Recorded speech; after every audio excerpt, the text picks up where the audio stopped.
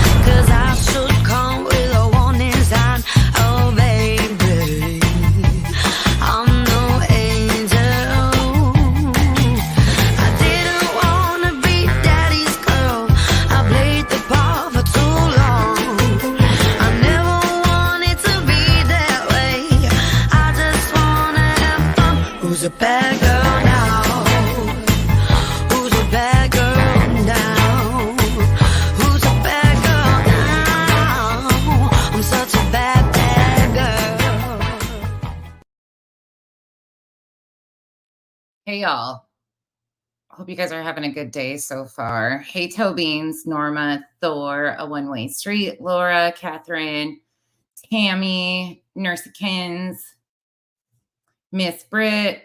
Hope you've enjoyed your vacation. Kay, Chris, MK, Shelly, Sparrow, Liz, Vibrator, Nicole, Jennifer, Angel, Freeside, Diana, Alyssa, and Angel. Okay, we're going to get going because we got a lot to talk about. So today we are going to start off with a new character on my channel that I have been watching for a little bit, kind of trying to figure out where this all falls into. Well, she made it very clear the other day where she falls into. So we are going to go to a creator by the name of Reporter Room. I found this really interesting after a review of BHP the other day that this woman here, Reporter Room, which I've got a lot of questions, ma'am. You're a beauty queen, a former beauty queen of Arizona? Huh. It's very interesting. Very interesting is all I can say. Hey, Tammy. Hey, Terry. Muffin Mouse. Hey, Silver Pug. You're off till Monday. Oh, that's great. Hey, Sassy Ann. Stay in the bushes. You need a nap. Okay. Sounds good. Okay. So this is all under fair use. This is based on my opinion only. So I have some clips pulled up. We have a lot of different places we're going to kind of go today because there is just so much going on. This is some interesting stuff. So you guys saw the stream we went over the other day with Betty out there making a ruckus in Hendersonville, where Chris Proudfoot, the stepfather of missing Sebastian Rogers, him and his family live in the area. His stepfather, Terry Bowersox, happened to be in the area. And we watched all that play out. Well, I want you to take note to what's going to be said over here by this. I don't even have words for this one yet. She is a fucking full-blown. I don't even know. There's nothing nice that's going to come out of my mouth, so I'm being nice.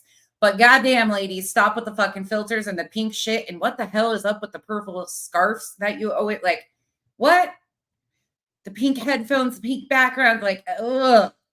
Are we fucking 12 living in the Barbie dreamland again? I mean, come on, people. I don't know. Anyways, you know how this is going to go. It's fuck off Friday. That's pretty much it. I'm going to tell you what I think. Straight up. I mean, that's pretty much normal anyways, but here we go. Buckle in. Helmets are necessary. And then we're going to hop through a few more streams of some other people's, including Betty's, to show you the chaos that happens. And I don't know if the Bowersox just felt threatened by the fact, but she did mention that she had law enforcement called on her multiple times that day. And the last time was right before this, and law enforcement had come and they warned her.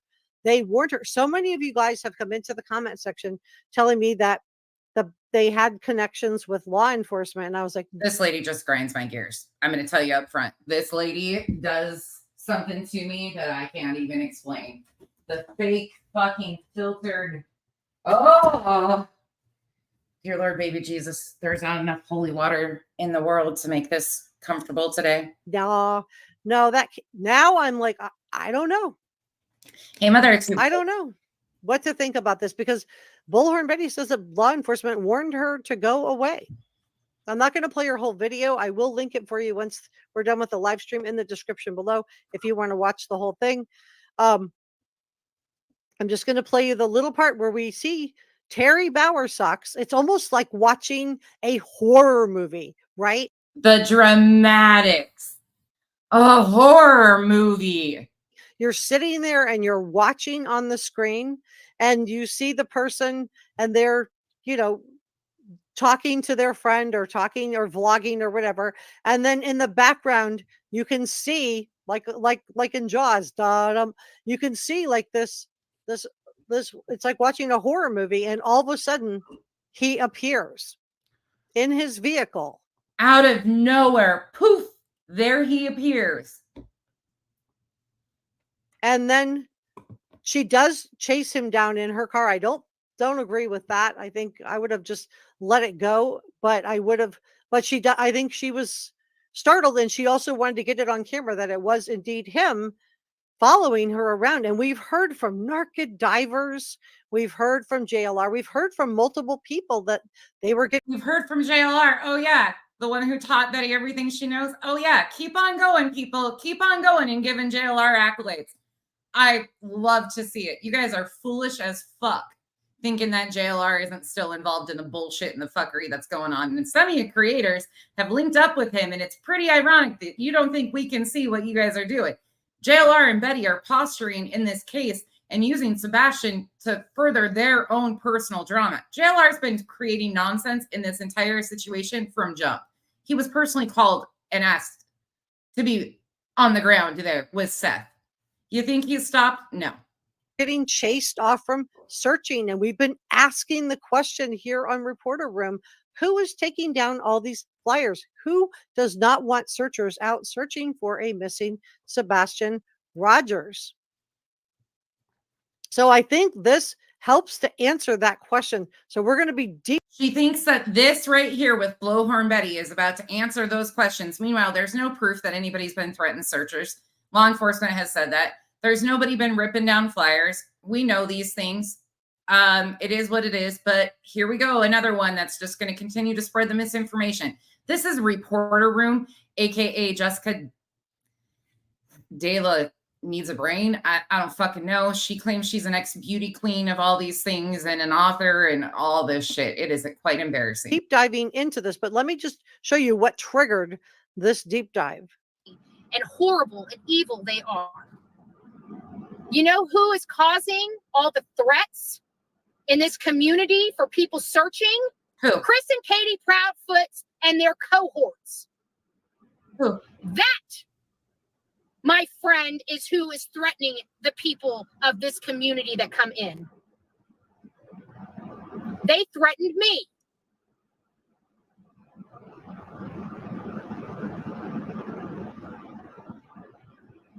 They threatened me. Oh, and by the way, Reporter Room, your little scrolling thing here across the bottom, pay attention to that. This is called commentary on the bullshit that you put out here publicly.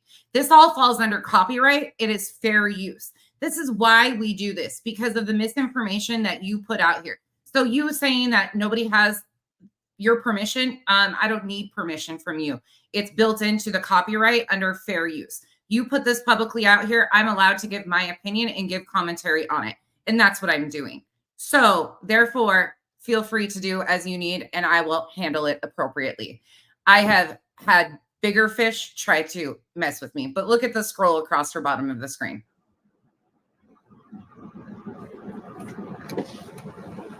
Look at that car. Whoop, did you see it? Let me back up.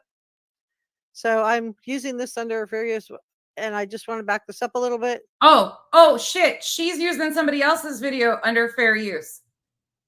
Is where I derive my. Let's turn around on his tag plate. Oh. They threatened me. Watch the shadow behind her. See that little light that just went across the roof of her car? Look at her scroll. Alert, permission is not granted to reuse this video. Meanwhile, she's using somebody else's video under fair use. The irony. There's a car. And that is Terry Bowersox. Okay, so she's going to chase him down. She skips through all of the confrontation, how this goes. She's not going to show you that Betty had been circling this parking lot where Terry Bowersox was.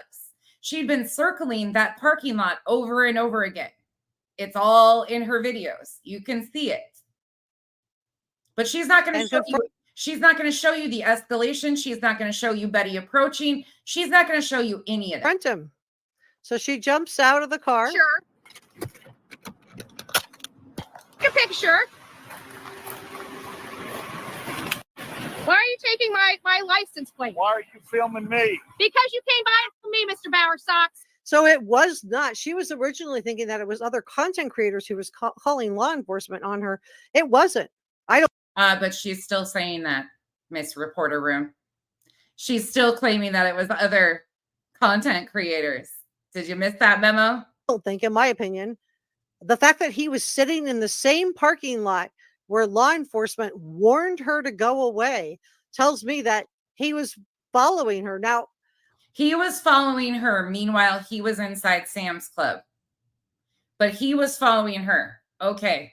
Again, you notice the highly edited footage she chose out of that whole entire stream to paint this narrative. Well, let's let it keep going. I think if I were Betty, if I were Betty, I would not be live streaming everywhere that I am, so they don't know where you are all the time.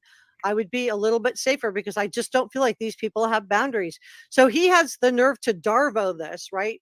Darvo's when they reverse the victimhood, where he's literally. Now she's going to claim that Terry Bowersox Darvo'd this situation. Betty pulled up on him. Betty jumps out of her car. But somehow, because this man sits in his car calmly, this is Darvoing, according to Jessica. Obviously called law enforcement because he was in the parking lot. And it's like watching something out of a horror movie. All of a sudden, we see the light coming across the top of her car. And then, boom, his vehicle zooms in. And this is indeed Terry Bowersox. So why is he following Bullhorn Betty? Why is he following her? Why is he? He's not following her, ma'am. Maybe instead of picking highly edited things to show your audience, you call it fair use. Maybe show them the complete. Calling law enforcement on her. What are they so threatened about? Because she's an unhinged lunatic, in my opinion. Kind of seems like you have to be to defend her actions too, considering there's no proof that they did anything in the disappearance of Sebastian. These are his step grandparents. Yes, ma'am. Okay, I'm in a public place. Yes. Why are you harassing me and following me? And he is following her, and by calling law enforcement, he's following her. You heard what Jessica said. He's following her. Meanwhile, she's behind him. He was in the shopping center. She ends up behind him. But okay. If indeed it was the Bowersox, I'm not saying I can't prove that it was them, but the fact that he's in the same parking lot where law enforcement. You're looking at a fucking picture of them. We know it's Terry Bowersox. Is this woman okay? How in the hell are you guys listening to this shit and sitting here being like, oh yeah, that makes sense? Approaches her and warns her to get out of town. The fact that he's in that parking lot right after they leave. Was he sitting there watching them? Making the call and then watching it all go down? Look at her dramatics. God, she is Betty fucking Jr. She's like a cross between Molly and Betty. She's like the dramatics. It's like a Jaws movie. But now he's going to Darvo it. He's going to reverse it on her. This is some major gaslighting right here where he tries to turn it around on her. Why are you following me? No, he was in that parking lot. He called law enforcement, in my opinion, on her. Why are you harassing me and following me when I... Absolutely, Sammy. There's all sorts of things. I think it's ridiculous. I'll be honest. I find it ridiculous on both ends. I think that Terry Bowersox, though, protecting his daughter-in-law, his family, his grandchild, because the minor child's there, I think there's way more reason for them to be following her and seeing what she's up to. I wouldn't have any qualms in them following her if that was the situation that was going on. They have every right to be concerned about her behavior. Look what happened when JLR and Dolly were there. But people will continue to see what they want to see out of it. But to blindly defend Betty when she went there as an agent of chaos to cause chaos is quite ironic to me. But I agree with you. Anybody can flip it and twist it and do whatever they want to. These people, this is what sickens me about the true crime trauma community, is because all of them get themselves involved with these cases, and then somehow they all become the victim when addressed. It is the whole switch of victimhood. It has been so disgusting. They are victims. The Bowersox family, the Proudfoot family, Seth even has been victimized by certain creators. I hate to say it. I don't like the dude either. You don't have to like any of these people to realize what's going on both ends of the spectrum. It is disgusting, but I'm going to show you guys a display of Seth here in a little bit. Buckle up. I'm conducting business. So she sounds really upset, and I think she is scared. Remember, law enforcement has just warned her to get out of town. And she said this has happened, that this was the third time they've been called on her today. This is what she said. And she was thinking that it was other true crime. He very easily, and here's the thing, like, I want you guys to understand what I'm saying by that. He could have easily went to Sam's Club because he had something to buy there. I'm not saying that he wasn't keeping eyes on her. I think it would be stupid to not keep eyes when you know somebody's coming to your town to cause chaos and intentionally, in my opinion, plant evidence. They need evidence. We've heard her talk about how much evidence is needed. They need to find evidence, and then magically she pulls up after her meeting with Seth the next day. I would be scared shitless of what this lady was up to. Betty is known for, I do. Oh, Sammy, that one for me, all I do is cuss. I don't even understand how. Maybe we'll look at it. Creators. And then this guy is in the same parking lot that law enforcement approaches her in. I don't think so. He's not in the same parking lot. He pulled up behind her, snapped a picture of her license plate, pulled out. She pulled out behind him, jumped out of the light. She's clipping this to make it seem like Betty did nothing to encourage this. Betty went there fully to cause chaos with creators because it makes her a victim of how they go back and forth. She does this. This is all intentional. I don't think that's a coincidence, but he's going to play the victim here. Watch how fast he Darvos this. And then we're going to look at what happened to JLR next. Oh, poor JLR. Betty and JLR are the victims, according to this lady. How can I be following you? When You just were in the plaza. You've been following me, sir. You guys have been harassing me and threatening me for 2 days. And she is sounding very upset and shrill, but she's sounding unhinged. Let's call it what it is. She's, startled and scared. She's startled and scared, yet she hopped out at the light and approached him in the middle of traffic. But she's the one that's afraid. Startled and scared. Look at his face. Mm-hmm. Look at that mean look. Look at that face. Oh, Sammy, maybe I'll have to go look at that. I've listened to enough of them today already, though. I'll show you something that you guys are going to be like, what the fuck? I am right here, sir. Prove it. She just proved it. But you could see how she didn't prove shit. Just because he got a picture of her license plate doesn't mean anything. And again, I say again to anybody that's wondering, if this deranged lunatic, in my opinion, describing Betty, came to my town, you're fucking bet your bottom dollar somebody that cares about me is going to follow them around and see what they're up to. Because when they're an agent of chaos, they will stop at no end. And she is closely aligned with Seth. And Seth has some interesting intentions, in my opinion, while his son is missing. It's really sad. This whole situation is sad. There's a lot of games being played on a lot of ends, and it's really disgusting. Little he worries about law enforcement. So, you know what? Maybe I have been wrong about this the whole time, thinking that no, they couldn't have that, much connections into law enforcement. Well, then how did he know where law enforcement was going to approach her at? Because she's in their town. She had just been in their neighborhood. Like, ma'am, what?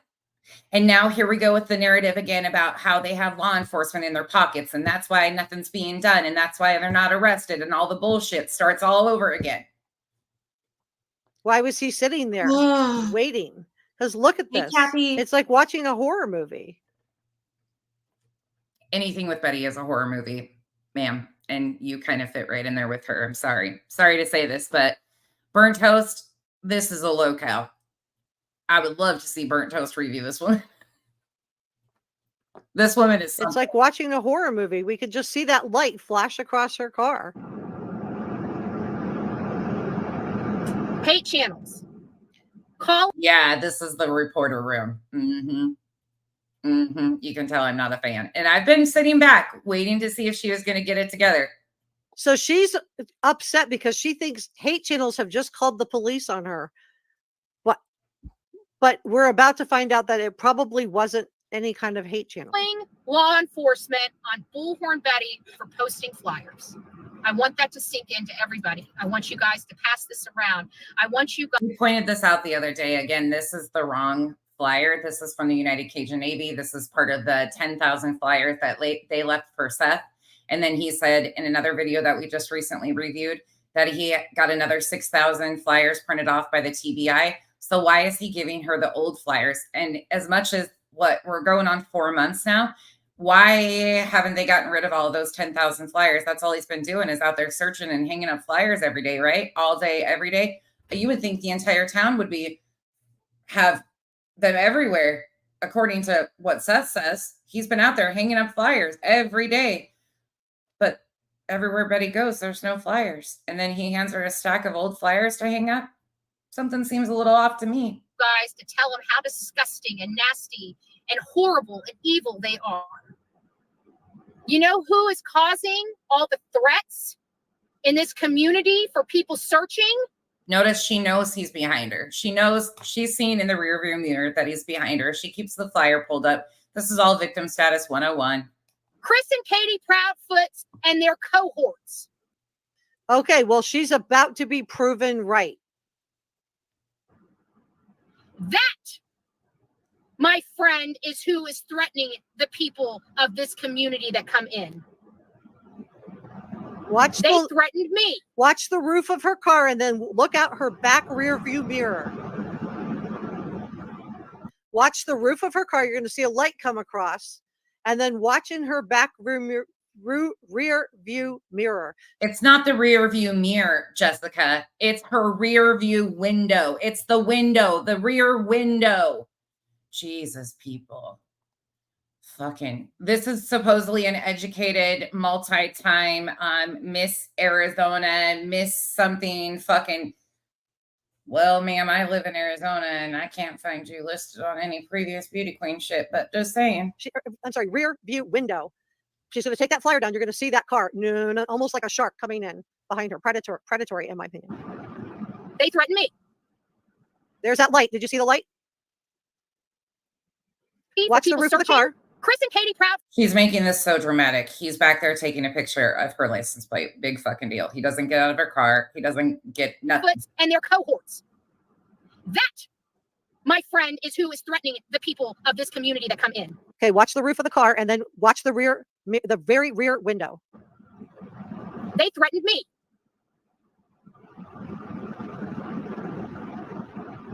They threatened me. There's a light. There's a vehicle. See it? See the vehicle in the very back window? She sees something. And she knows that car. Oh, Terry Bowersocks. Oh. She knows that car. So I'm going to just skip here to where she confronts him. And then watch how he just reverse Darvos it on her. Just Darvos it on her reverse. All of a sudden, he's the victim in all of this. Socks. Came by and took a picture. Took a picture. Why are you taking my license plate? Why are you filming me? Because you came by for me, Mr. Bowersocks. Yes, ma'am. Okay, He edited out all of the information of how Betty pulled out behind him. He didn't approach Betty, nothing. It's all this dramatic buildup. I'm in a public place. Yes. Why are you harassing me and following me? Why are you harassing me and following me when I'm conducting business?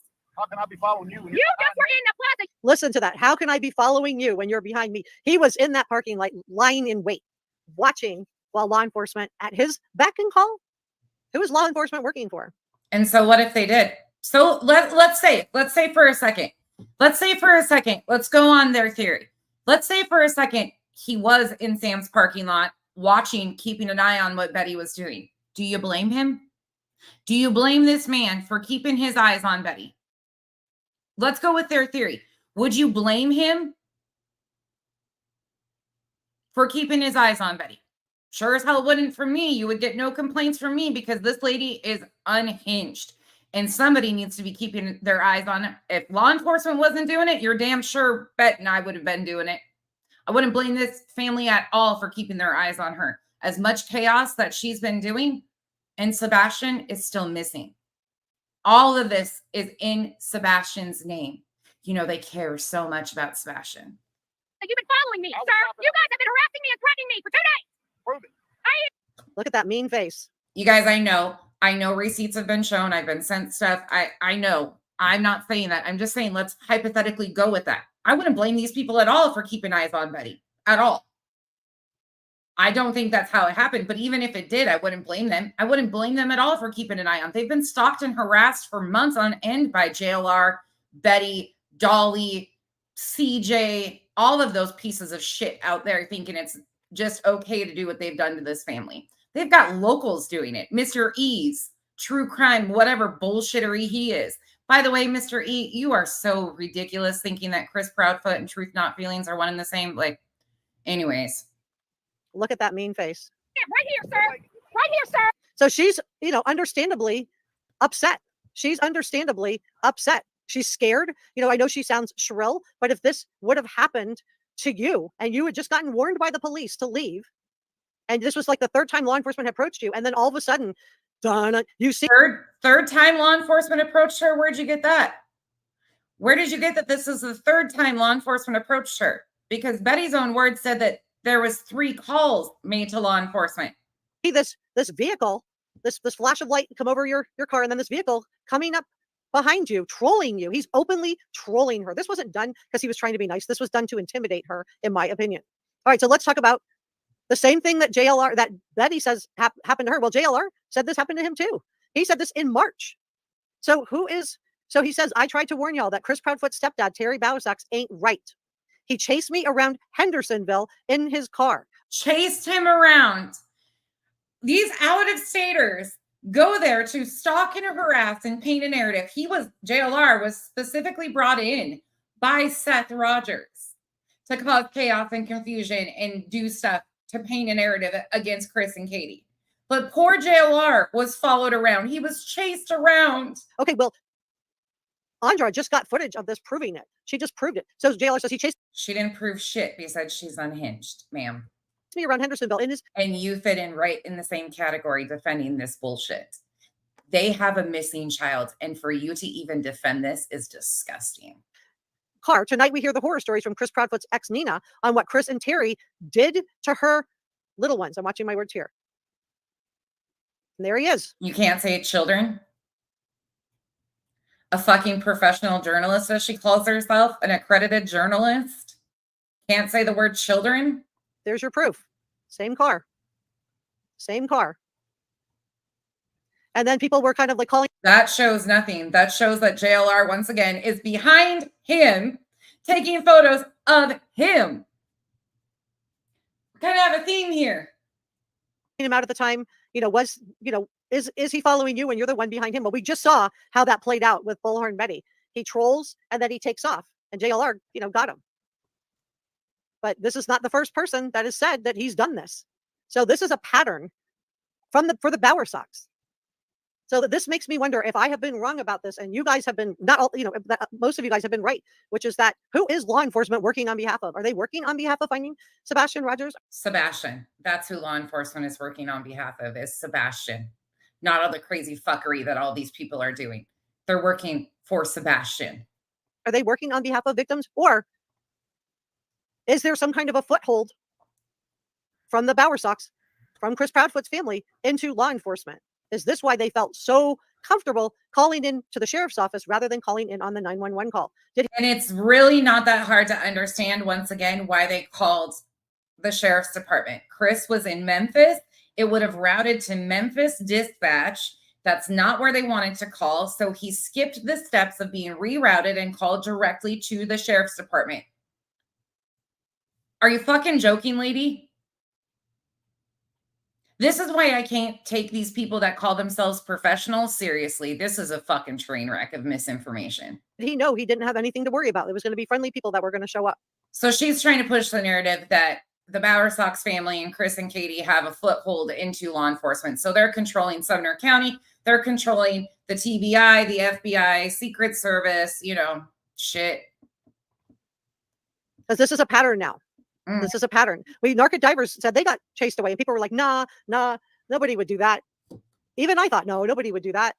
Why don't you tell your audience the rest of the story about how Narc Divers was originally associated with a registered sex offender by the name of Ronnie and Brothers Underwater Recovery? Why don't you tell your audience why they might have gotten some heat? When JLR said it, I thought, I don't know. Maybe he's overreacting. Well, now we have it on camera. We see that car coming up behind Andra. She's on camera. That's Bullhorn Betty speaking into the camera. She's talking about holding up Sebastian's flyer, and we can see this light come over the roof. Chico, you're not missing anything but a shitstorm of Barbie's Playhouse with a ton of filters and some lady who claims to be some Miss America, Miss Arizona, Miss all these things. She's got all of these. I'll show you guys in a minute. It's fucking comical. And then we see this shadow. And then all of a sudden the car pulls up behind her. So she has to prove at this point who's doing this to her. Yes. And so for anybody who tries to say, oh, well, she was following him. No, you can clearly see in the video that he called law enforcement and that he is stalking her, in my opinion, that he is stalking her like prey, He's stalking her like prey. She is again saying that Terry Bowersox is stalking Bullhorn Betty like prey. So but they're in their hometown where they live. She's driving by their house. She's filming their neighborhoods. She's putting things in their yards, but they're stalking her like prey. Make it make sense, woman. For her, I would have been very, very afraid. So here they are. So we've had narco divers tell us that. Then we had, what was the other big search and rescue? United Cages. Oh yeah, it's a pattern. Hell fucking yeah, it's a pattern. Because when you have JLR who taught Betty everything she knows, they worked hand in hand together. Of course, there's going to be patterns of behavior. But it's funny to me watching people that are so desperate to push these narratives against the Proudfoot family. It is fucking ironic to me to see these people like this one, who's got an alert on the bottom of her screen saying permission is not granted to reuse this video. Navy also said that they were scared that they were getting threats for trying to find Sebastian. And we kept asking, who doesn't want Sebastian found? Well, I think it's clear as day, clear as this image from JLR back in March, on March 29th, and clear from my chat summary says that. Does it really? If it does, you'll have to freaking, oh my gosh. If it says that, hold on. Is that what it really says? Because that's the best chat summary I've ever had, if so. Because I wouldn't doubt that both of them would be a part of it at all. Like, oh my God.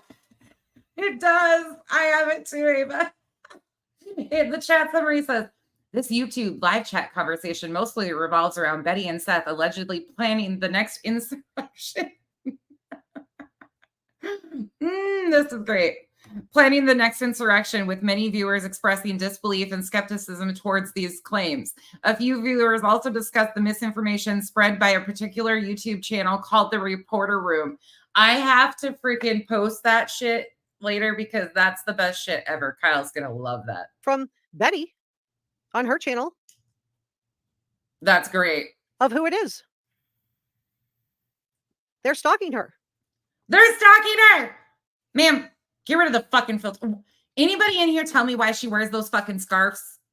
Is it like a Mensa scarf that you wear a certain, like, wait, what is the scarf thing about? Anybody know? I need somebody to tell me, because she always has this, like, it's like one of those graduation ribbons that she wears around her neck. Anybody tell me what the hell this is? He's calling law enforcement and stalking her. You guys see how evil these hate channels are? These criminals. So she thinks she's getting hate from other channels. But I think it's way scarier than that. And if I were advising her, my advice would be, don't live stream where you are. You can film. If you're advising her, please, Lord, please. And then air it the next day or air it the day after. But you don't have to live stream where you are in that moment, because it makes it very easy for somebody like this guy to find you. And I think that If what happened, That's what she fucking wants, Jessica. That's what she wants. She announced every move she made because she wants the chaos. She's an agent of chaos. I can't, she's at a bloody rally today, and I'm over here like, her political propaganda and rhetoric that she pushes, by the way, last night was like going to the retirement home, sitting there watching. I was so embarrassed by both of them. I also found out that supposedly Charlottesville didn't happen, even though Charlottesville definitely did happen. Anywho, it was like the geriatric meeting. We need an age gap now. We really do, because what an embarrassment to be an American. to Nina Gomez is true. This is really scary stuff, you guys. Channels that help criminals. Every time you guys go watch their garbage. Well, she's got this like light purple scarf on that she wears in like every one of it, light pink purplish color that she always has on in every video. I don't know what it is. You're supporting them wasting law enforcement resources. Because let me Yes, Jessica is supposed. Hold on. Let me go show you guys. Well, no, let's finish this and then I'll show you guys. tell you, it doesn't really matter. I'm Bullhorn Betty. Okay. And whether you like Betty or you don't like Betty, it doesn't matter whether you like a content creator or doesn't like a content. It's not okay to come to call law enforcement on someone. And if who is law enforcement working for? This is my. It's not okay to call law enforcement on someone, ma'am. They have a missing child and a grandchild. What's not okay is some fucking crazed lunatic, in my opinion, that comes from Florida on the basis to harass and stalk and paint a narrative against a family of a missing child when there is no evidence to back up these claims, and purposely cause chaos to, in my opinion, incite violence to happen to the family. Question. Okay. If I want to go and get a ticket, hell, I'll even go to this clink for some stupid bullshit when it comes to advocating for children. I will literally freaking chain myself. Okay, so she thinks she's upset because she thinks it's hate channels that are calling the police on her, but it's worse. To a post and have them cut the chains off me and drag my ass to jail and be processed within 24 hours if I so need to. I'm an advocate and an activist and covered by media when I cover these cases. No, she's not. None of the above, but okay. The Constitution is where I derive my law. And she's in a public parking lot. She's in a public parking lot when he does this. If she were in his driveway, I would be like, okay, he should have just let the police handle it. But this is in a public parking lot when he does this. But he wants her to know that he called the police and that they are obeying him. Yeah. Yeah. I'm sure he does want the police to know that she's doing this to their family. Absolutely. Why do you think she didn't stream previously with all of her shenanigans in the days that she was there? Because she was playing games, trying to amp people up. She wants confrontation. She wants chaos. I can't believe this. Calling law enforcement on Bullhorn Betty. So at this point, she doesn't realize how bad it is. She thinks it's hate channels that are doing this. Posting flyers. I want that to sink into everybody. I want you guys to pass this around. I want you guys to tell them how disgusting and nasty and horrible and evil they are. You know who is causing all the threats in this community? Y'all check out this little stalker. Speaking of stalkers, Kiki, your friends are over there. Can you stop? He's like, did you see him climb over the back of the chair? He hates listening to these people. He's just like, Mom, I want your hands on me. For people searching Chris and Katie Proudfoot and their cohorts. So now we have proof. That, my friend, is who is threatening the people of this community that come in. So watch the rearview mirror and watch the light that flashes. They threaten me. She doesn't know how scary it really is. They threaten me. There's the light. There's the vehicle. And that's when she realizes, oh my gosh, it's not drama channels. It's not hate channels. It's way scarier than that. It's way scarier than that. Oh. And then he immediately reverses the Darvo on her. Prove it. Prove it. Look at that mean face. God, she sounds like Uni Darvo. Look at that mean face. And let's now go to what Nina Gomez told us. Let's now look at this. Look at this narrative painting that she has. Granted, we don't know if any of Nina's story is true. go into what Nina Gomez told us, because look at that mean face. That mean face says everything. That is not a, I'm sorry face. That is a mean face. Did Sebastian see that face? Oh my God. JLR. I tried to warn y'all. This is posted in March 29th. This is June.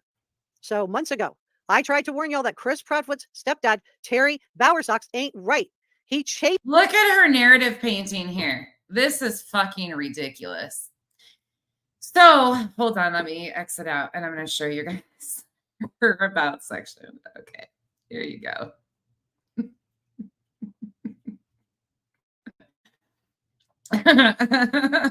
Subscribe and join the Reporter Room family with investigative journalist Jessica.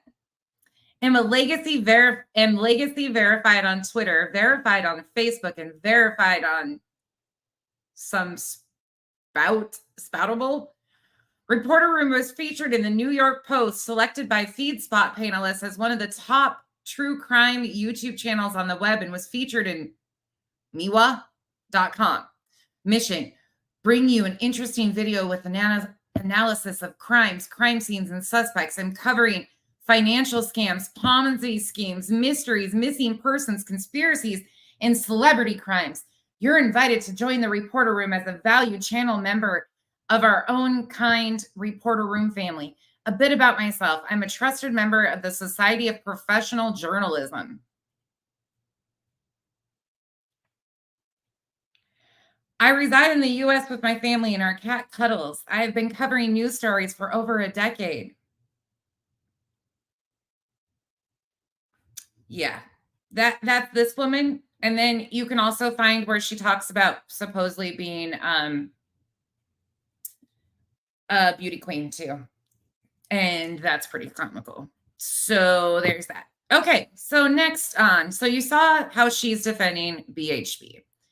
Well, let's go to BHB. Let's go see what BHB has been up to.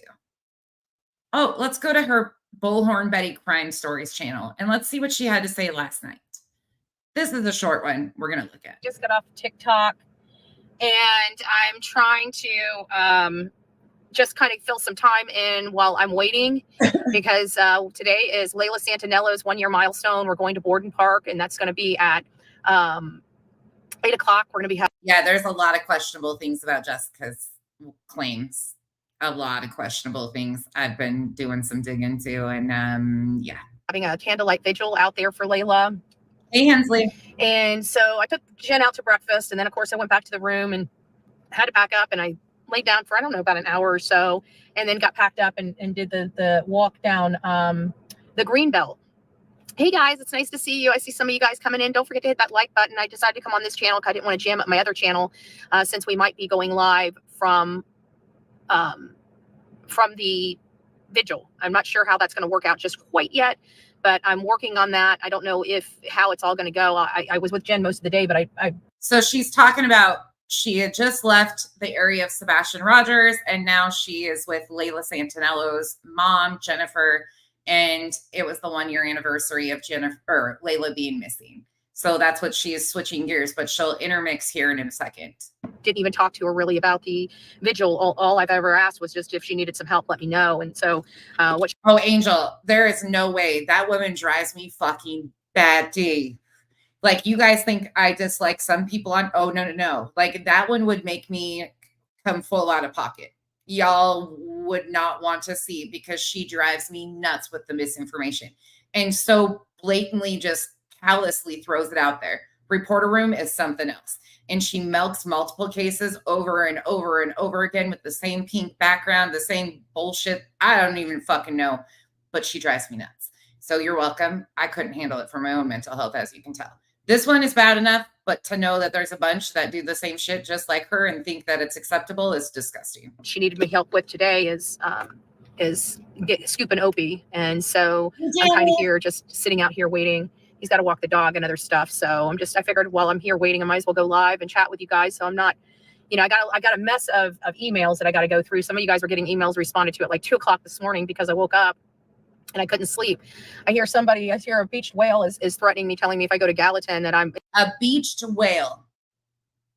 Again, threatening me. And I'm not going. I go anywhere I want. This is America. I move wherever I want to. I move freely. I don't bother anybody. If anybody wants to step in my arena, then step in your arena. Meanwhile, you're going to the towns and the locations and threatening people about peeing in their yards.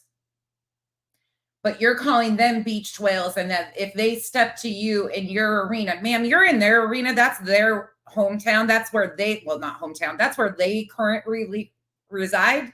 Fine, you can just do whatever you need to do and pay the consequences for whatever you need to do.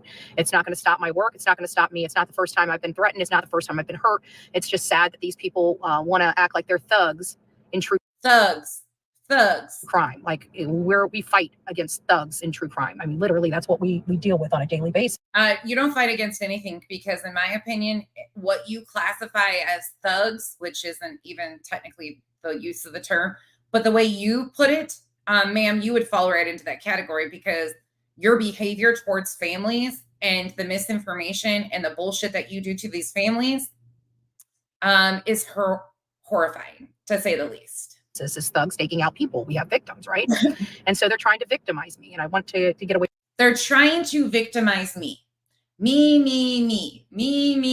It's always about poor Betty. Betty's the victim. They're trying to victimize her. From that victimization. So we're going to be getting. She's trying to take herself out of the victimization. Ma'am, you got exactly what you asked for. You wanted that attention, JLR, and you have been using this to maneuver your own personal fighting. Again, it is what it is. Y'all can think he's still as much involved in this shit and calling shots. Some of you all are his little puppets on the strings, aren't you? Back on track and getting back to the case at hand and not allowing these idiots to distract us. Like I feel like I've been talking about like for the last 4 days with them hunting me down like an animal. I'm kind of over it, you know. Hunting her down like an animal.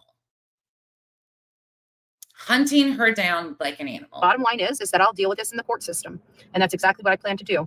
I will not be intimidated. And that's exactly why she went there months after Sebastian went missing, because she has intentions of trying to go after people that in her mind she thinks has money and to attempt to break them financially.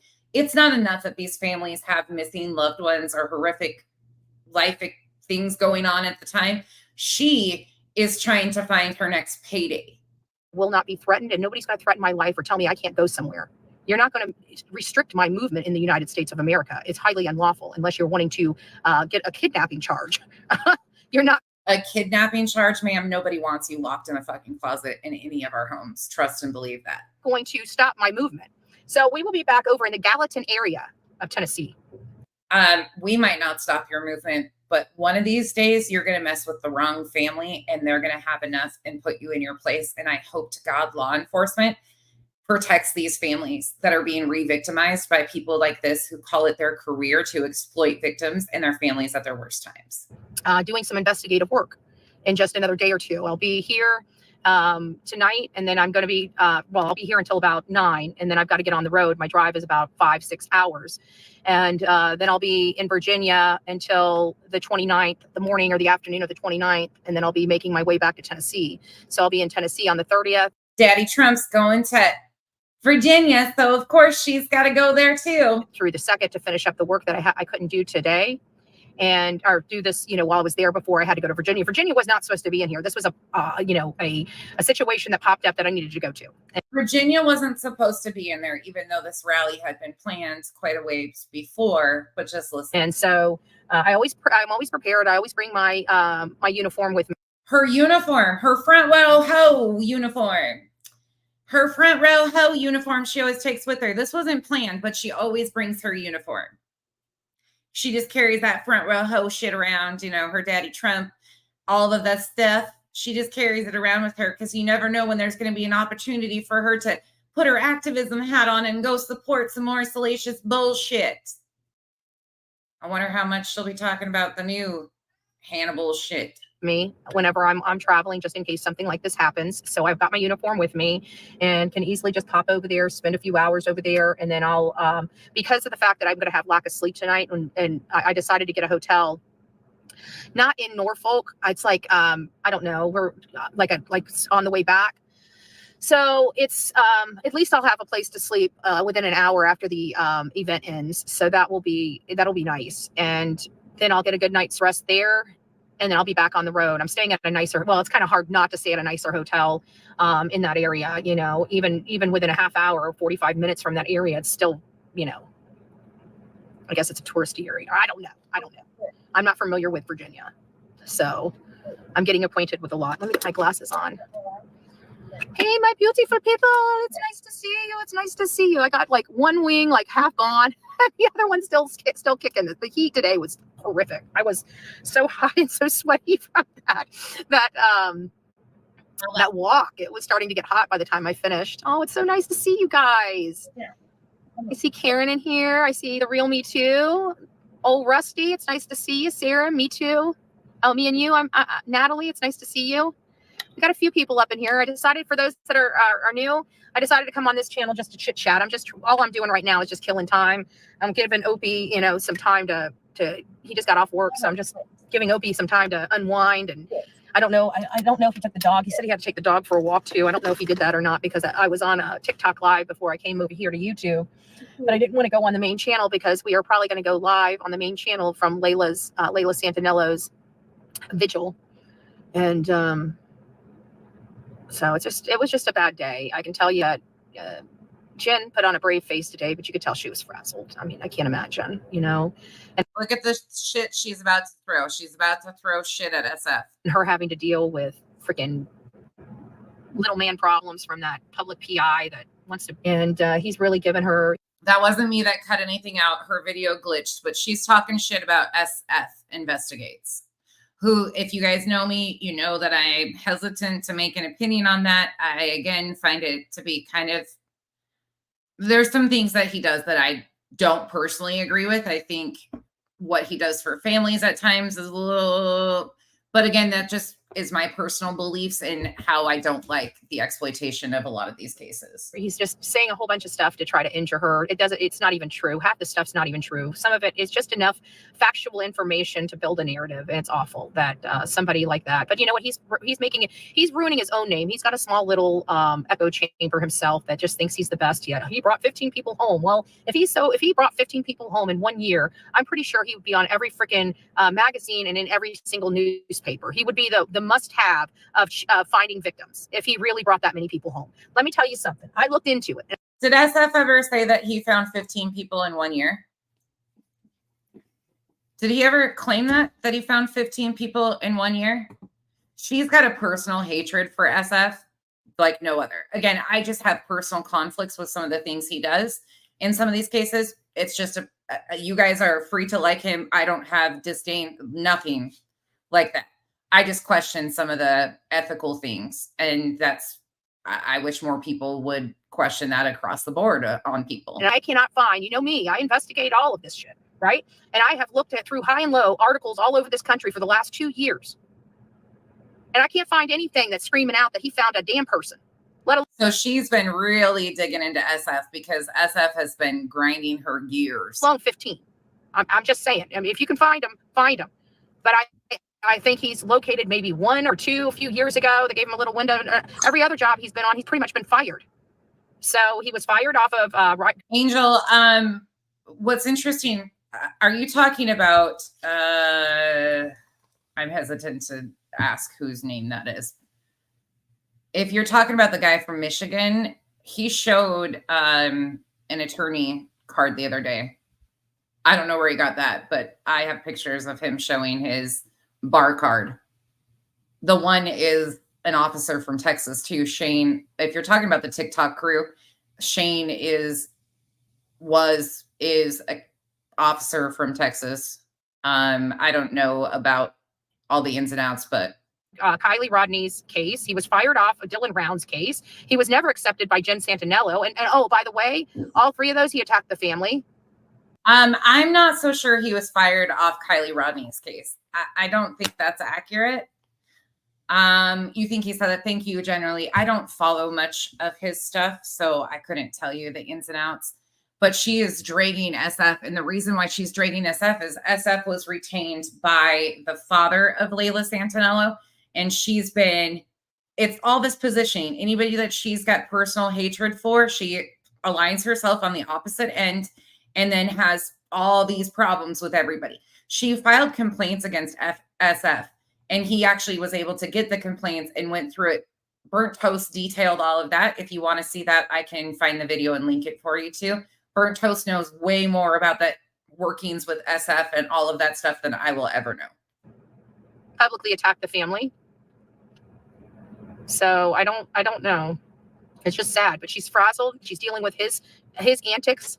I've never seen him publicly attack the families. That's one thing I will say in his defense. I've never seen him attack the families like that. On his social media platform, the day that she is having to deal with the 1-year milestone of her daughter, it seems heartless to me. Speaking the truth of the situations that are going on is not an attack. I'm sorry. It's just not. It seems like he's a very abusive person, if you ask me, because it seems like he likes to attack women more than anything else. So now she's claiming a professional PI, which I will give SF his flowers on. He is absolutely a PI. He's got a license here in Arizona. Even I know he does a lot of work with missing people in Arizona. I've seen multiple cases that he's detailed here that have piqued my interest because of the location here. But she is now claiming he's abusive and he attacks women. SF, if you ever get this memo, I would definitely put this in your stack of what you're going to need if you decide to take her to court. It's just a behavior. If you don't believe me, go check him out. It seems like it's always women he attacks. Hey guys, it's nice to see you. So what I did find out is that on Layla Santinello's case, the one thing I did find out is that the marble slab definitely is not Layla. So when she came out of the woods and that witness saw her come out of the woods and get onto the green belt, we don't have to figure out where she was for 4. Unfortunately, Layla's still missing, and there's some cross of people in Holland Snap's case too. It's messy as hell, but she will always take the opposite side of what's being said or done because she has a personal vested hatred in people versus the facts. 4 hours before she disappeared because she wasn't at the marble slab. We don't know how long after she got on that green belt she disappeared. In all reality, we literally have no earthly idea.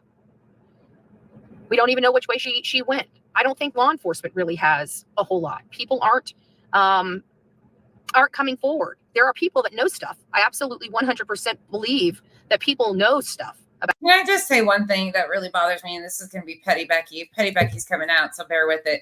If y'all bitches are putting your faces on camera, can you do something with your eyebrows, please? It really distracts the shit out of me. Thank you. If you can't freaking even pluck your eyebrows or like comb them up or like lick your fingers and slick them into place, do something, please, because I have an eyebrow thing and y'all fuck me up because I get stuck on staring on them. It takes 2 seconds to clean them up, people. About Layla and what happened to her. I'm going to say that I believe that it is my opinion that Kiara Daughtry knows something. It is my opinion that her boyfriend knows something. And her opinions mean shit. Please take everything she says with a grain of salt. It is of my opinion that Michael Thompson knows something. Now, I don't know what's something that they know. I don't know if it's nefarious or not, but I feel that all 3 of them have some knowledge that they're not bringing forward. I do have that. I also found out through some posts that, it sounds like there was a little misunderstanding at a Dollar General here in town. And now she's going to throw shade at Layla's father and stepmother. So I'm watching all of those, everybody keeps thinking I don't have my eyes and ears glued, and I do. And if you don't know what the whole Dollar General thing, maybe you should go ask George and Brittany about it. It was a little situation, I wouldn't want to be misinformed. Dumbasses. Seriously. Aw, thank you, Jet's mom. You're sweet. You're sweet. I'm trying to, but they keep dragging me into it. I mean, they're literally stalking me and following. They're literally stalking me and following me. Oh, are we ready? Okay, guys, we got to go. But she's the one going to their towns, to their locations, causing ruckus in their neighborhoods. She's the one being stalked and harassed, right?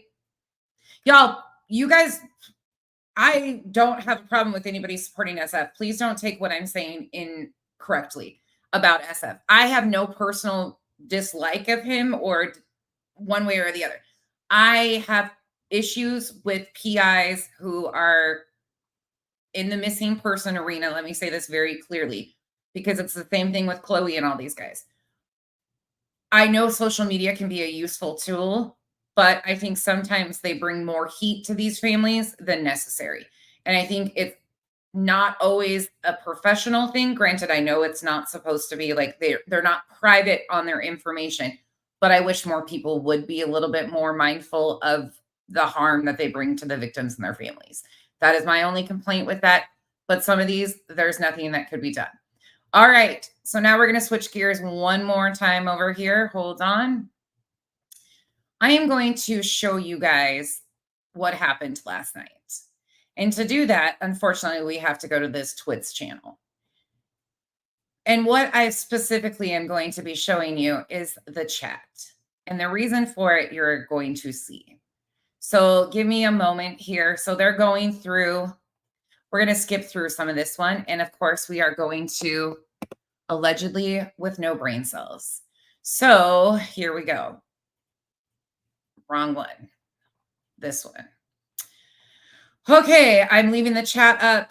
I will show you guys in a second what we're going to be looking at. We're going to go to live chat replay, and here we go. And this is all under fair use. This is based on my opinion only of the content that is out here. Seth is going to enter the chat again, and I want you to pay attention to what he's about to say. We're going to skip through some of this. We're not going to watch all 2 hours. Are doing this, but there was a man, an Illinois man, he was arrested and he's facing 20 child. And when you're looking, he doesn't come in for a little while. I will point out when he enters the chat, but also remember he's got a wrench, so he will be in blue in her chat. That is actually Seth. He has a wrench, so he's in blue. You know what crimes? Of all places, Hendersonville, Tennessee. I will tell you that is weird. So let's read it real quick. He's a 19-year-old guy. It says Hendersonville police are urging. So this is again where I'm going to tell people to be very mindful about this information, because it seems to me that people are running with this. Yes, I will. Of course, Kim. Yes, for sure. I will read to you guys what is being said. Yes. Yep. I will read it to you guys for sure. But the reason I'm showing this is because Seth over here has a wrench in BHB and Brittany. We know that Brittany has been teetering on the edge of misinformation because it benefits Seth, who has a wrench in her chat. So this is, yes. And back to this article. Please understand that it might seem like there's got to be a connection because Seth mentioned one time his friend in Illinois. He's going to tell you the names of the friends in Illinois in this. And I think it's important because this article doesn't have anything to do with Sebastian at this point in time. And I want people to understand, I'm not saying that because there could not be any link whatsoever. I'm saying logically right now, you are discrediting and diminishing this gentleman's victims by trying to paint it into something it's not. There are victims of this gentleman, and they deserve justice in their day in court. And to have it overshadowed by, oh, this is related to Sebastian somehow, some way, it bothers me because, again, we're diminishing victims and what happens to victims. This gentleman, 19 years old, has victims. And to try and mess it all together is not okay. It's just not. There's no proof of this. But if you go back in the early stages of this, I walked you through a lot of sex offenders in the area. I showed you guys how they had been checking on sex offenders in the area. It could have been a case. Now, again, this is hypothetical because we don't have details. It could have been while they were investigating all these other things, including the crime ring, the sex ring that they recently busted, that they got a hold of this guy too. During the investigative process, they go in, a missing child. They're going to look at registered sex offenders. They did. If you go in and look at the TBI site in that local area, there was people that were violated. They updated their status. They checked on them. So this isn't shocking to me because if law enforcement is doing their job, they're going to catch other people up that might have nothing to do with this situation, but doing investigative work, they're going to have things that come out and shown in other directions. Right now, again, there is no link whatsoever that this person has anything to do with Sebastian. Please understand that. And I'm not trying to discredit anybody else. I know that there's been other people. Jay for Justice is who I saw put it out the other day. You guys, we got to stop. with the false information because it's no different than anybody else is doing. It's not helpful and it diminishes the victims of this fucking predator. Parents to closely monitor their children's use of social media and other communication methods. Look at this weirdo. Ugh. If BO had a face, it would be this guy. I'm just saying. If body odor had a face on it, that would be it. Ugh. Freaking incel weirdo. So then he says, Hendersonville, Tennessee. And So she goes through and reads this. Okay, so we're going to fast forward some. So he doesn't come in right away. Make it make sense. Tell me. I'm open for suggestions too. But I can't make it make sense. Just my opinion. yeah, I don't know. Fast forwarding again. She knew this man was in the Costco's, and so she goes over there. Okay, wait, we're going to listen to this.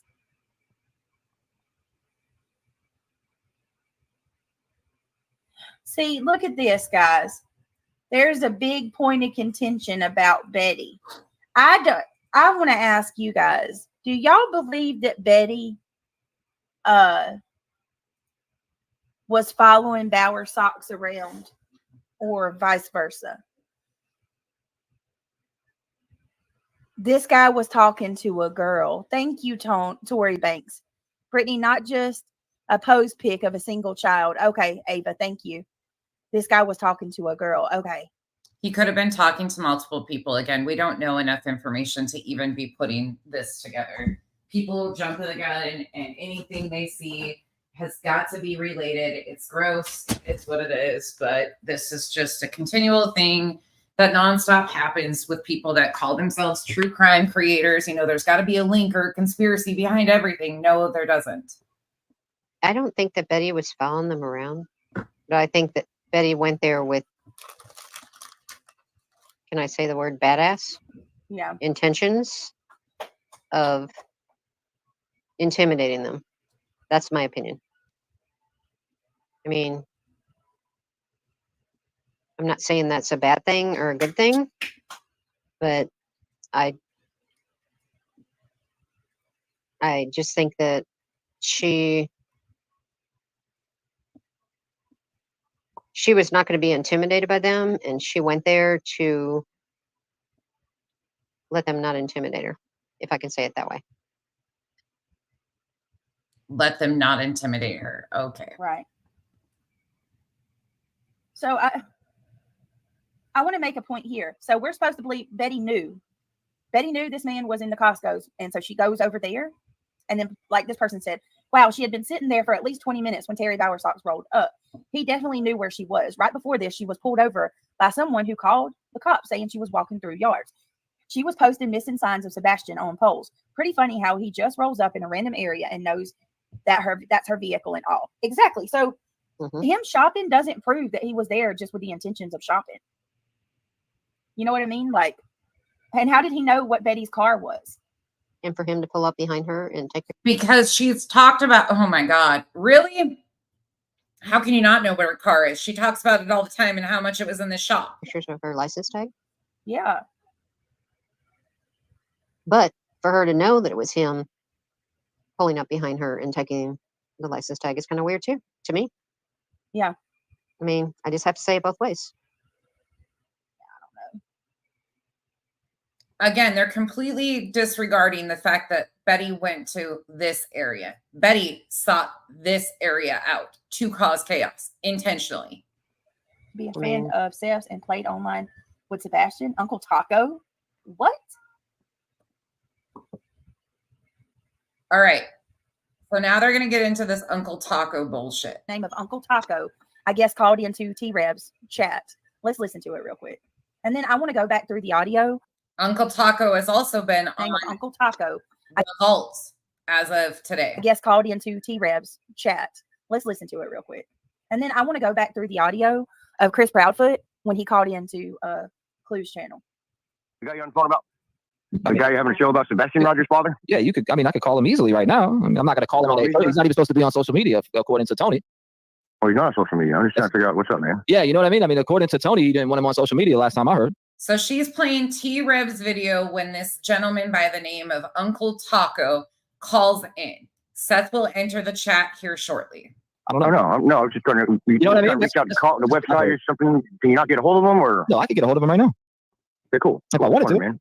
No one's ever going to convince me anything else about BHB. Sorry. She went there with the intention of causing chaos. I don't give a shit if they did follow her at all. I don't care if they were protecting themselves. I don't care if they would have followed her around for days on end. They had every reason to. She's been stalking and harassing and making horrible accusations and allegations against the entire family, including the Bowersox.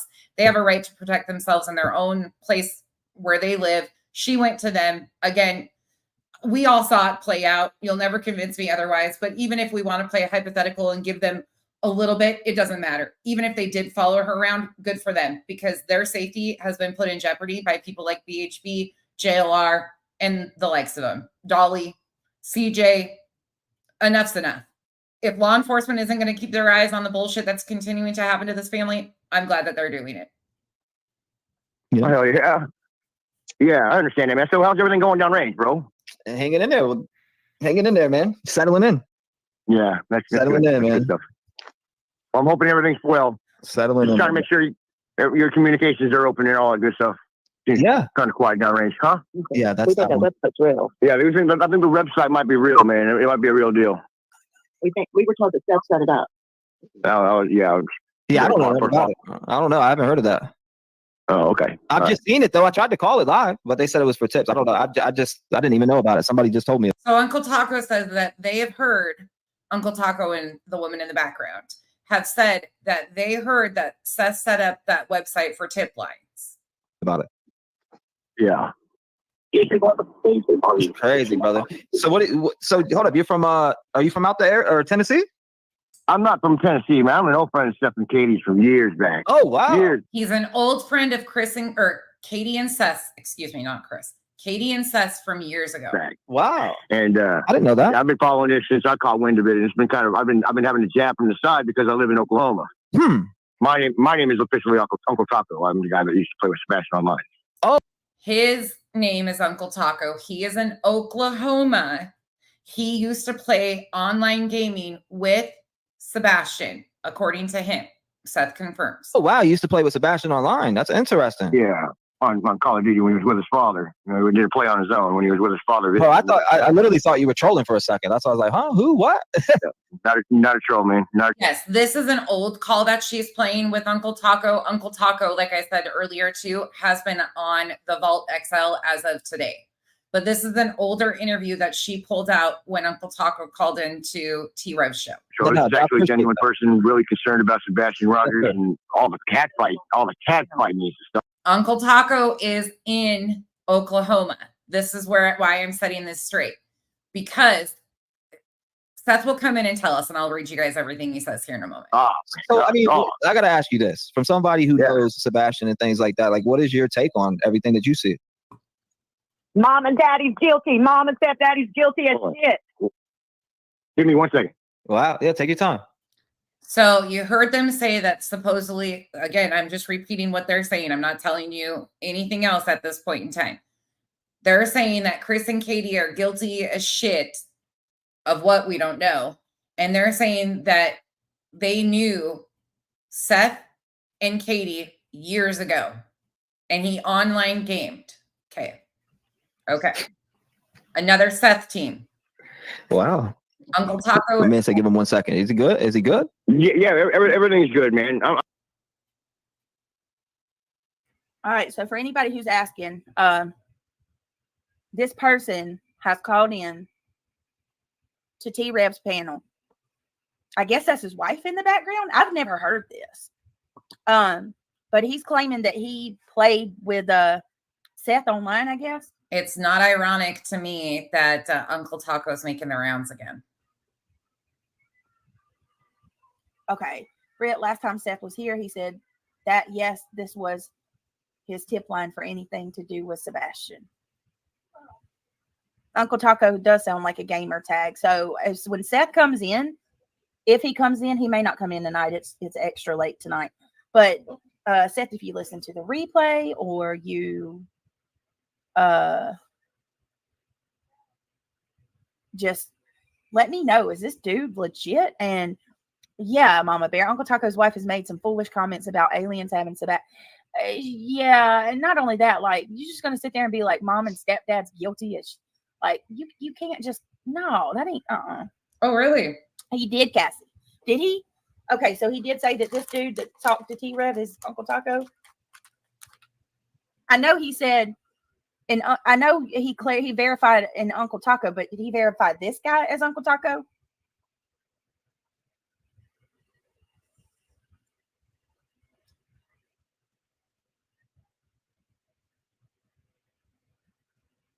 Right. It's weird, Liza.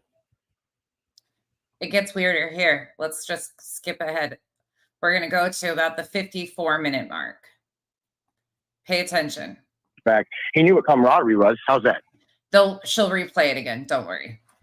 You said he knew what being a buddy on the battlefield was all about. Oh, wow. Okay. I mean, that's what his dad instilled. It's a smart. His dad instilled in. A smart kid.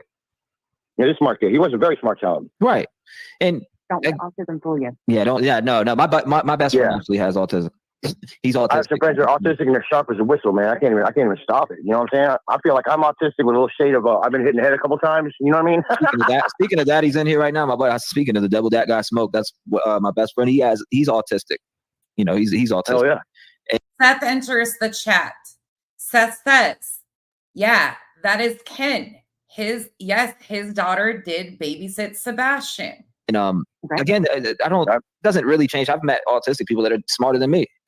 You know, right. That's like, man, it doesn't mean crap to me. Yeah, it's just the way they look at the way they view the world is different. You know what I'm saying? That's all it is. That's all. I can't even pay attention to what they're saying about autism. It pisses me off. Oh, when I analyze something, I look at 90 different angles of how things will go down. I feel like an autistic person goes through that in like a nanosecond. I go through in like 10 minutes, and they go through in like. And then they come up with the most absurd idea, and it usually comes out to be right. So I usually do a goofy style. That's what I call it. I don't mean it's weird, but I didn't mean that. I thought honestly you were trolling for a second, man. And then I found out I was like, okay, no, he's not trolling. Somebody in the comment section asked Seth, are they charging this 19-year-old from Illinois in relation to Sebastian, or is that related to a case out of Hendersonville? He's the real deal. To be honest with you, I didn't think I sounded like Peter Griffin. It's kind of crazy, man. You do kind of sound like Peter That's kind of hilarious. Hi, my name's Peter Griffin, and I'm calling in for my buddy Seth. I can't do that. So Sebastian called you Uncle Taco, you said? Yeah, that's what I've known through all the world, through all the children I've ever had contact with. They know me as Uncle Taco. All the children I've ever had contact with call me Uncle Taco. Uncle Taco. Well, I do appreciate you calling up, and just sharing the little bit that, the memories that you do have of him. Yeah, man. When was the last time you rocked out Call of Duty with him? So Seth now says Katie didn't mind Ken at all back in the day, and everyone is smarter than the leprechaun. So he's throwing shade at T-Rev, and he is saying that Katie didn't mind his buddy Ken at all, calling Uncle Taco Ken. He also said that Ken's daughter babysat Sebastian. Why all this is coming out again? Not shocking. Before everything. It was literally a week before he came on mission. Oh my God. Look at Seth. Look what Seth said. Katie didn't mind Ken at all. So Uncle Taco's name is Ken. Katie didn't mind Ken at all back in the day. And everyone is smarter than the leprechaun. There you go. I thought that was your friend, Brittany. You're laughing at Seth calling your friend T-Rev 757 a leprechaun. He sounds like he sounds like he's a jokester. He sounds like an all right dude to me. His wife is a little different, Seth. His wife is she kind of seems to have no filter there. I'll say that. I hope that's all right to say. Seth says, I don't know this issue with a guy from Illinois. Okay, so here's the issue with the guy from Illinois, okay? There's a guy. Did you not see that, Seth? There's a guy from Illinois. Excuse me. Every time I eat gummy bears, it makes me burp. I apologize. It's so weird. Why does gummy bears make you burp? Yeah, the last time they spoke. Yep. Chasing. Mhm. I didn't hear the that. burp. I'm not rude, but it just like literally just happened. I had no control. Yeah, I just like I eat gummy bears and it makes me burp. All right, sorry guys. I'm glad that Seth cleared this up because I knew this guy from Illinois had nothing to do with Sebastian.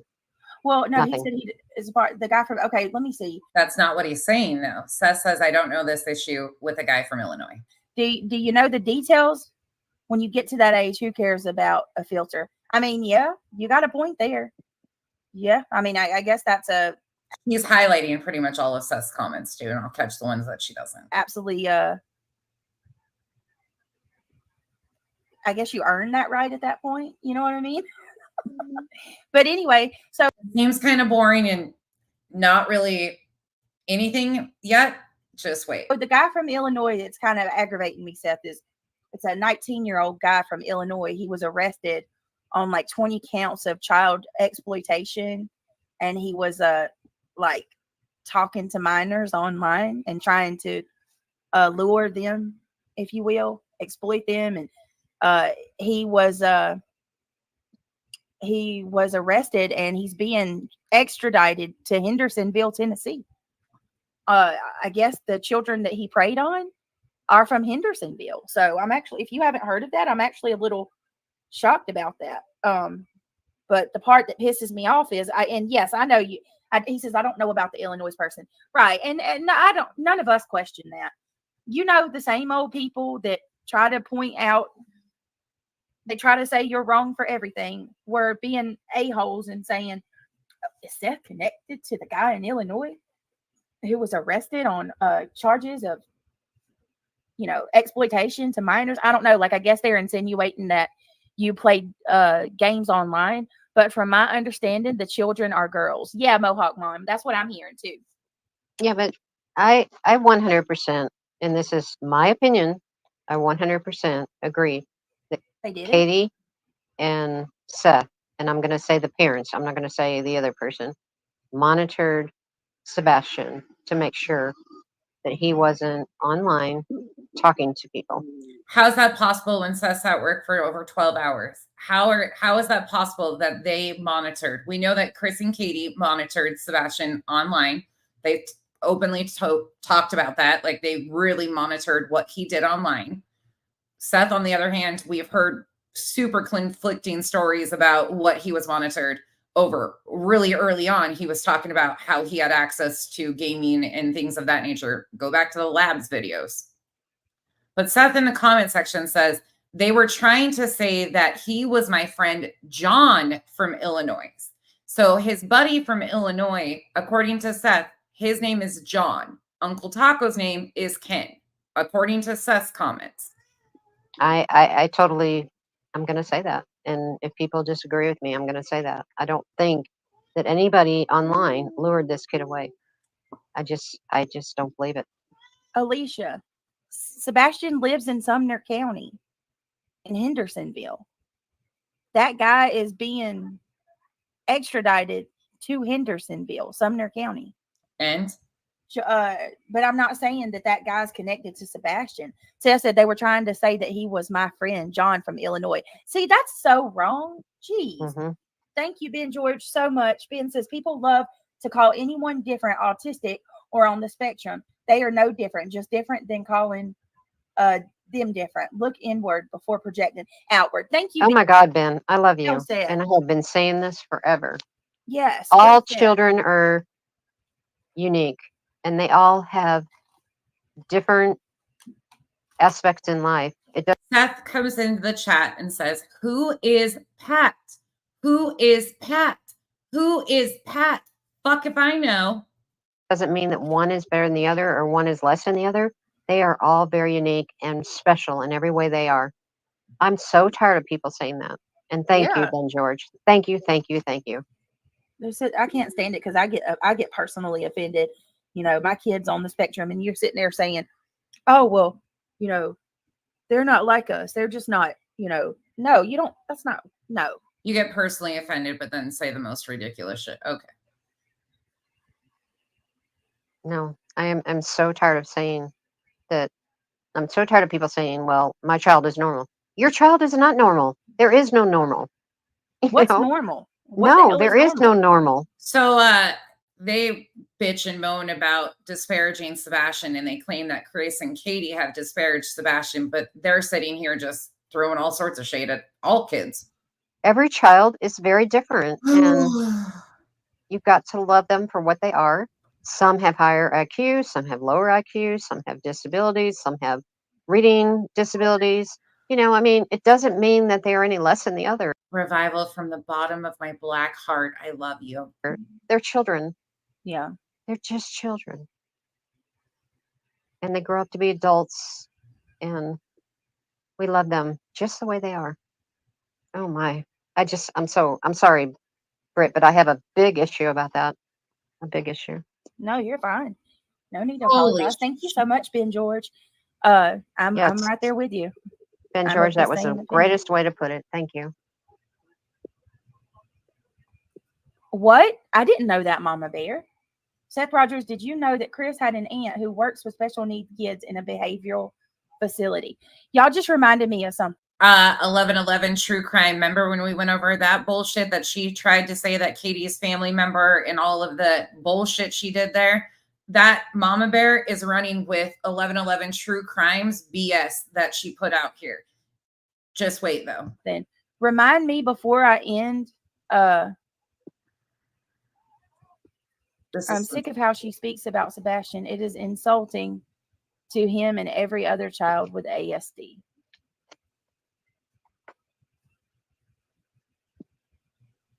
Seth says, I heard a rumor, but have no concrete evidence. It's sickening to any child. I heard a rumor. Wait a minute.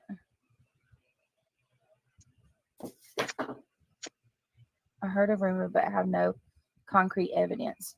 What? You heard a rumor about what? Today you heard a rumor? You just asked him a question. Jesus Christ. Okay, don't put that out there, Seth, without elaborating to us. He's probably not going to. I mean, it's kind of a secret, but. About the comment you just made about family members that work in facilities that you pinned for Mama Bear. I heard there is another. I heard somebody else say that too. Seth says Mama Bear. What? That there was a rumor without concrete evidence. I heard that also. There's a lot of rumors without concrete evidence. Out on, I think it was Facebook.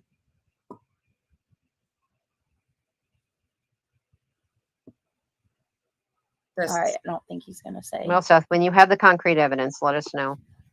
Right now, we'll just say we have hope. We have a lot of hope for your child. Wait, I think I did too. What? What are y'all talking about? The comment you fucking pinned, you idiot. No, I know. I've heard it all day. I know, Mama Bear. I'm fixing it.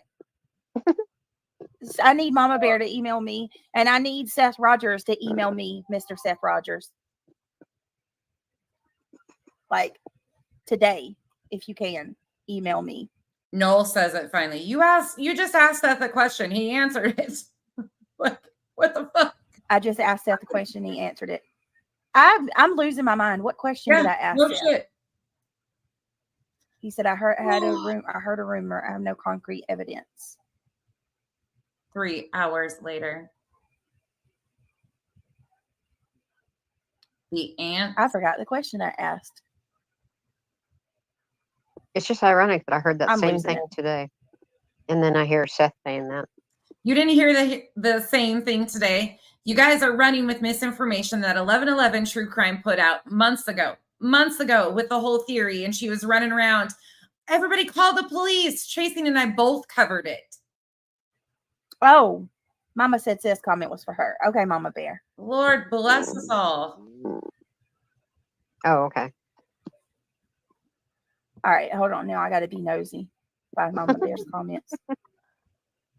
Oh, duh, the damn behavioral thing. How did I forget that? I just asked. That's interesting. Is that not interesting?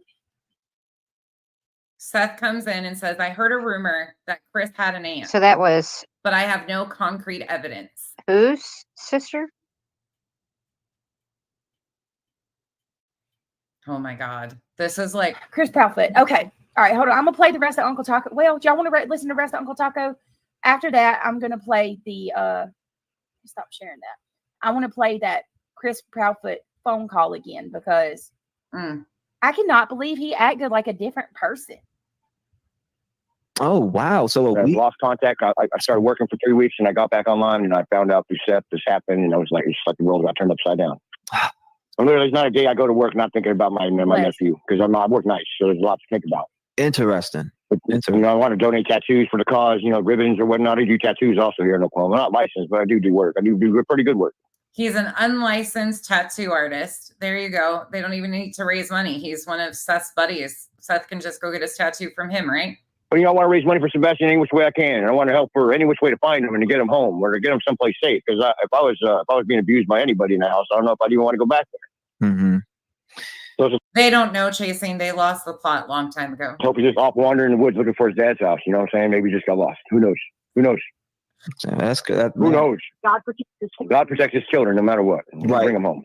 Yeah. So now she's playing the Uncle Taco call from T-Rev for months ago again. Man, 90 days. It's just unbelievable when you see it's like, damn, it was day 40 yesterday and you wake up and now it's 90. It just doesn't, that many days with no answers is crazy. I've never thought this would be so close to me, something like this happening. And I wish I was closer to my friends so I could be a more supportive type person. You know what I'm saying? Yeah, for sure, brother. You said you're in Cali or Oklahoma? No, I'm in Oklahoma. I'm right down the road from Tony. Tony lives He's right down the road from TikTok Tony. on a nicer part of town, on a greener side of town. They call it Well, Tony lives in the nicer part of town. green country, but it's even greener where he's at. I got you. So you live close to Tony. That's what's up, man. I do. Have you? I have a question for you. This person have you ever met Sebastian in person before all this? Oh yeah. Like I said, Sebastian's mom and his dad come through Oklahoma and stayed at my place for about a week. 2 weeks. Maybe So they're saying that Katie, Seth, and Sebastian came through and stayed with them for a week at some point in time. Again, this has to be going. There's a lot of confliction here about this. A lot. Seth is in the chat and he says, yeah, that phone call was a month plus ago, talking about the phone call she's playing with T-Rev and Uncle Taco. Then he says, no, Ken is just Ken, no senior or junior. 2 weeks. And then he turned around, went back to California. Seth and Sebastian came by themselves twice. He said that Seth and Sebastian came to visit twice without Katie. Wow, man. I thought it was kind of fun because Seth came up in a Mini Cooper and I thought that was pretty fun. It was snowing like hell here in Oklahoma. That Mini Cooper's badass in the snow. I had a blast, man. It was great seeing my buddy. That's awesome. So Seth showed up in a Mini Cooper in the snow. Awesome, man. I'm glad you got that. Yeah, man. So it connects more for you. Friends. It connects more for Okay. you. It makes it even more personal because of that connection. Right. Yeah. I mean, I call him my nephew. We have no blood, but Seth's the only friend I've had for. I mean, I'm a Navy brat, so I don't have very many friends in my life. Thank you for serving our country, brother. I appreciate that. No, I'm not. I was never in the Navy. I'm a Navy brat. Oh, I thought you said My Navy dad was in vet. it. I'm like, thank you for serving He was never in the Navy himself. His father was. our country. No, I'm not a Navy vet, man. No, Okay. I wasn't allowed to because I moved around too much. My credits were screwed up. Mm-hmm. Now T-Rev 757 enters the chat at Brittany's. So we've got Seth and T-Rev over there. How's she going to maneuver this when Seth just called her buddy T-Rev 757 in the chat a leprechaun? Mm-hmm.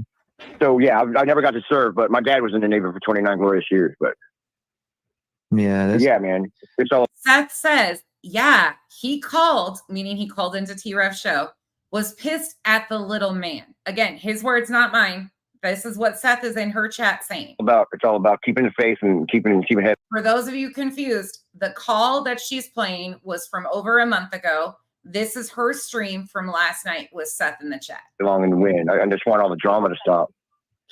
It's pretty wild out here with all the drama and everything. It just it goes and goes and goes and goes and goes. It just doesn't stop. And I feel like Then Seth says AFK. with this case, the It's not a video game, but he's using AFK in the chat. way it is, the quietness, it's crazy at this point, right? It's a damn circus. Yeah. It's so quiet. It's crazy. You know what I mean? For sure. there should be more out there. I mean, everybody was. I'm giving my hats off to everybody who was out there searching and beating feet and stepped up there wearing out his shoes and everything else. And thanks for getting them shoes, y'all, and all that stuff and bringing them in. I just wish I was out there to be able to match each footstep because I'd be out there. I spent like a year and a half. My wife was like, "What are you doing every day out there with side by side at the wash time?" I'm looking for Ian. So Seth, next comment, he says he caused a lot of it. And that was in reference to when they're talking about the drama in the case, he's blaming T-Rev for causing drama in the case. Ian Eccles come up missing out of Ellensburg. Mm-hmm. I agree that he did, but Seth encouraged it.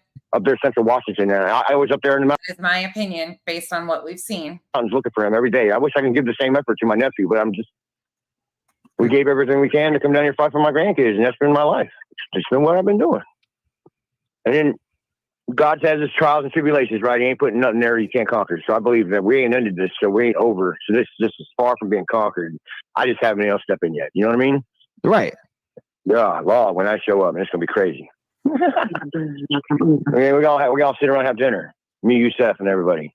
Man, this is so. My thing too is, when you last played Call of Duty with him, what do you have? Like, was there any memory there? Like, do you remember the game? No, I don't remember. I don't really remember the game. I remember my son was in the living room, and I had my other grandson online with me, and we were playing. We only fit 4 people on the team, so it's kind of neat. Sebastian was off the side, and then I remember it wasn't never hard for us. I can't remember what the ratings was. I can go back to the date, but it was always a fun game, no matter what. I never really lost any games, so it really never mattered. I'm not trying to brag on myself, but well, how often did you play? How often did you play Call of Duty together? You said. Me and Seth play often together. Not you and Sebastian. Not me and Sebastian. I'm not really sure if it was Sebastian because we didn't communicate vocally a lot. We just like, my buddy was online, I joined the game, or he joined my game. We slaughter for a while, and we drop line and leave. It was just something we always just met in passing. You know what I'm saying? Yeah, it's interesting. Were there any changes in Sebastian Sorry, guys. Kiki's crawling on shit over here. behavior? Yeah, I played during every game day. sessions? Like, was he? Did you ever notice anything with him? No, never. He was always jokester and playing the game and being, hey, Uncle Taco, and loud. That's dope, man. So he was just settled in and having fun. He was just having fun. Yeah, always when you come visit me, man, he was having a blast. And he had so many memories. He had my daughter. I spent a lot of time with him, and my other grandchildren. They're a little bit younger than him, but still, I'm pretty sure he'd remember everything. I remember all the times he's come to visit. He remembers all the times that Sebastian has came to visit him. Again, this guy claims he's in Oklahoma, but that he gamed with Seth mostly, and Sebastian was there. You remember, Ben, he wouldn't get out of the house or get out of bed without putting either his galoshes on. Or I got a personal question for you. How would you describe Sebastian's personality based on your interactions with him while gaming? A normal 15-year-old, maybe with a little bit of hypertension added in there. Yeah, that was just how he was. He was high strung, and that's about it. I mean, he was respectful, always a respectful kid. Probably just having a yes, sir, Uncle Taco. Always just a good kid, man. I've never had a bad issue with him. But yeah, just having fun on that. The Call of Duty, that game's pretty fun. I play it myself, man. You have some fun on there. It's pretty wild, man. Yeah, I'm a clown anyway, so my player's Gunzo, so everybody laughs. My call tag is Nuck and Futt, so all the kids have a blast saying my name because they're not actually cussing, but they're close to it. They are. I got His call tag is Nuck and Futz. question. Uncle Taco here. Is there anything else you think would be important for us to know about Hypertension? Good catch. Sebastian at all? Yeah, yes. Everybody just don't give up, man. He's out there. Regardless, he's out there somewhere, and we're gonna find him. We're gonna find him, and he's gonna be walking down the street, and someone's gonna pick him up. Hopefully, the right people pick him up. But no matter what, he's still out there. He's still striving. We should still strive and keep the faith that he's wanting to be discovered. And it's been a rough one. I'll tell you that much. Man, it's been very rough, man. It's been a rough one. It's kind of odd that Brittany played this last night. Seth is in the chat, and then Uncle Taco appears on the Vault XL today. Anybody find that a little suspicious? The timing of all this, considering that the initial call from Uncle Taco was like a month ago. My boss is like, I'm like, I started a new job, and my boss is like, you've been like really distant, but you made it through here. What's been going on? I said, well, my nephew's been missing. I've been trying to deal with the job. People are asking like, what was his gamer tag? But I already know the answer to that. He played with him on, you know what I mean? He played with him from Seth's phone or whatever. Seth has already, mentioned that, and that's kind of been covered, but maybe some of y'all didn't hear that. It sounded like he lost service again. I don't know. He might have lost service, but shout out to him for calling in. You said interesting. He must had played with Uncle Taco while he was at Chris's and Katie's. Damn. There's no proof of that whatsoever. 1 second. Let me go ahead and do this. I think he dropped. Here's shit to the phone. Yeah, mine's This isn't a coincidence. Do that now. Okay, airplane mode for 15 seconds, and then turn it back. Yeah, on. it should reset He everything. called Yeah, that. Sorry, guys. That's people crazy. saying I sound like I'm drunk. people say I sound like I'm drunk. I'm No, sorry. not you, me. Yeah. I didn't say he's not just now speaking out. This call was from a month ago. The timing of it being brought back around and Uncle Taco being on panels today is completely suspicious. I'm not saying that he just started speaking out. This has been happening. But it's interesting to me that we're getting names of these friends now. You're rowdy ass fucking North Florida I'm diabetic. from North Florida, and I'm very loud. I'm very proud. Yeah. Right. For some reason, her voice sounds clear as shit to the phone. Yeah, mine's echoing through. But yeah, no, I don't drink. Yeah, I don't know what I don't even know. Was that the comment or something? Somebody said you were drinking? Yeah, someone said Aunt Taco sounds drunk. Taco sounds bad. At least Whoa. What happened there? I wanted to ask him. He said something about he lived down the street from Tom. You there? Let me call you back. Maybe I'll make a different line. Well, if I take it off Do Not Disturb, I guarantee it's going to start ringing and ringing and ringing. Oh, yeah. It's going to take it off Do Not Disturb and probably make it work again. We got an iPhone? Yeah, I do. Yeah, it's hard to get used to. And I should just swapped over an iPhone. Mm-hmm. I kind of like it. He said these people are playing games with you. It's Chris and Katie. Lori said. Seth says 13 million people live in Illinois, and I know 2 people of them. And all of a sudden, I know everyone in that state. Wow, interesting. I'm No. not Chris I and can Katie. promise you on everything. I'm far from Chris and Katie. Man, I know. Not Chris and Katie. That's funny. Unless Chris and Katie got 6 grandkids. Hey, I get what you're saying, but once again, Uncle Taco isn't the friend in Illinois. Uncle Taco is not clearing up anything about a friend in Illinois because he's not in Illinois. Uncle Taco is in Oklahoma.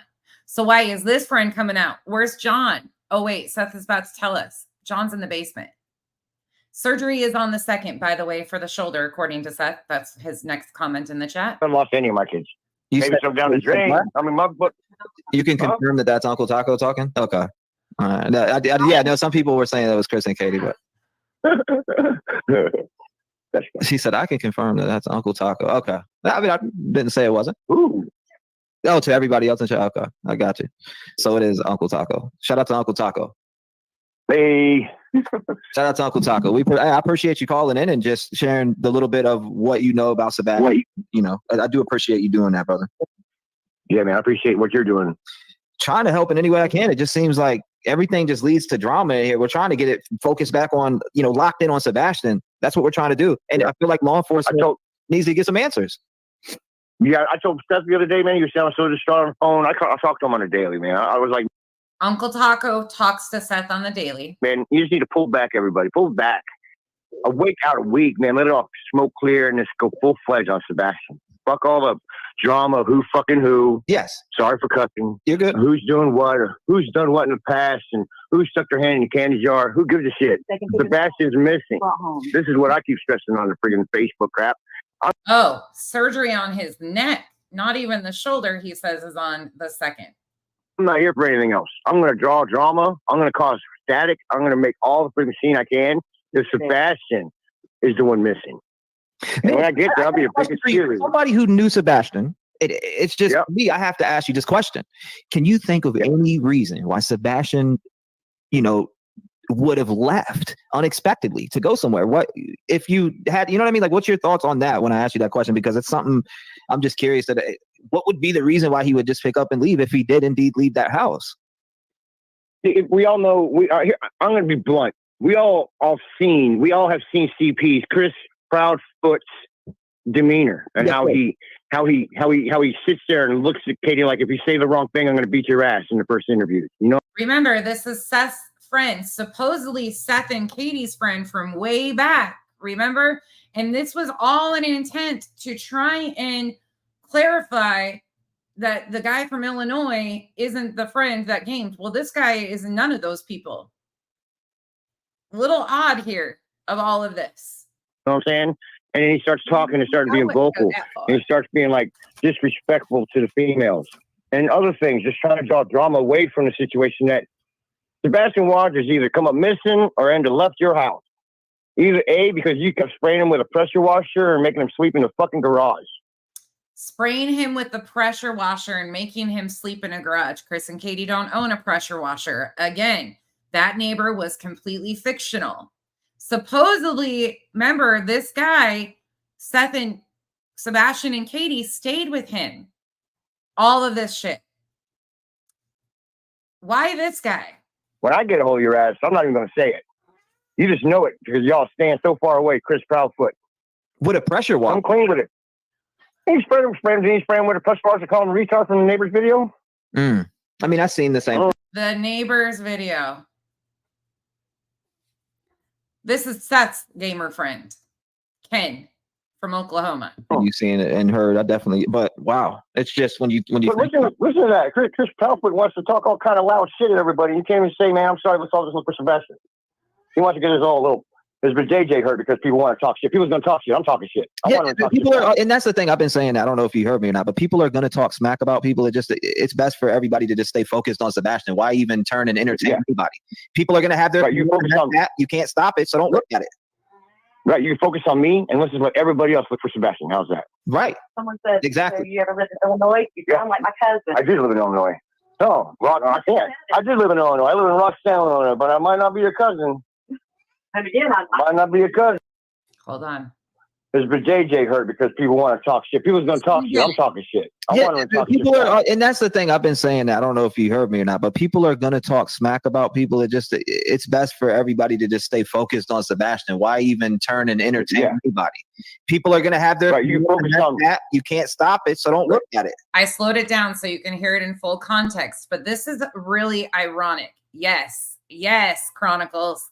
So he's been saying he didn't live in Illinois. He's not that friend. Seth's in the chat saying this is Ken from Oklahoma, Uncle Taco, blah, blah, blah, blah, blah. He's not really saying a whole lot, but now he's going to admit that he did live in Illinois. Right. You can focus on me and let's just let everybody else look for Sebastian. How's that? Right. Someone said, exactly. So you ever lived in Illinois? You sound like my cousin. I did live in Illinois. No, I can't. I did live in Illinois. I live in Roxtown, Illinois, but I might not be your cousin. And again, might not be your cousin. I don't know. I've been around a lot. Just joking, y'all. I've been with my wife almost 30 years now. I'm so happy. Congratulations to y'all. Thank you. Yeah, man. I feel like I've accomplished a lot, and I feel like I've lost a lot. But as long as I keep fighting, as long as I strap up my boots every day, that's all that matters. For Uncle Taco, question for you. Did Sebastian ever mention anyone bothering him or uncomfortable in the game or in real life? Has he ever mentioned anything to you like that? When I was full in their life, it was before Chris Proudfoot. I got you. So okay, that makes sense. Somebody asked, "What's your real name? What do you go by?" My real name is Kenneth Klubine. I'm all day. I don't care. You can Google me. You can freaking find me on email. Send me emails. Just write my name right. Okay, so he just gives you his full name. He gives you the full name. He says he did live in Illinois for a period of time. He doesn't know Sebastian that well, besides being a gamer, kind of back and forth with that. He knew him when he was younger, blah, blah, blah, blah, blah. He doesn't know Chris Proudfoot. Which is it? Ask in chat, what was his real name? Ken Klubine. Anything late for dinner? Anything late for dinner. Oh, wow. Oklahoma, Illinois. Brittany J, you've got mail. Okay, thank you. I'll check it in just a second. All right, so I think that's pretty much all. Oklahoma, what's going on? Oh, okay. They're talking about Illinois, Oklahoma. Yeah, I lived in Rancho when I was a kid, and I lived in Roxtown, Illinois, and worked in a shipyard for about a year. Oh, wow. How was Katie and Seth together? Katie and Seth were married. I said, this is what I said. You said you're married. I said, that somebody asked a question about how was Katie and Chris together. What my opinion is if there was any domestic violence that ever showed up, I'm not going to say it came from Seth. Mm-hmm. We've witnessed things, we've seen things, we've been around the block with them. And they've witnessed things, they've seen things, they've been around the block with them. Speaking of Seth and Katie. And we've been friends. We've been friends with them since 2008. Yeah. They've been friends with them since 2008. Who else said that? So, you know, someone did ask that, but I really, really think if there was any domestic violence, it didn't just come from Seth, if she's saying that. Mm-mm-mm. Seth's hurt. Seth's got other problems. Seth wouldn't, there's no way. Like, she was trained. She was a defense employee. Look, she was in the Navy, huh? E5. She was E5, Yep. right? Then she had a bar. She had a crow finally. She had some hand-to-hand combat that she learned in boot camp. She wasn't in Hand-to-hand combat that she learned in boot camp. Do you guys really know them? Like, really? the Army. She was in the Navy. You don't have hand-to-hand combat in the Navy. They have, I'm going to yell at you to a intercom system. That's what she did. Intercommunications. Well, Chronicles 100% agree because he can't even keep his story straight. Nothing about this makes sense. And why they're rehashing it, and then he shows up on the Vault XL today. What are they up to? Something is odd here. They said pull your IP address right now. Pull my IP address. Dang, everybody's such a spy hunter. Yeah, I'm out. Notice Seth isn't confirming or denying any of this in the chat. He's in the chat right now, but he's not in here saying a whole lot. He said his name was Ken. Up there in the open, y'all. I hear How you. would Seth verify? Tell him to call Seth and ask him. He can verify. What's up, bro? My wife's getting excited. Well, My bad. Uncle Taco, I do appreciate you calling in, man, and just filling man. in and giving us some of those memories and things that you shared about Sebastian. I appreciate you, man. Yeah, I just think that my whole thing is unaccountability, man. Just say something. Say something other than I don't know where he came from. I don't know where he went. If he walked away, then I don't know if he wouldn't walk away barefoot. He also said, but you know what I'm saying? You just can't wake up one morning and say, I can't find my kid. you know, Right. what happened 100%. But of course, she was in the house. She was the only other person in the. She would be the only other person in the neighborhood that could scrub everybody's doorbell. How's that? She's the only other person in the neighborhood that could scrub everybody's, basically their Ring doorbells. Katie has so much power. I can't even imagine. saying if she sold everybody's security system, she had a way in. Mm-hmm. I'm not trying to be a dick or nothing like that, but you can wipe everybody's Ring camera was working the morning they were searching for them. Right. Nah. So Brittany pins Seth's comments. The comment says, John is still at his grandma's house and he isn't nasty like that. John is the friend from Illinois, according to Seth. But yeah, I can go deeper and deeper, man. But I'm just a jackass, man. Better with tacos. Yeah, life is always better with tacos. Remember that, everybody. I'm sorry, my man. No, you're good, bro. But yeah, Keep pushing and we'll come have lunch one day. one day, man, we'll be up there. I'll be up there one day. You'll know I'm there, no matter what. Well, look, I have so many good ideas. I appreciate you, like I said, calling in and sharing what you know, like about Sebastian and stuff like that, and just that. Yeah. I don't know, man. When is the answers going to come in? When's the closure going to come? It's crazy. All the aspects of the case, and there's just so much to it. There's so much to it.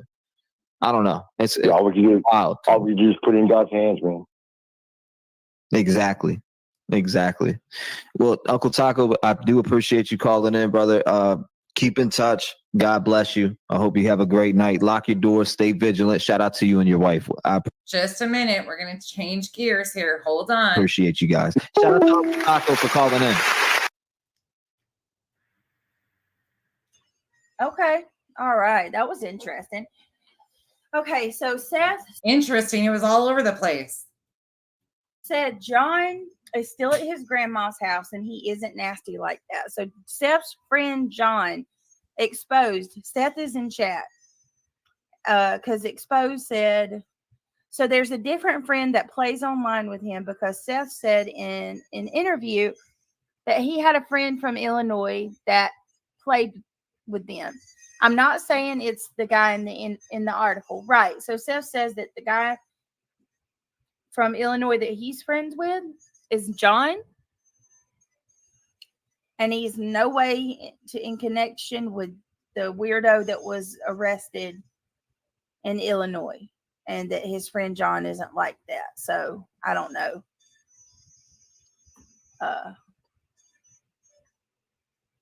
But they also said that Uncle Taco was in Oklahoma, and then come to find out he did live in Illinois. Like, they can't even make sense out of what they're doing here. It gets more interesting. Okay, well, I didn't know if you knew he was in chat or not because you were Generally, you'll probably stay that way in this one because it really doesn't. None of it. You'll see. talking. Just wait. Like you could. I'm just saying, like April, he's right there, so you can ask. But it's not the same Thank you for becoming a member, April. Welcome to the cabana. person. All right, so give me a Just wait. second.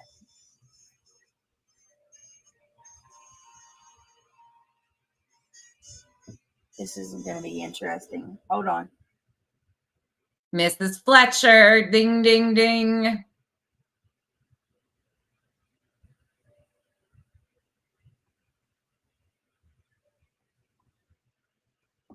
Give me just a second, y'all.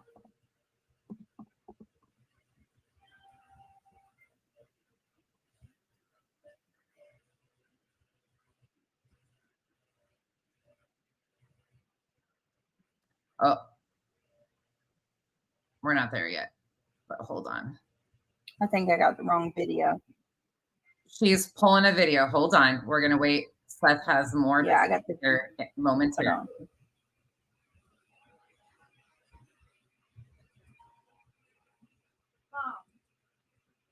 You'll see where we're Give headed. me just a second, y'all. Let me find it. That call with Chris. So they're still asking about relatives of Katie's or Chris's, that this aunt in the behavioral health field. Seth asked, Mama Bear, is that the one that lives in VA or Alaska?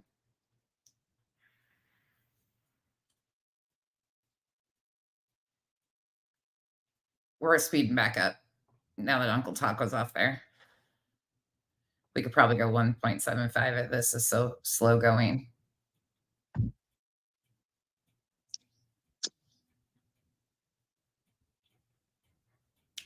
Revival, you know where I'm headed.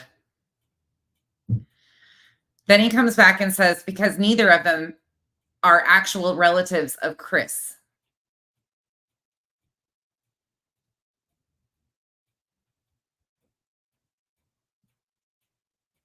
Are you still there, Brittany? Still there? Anybody home? Anybody? I've been talking. Oh, look at here. Looky here. Looky who's in the chat. It's Goat Bitch herself. Seth posts in the chat. We are Sebastian's Army at gmail.com. So that's his tip line, his email that people are sending stuff to. Okay. So that's his 2 last comments. But look who's on screen. Oh, if it wasn't little Miss Erica Genevieve herself spreading misinformation. Per usual. Y'all are going to get caught up in some shit with Y'all, I feel like a damn fool. And I've been talking away the whole time and I was muted. Jesus. Can you hear me now? I hear you. I wondered where you went to. I was talking away like a darn idiot. I've been sitting here talking to you guys. Lord, have mercy. All right, give me a second. Seth, is Uncle Taco your friend? That's what Nana Dragonfly asked. Seth responds and says, yes, he is. He also was talking to somebody else and said, LOL, okay. You know, I got to get this off. OG Erica, OG Blaine Erica. Thank you, sweetheart. I appreciate you. Erica, I'm going to message you back too. I want you to know that I did get your email. No, never. Told y'all. Fucking told y'all. Hey, Erica, you want to take another panel and say I called CPS on you 211 times? You lying fucking fraudulent bitch. You want to involve yourself in some more back and forth with family members, Erica? You want to know? You want to tell everybody what you did to Letitia Bias? How you told people that you donated all this money and then you filed police reports that never existed? How you got an RO on Katie Joy? All of it was lies. Every bit of it.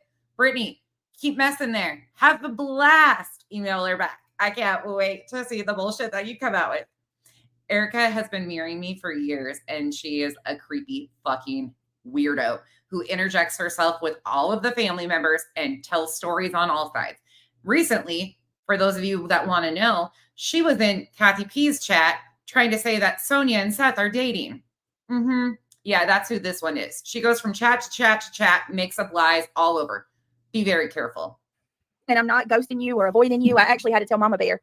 I've been having, and I need to go ahead and tell all you guys before we listen to this. Y'all, my email is doing something stupid. So I'm going to make a new email tonight, and it's going to be my official email for you guys, just you guys, to reach. And I will continue to remind everybody of who you people are, because you're foul and you mess with families going through their worst times and have no qualms about it. And then somehow you become the victim of your own bullshit when people tell you enough's enough. Get the fuck away from these cases. Stop causing shit with these families. You are hurting the families. I'm not going to use that email for anything else other than phone calls. Geez, what am I need to go to bed. It's 3 o'clock and I'm talking out my ass. I'm only going to use that email for nothing more than just to talk with you guys. So bear with me. I'll try to have the email dropped to y'all by tomorrow. But Seth asked, is PJ Dolly PJ? Like Dolly's PJ? There's another PJ in her chat. Not even remotely the same person. OG Blame Erica, thank you for the super sticker. That means so much to me. I appreciate it. So much. So much. Yeah, I pulled a Justin. She goes by OG Erica Genevieve, Erica Shingara, Goat Lady, Goat Foot. No, she doesn't go by those, but she goes by all sorts of stuff. Erica G. She's the one that was feeding Molly a bunch of information on blank screen over 1.5 years ago. And Molly doxed the wrong person because Erica's messy and just causes shit because everybody that's had her pegged for years, there's entire pages on Facebook exposing her and her shenanigans for years and years and years. She mirrors, it's a whole fucking train wreck. One of my very first videos on this page is about that bitch. Is PJ? No, I was just on mute too. No, Seth. But you and Justin do that all the time. Right? Did somebody say she was stable? Did somebody say she's a good person? You have her claim that she filed police reports because you defrauded her while you're losing your child, and tell all this misinformation on one side of the thing and then kiss your ass. Like, no, the way what she does to these families, Erica, on top of creators, like I could care less. Like, I've never even called CPS on her. Never once. Don't fuck with her. Stay the hell away from her. But that bitch is far from it. PJ is not the same as Dolly's PJ. Dolly's PJ is PJ Vision. PJ in here is one of my good friends. And I also have a mod named PJ. So we have 2 PJs here that are not. PJ is not spelt PJ in Dolly's. It's just PJ as initials. Yeah. So that's the difference. We do have 2 PJs in here in this chat that are non-related to PJ Vision at Dolly's PJ. Yeah. Okay. I want to play this interview again. I'm going to go ahead and give you a warning, Seth. I don't know if you heard this or not. This is Chris calling into Clues the other day. And he was trying to pretend like he was a viewer. He says, okay, just wondering. I don't know why Chris tried to disguise his voice here either. I'm not really sure. I don't know. I don't talk to any of the family members. So you guys are in the dark just like me. He basically was trying to talk different and pretend like he was a viewer. This phone call disturbs me greatly. I'm not even going to lie. Of course it disturbs you. What else are you going to say? Seth is in your chat. Put a 1 in chat if this call that Chris made to Clue bothers y'all. Is he the one? Is this the one where he's trying to relate that he's Texan? Yes. Yeah, it's very disturbing. Yeah, this call is very disturbing. I don't know what made him, think this was a good idea, but Tanya, are you thinking about Penelope? You might be thinking about Penelope Lane, who claimed to be a mental health professional that was part of my doxing. Is that who you're referring to? Erica is definitely not a mental health professional in any way, shape, or form. She's claimed about everything else under the sun, but that I don't remember her ever doing. And here's the thing. Everybody knew it was him. Everybody. Look at all those ones. Lord have mercy. You haven't heard it? Okay. I'm going to just play it straight through. Because it's only like a couple minutes long. There's a couple more things we're going to watch in this one, see a few more comments, and then we're going to switch again because I have questions. I'm going to play it straight through and then I'll go through it. Yeah, she's still around too, Tanya, under an alt. She Right. runs with the Boyd, the bottom of the YouTube. She runs with those people. All right, you ready, Nana? I'm ready. All right, here we go, guys. Tell me if y'all can hear this. His daughter, and who's taking these pictures for you? Like, you've obviously, she wants to talk about people inciting something, but you have obviously put out a call to your people to get the photos, and that's crazy. That is crazy. Well, the worst part of this is he has. Look at here in the chat. Seth says she's asking Seth if he's heard this, and his response is, "I don't watch chlamydia." Now remember that he's calling chlamydia. Okay. State law, called the unlawful photograph law. People should probably look that shit up before they start snapping photos of kids and people. There's also victims' rights on these things. I mean, God only knows what families out there have to endure with this shit. Agreed. All right, let me go back a little. Yeah, shit. What? I'm going to go to where he calls it. Like, that needs to stop eating. Who are you talking about, Betty? Hell, we all need to stop eating. All right, here we go. But she need to quit calling people fat when she looked like that. That I can promise you. Green-eyed beehive. Thank you for Seth's response in the chat. If you are in the view of the public, you have no right to privacy. Remember that. Terry Dean, thank you for the gifted membership. Betty, how are you reporting stalking and harassment, but doing it yourself? Explain that. I'm with you on that. All right, here we go. Hello? Hello, is this Illuminati? It is. Hey, so I'm a new follower. So he says, "Hello, is this Illuminati?" And she says, "Yes, this is." He says, "So I'm a new follower." Okay. He's saying that he's a new follower.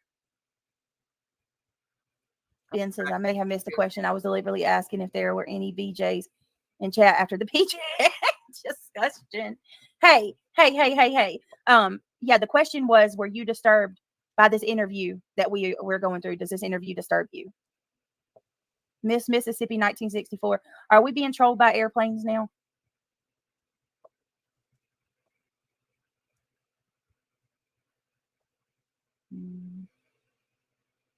I'd love to know if Seth also thinks that this is Chris.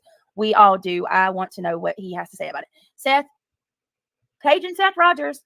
Paging. Wait a minute. Paging Seth Rogers. Paging Seth Rogers. Seth, do you believe that this is Chris's voice? Seth says, "I'm fat. The truth doesn't hurt." Well, Seth, guess what? I'm fat too. We'll be fat together. That's all right. There's a lot of us who are pleasantly plump, and we have no qualms about it. And I'm skinny, and it doesn't matter if you're fat or skinny. Seth says, "Yes, that is Chris." We're all different. It doesn't matter. That's it. You all, whether you're fat, skinny, short, tall, every one of you are beautiful. Absolutely beautiful. God made you the way that you are. Seth Rogers, thank you for your response. Seth says, "Yes, that is Chris." There you go. There you have it. Seth, have you seen this or heard this phone call? I'm sure he did if he said that is Chris. Right, Janessa? Janessa said, "Thank you, Seth. Your opinion means probably..." I don't know why they're so stuck on this. The most. Yes, it does. Because this is the father of Sebastian. So, Seth's comment before that one is spot on. All right, let me see. Hey, little bit. Hey, my beautiful friend. Little bit. I don't know why he's calling in. It's the weirdest thing I had ever heard in my life. The weirdest thing she's ever heard in her life. God forbid Chris Proudfoot call into the show and fuck around with people. God forbid. I forgot. He's only supposed to act one certain way according to these people, right? But you see Seth in the chat calling Clue chlamydia. Okay. Chalk that up for a moment. I think it's because he's with his daughter and he's trying to be incognito and he couldn't stay out of the crap. So I think it's just him. Another chance to bring up his child, which has nothing to do with any of this. Trying to be incognito because he has to stay out of it because of his daughter being with him. That's just my opinion. Well, Seth says, if you are in the view of the public, you have no right to privacy. I think it is Chris too. No idea. No doubt. It's not that fucking complicated to know it's him. Jesus, people. It's his voice. How does he not? Who gives a shit? How do we not know that's not his voice? I mean, it's his voice. Who gives a shit if he is calling it? Like, did you just hear Uncle Taco? Did you just hear that guy that spewed out a ton of misinformation and you ran with it? I think even the people here that don't see him in a negative light believe that that's his voice. All right, I'm going to let it just play through and then we'll analyze it. Here we go. Needs to stop eating. Who are you talking about, Betty? Hell, we all need to stop eating. But she need to quit calling people fat when she looked like that. That I can promise you. Green Eyed Betty, thank you for the super chat. Betty, how are you reporting stalking and harassment, but doing it yourself? Explain that. I'm with you on that. All right, here it goes. Hello? Hello, is this Illuminati? It is. Hey, so I'm a new follower. I'm a new follower. I think he was having to mute himself because he was probably cracking up because he's like, I'm a new follower. What the fuck? Michael Berry Shine. No, you're not blocked. Of course I not. noticed that she's sitting there talking about what county she was in. She was staying at the Holiday Inn, Goodlettsville, which is Davidson County, not Sumner County. So I think your fiance had it right, and the bitch didn't even know where she was at. And then on top of it, apparently she went to fucking Memphis. Correct. She should understand like 1 in 20 people suffer from violent crime in Memphis. I don't know. Chico came up and told us exactly what goes on in Memphis. So again, why is this a problem that he's saying the same things that we've heard from other locals? That is a true statistic, though. Why the fuck would you go down to a children's hospital? What kind of sick individual has to go to a children's hospital? I can't explain what this lady does, nor do I want to try, because I think she is. And what was wrong with what he said there? Who fucks with children's hospitals? Even when they're in construction phases, who would do that? Honestly, psychotic. Fucking people. Agreed. It's not a voice changer. This is just him. No individual from Texas would ever claim Chris. I love how she That was from Seth. stalks and harasses people, but literally tells people to stop doing that. Like, you know what I mean? I've seen her post 2 pictures in the last week of Katie and allegedly Chris's daughter. And who's taking these pictures for you? Like, she wants to talk about people inciting something, but you have obviously put out a call to your people to get photos. And that's crazy. That is crazy. Well, the worst part of this is Tennessee has a state law called the unlawful photograph law. People should probably look that shit up before they start snapping photos of kids and people. There's also victims' rights on these things. I mean, God only knows what families out there have to endure with this shit. Agreed. Wasn't she like a lawyer? She said she was a lawyer or some shit at one point. I think She said she's a lawyer or some shit. No, that's a definite no. No, she does claim to be an ex-paralegal. Bullhorn, Betty bitch. I think she claims to be a paralegal.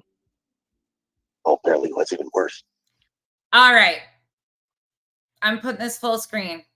Look at that comment right there. Why do you think Chris's daughter is become the target of all these discussions recently? Why do you think Nina came out? Look at Seth's comment. F, minor child, is a victim to him being Chris.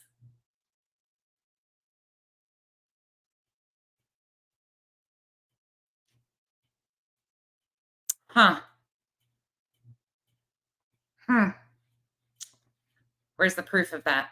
Well, they're definitely not a lawyer. They don't do the courtroom. They do all the time. And just a reminder, the judge obviously felt differently because the judge, the court system allowed visitation. So there's that. Violence and shit, so they should definitely have a true understanding of what stuff is. As in, like, what's legal and not legal? Yeah. Agreed. Yep. Agreed, Mrs. Fletcher. Shit makes no sense. No sense whatsoever. I mean, nothing up. Does she know that Tennessee state law, if she protests in the street, she can legally be ran over? Is that right? Yeah. No. Tennessee passed a law back in that COVID shit, or not COVID, like BLM thing or whatever. All these people standing on the interstates blocking the freeway. Tennessee passed a law, you get caught on the road, you legally be ran over. No. Yeah, Revival, it was back up a little bit where he was making the comments about privacy in public places. That was just before this. Shit. I love Tennessee. Just saying, know the laws. Careful where you go. I agree. She also Has anybody heard from the family that she's stalking? Has anyone heard from them? Yeah, I mean, have they done anything? I mean, are they out there? Well, what's the deal? I don't know. They should do something, especially if she rides by one more time, because that's, it's getting a little creepy. Like, how many times do you have to ride by their house? Like, if you're not going for a different reason, like what it looks like. She's been at night, she's been in the daytime. So you have all the angles. That's Seth in the chat. I don't know who's saying it's not Seth. That is abso-fucking-lutely Seth. Seth has a wrench in her chat. They wrenched him so they know it's him. That is 110% Seth Rogers in her chat making these comments. That question caught her off guard. Ha ha ha, he says. Tennessee, all their laws are about kind of researching some stuff in that state. Even my state, don't come to Texas pulling that shit.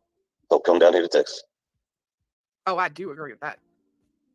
Like, Texas don't play with shit. They're like Tennessee, right? They care more about the people than outsiders, if you will. Yeah, it's just sad what these families have to go through. I mean, is she doing this stuff to you from what I understood, what I heard you say? She ain't doing shit. Janice says, BJ is so painful. How can anyone watch her for all the hours she is online? Please, BJ, find a new line of work. Get them even running her. Thank you for that, by the way. Dick sucker. Sorry, no offense. Well, she got to learn how to do that first before she can have one. From the sounds of it, don't like cheating, say shit. Last time she probably saw something, biblical days were still in effect. Well, actually, the last time I think she saw one, she beat the hell out of him. Literally, it's in the paperwork. It's a great story. Should you ever want to read it? About how she left a bar, was drunk, and chasing this man around, hit him, knocked his teeth loose, et cetera, et cetera. So, she's that kind of hoe. Oh, from what I understand, did she meet up with Seth, the biological father? I don't know. No, it's definitely not truth, not feelings. I really don't know if she met up with him or not. Well, it sounds like those two would be a great pair then. Oh, I so agree. I really do agree. I think she should lift that fupa of his and show him what a real woman is, in my opinion. Well, it's not all the drama shit. Hell, some of these people should be matchmakers. Just look these people up. Agreed. So Seth is still in Brittany's chat as they're watching this. He says, yes, I already had a plan, and it is still in effect when we find him. Pay attention to that comment. This is from 3-4 nights ago, 5 nights ago, something like that, when he called into Clues. He's not on there very long. She's played it over and over again. But Seth is in her chat as she's playing this last night. She played this last night. This is her stream from last night. And Seth says, yes, I already had a plan. And it is still in effect when we find him. I think maybe I could do that. Maybe I could start spending my time to see if Seth would be interested in her. Leave out the part where she strangled her ex-man or whatever, and the fact that her poo nanny wasn't good enough for JLR to stay around. But I'm just saying it could be a match literally made in heaven. Now Seth says, okay, I am really disgusted by this. Well, from what I've read following all this case, I think Seth is in chat, just talking. In Brittany's chat, this is, okay, let me break this down again. This is from last night. Brittany's stream that I'm reviewing is from last night. Seth is in her comment section. When they were discussing the Uncle Taco situation in the call that she was playing, he entered the chat, confirmed that Uncle Taco is a gaming friend of his.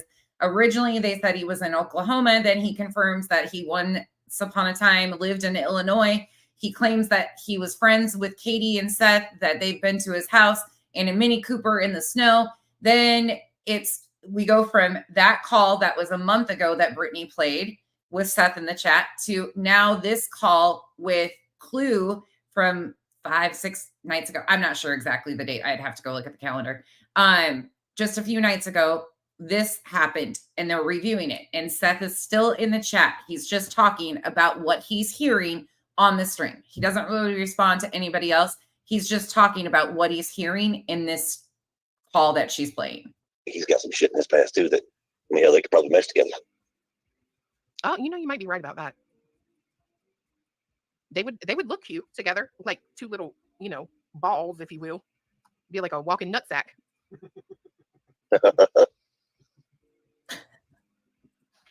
Okay, his fake laugh sucks. Except I will say this, because I don't never wish this on anyone.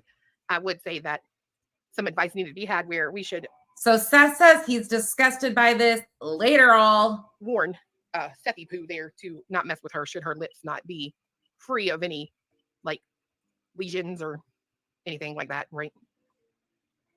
Well, definitely something. Sure, go see that. Might want to go see a doctor. My Yes, God. yes. Because you know that's for life. Night, Seth. I'm She's sorry. got an ongoing gift that she'll always be Have willing a to good give. night. Night, Seth. I'm sorry, love. Have a good night. See, this is Oh, bull Lord. crap. This is such sickness. Sickness. This is sickness. What we're hearing is sickness. Even though in your chat you allowed him to bring up Chris's minor child, to say that Katie isn't due any privacy, to completely fuck with everybody's heads about all of this gaming shit and Sebastian. That's all acceptable, but this is sick shit. Okay, gotcha. Special person every year for Christmas. Merry Christmas. But they said he talks crap about Seth That, talks I love crap. presents, but that's I ain't one heard that him say you nothing like can this. keep out from underneath my tree, if you get what I'm saying. Don't put that near my bush. Okay. Leave it out. I concur. Oh, you know what, Rapunzel, that's probably right. Texas, what do you think? Do you think that in all Dynamite, I caught that too. fairness, Betty is probably Did you notice she ignored T-Rev being in the chat too? a little too old for Seth, right? Thank you, T. Did I lose him? No, I'm back. Sorry. Do you feel like maybe Betty is probably a little Chris didn't say that, Crimson Moon. That was Seth that said that. Seth said he has a plan. If you rewind a little bit, you'll see his comment that says he had a plan. too old for Seth? Everybody needs love in this world, I guess. I don't know. That's true. That's true. Well, anyways, hope you have a good show. I'm gonna jump off here. Thank Keep you. it going. I'm gonna jump off here. I'm gonna Keep jump off giving this here. shit to her. She deserves it. I agree. Keep Thank giving you for this to coming her. in. She deserves it. Yeah, anytime. Thanks. Bye. Later. Later. Okay, Chris. Keep giving it to her. She deserves it. Let me tell you, this is, come on now. Keep giving this shit to her. She deserves it. You literally just sat there and said, does she not know that she could get, that the people that are protesting in Tennessee could get ran over? That's some, I cannot get over how disgusting that phone call is. What's disgusting about it? If somebody would have pulled up, let's take, for instance, her hopping out of the car in the middle of traffic. Let's say it wasn't Mr. Bowersox. Let's say it was somebody else.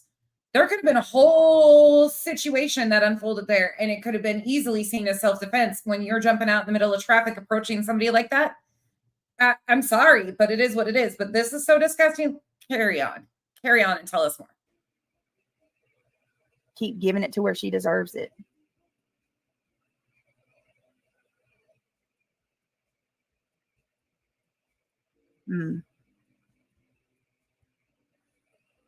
Words? Anybody have any thoughts? Yeah, let's hear Nana's thoughts on this. Let's hear them. I do too, Kimmy Lou. Why don't you tell us what you think, I'm Nana? just so sorry, Seth. Yep. Hold on. Let me grab Sebastian. Let me grab Sebastian's flyer real quick. Hold on 1 second.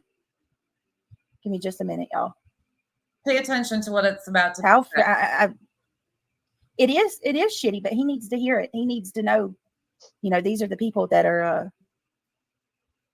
going around trying to make him look like a bad person.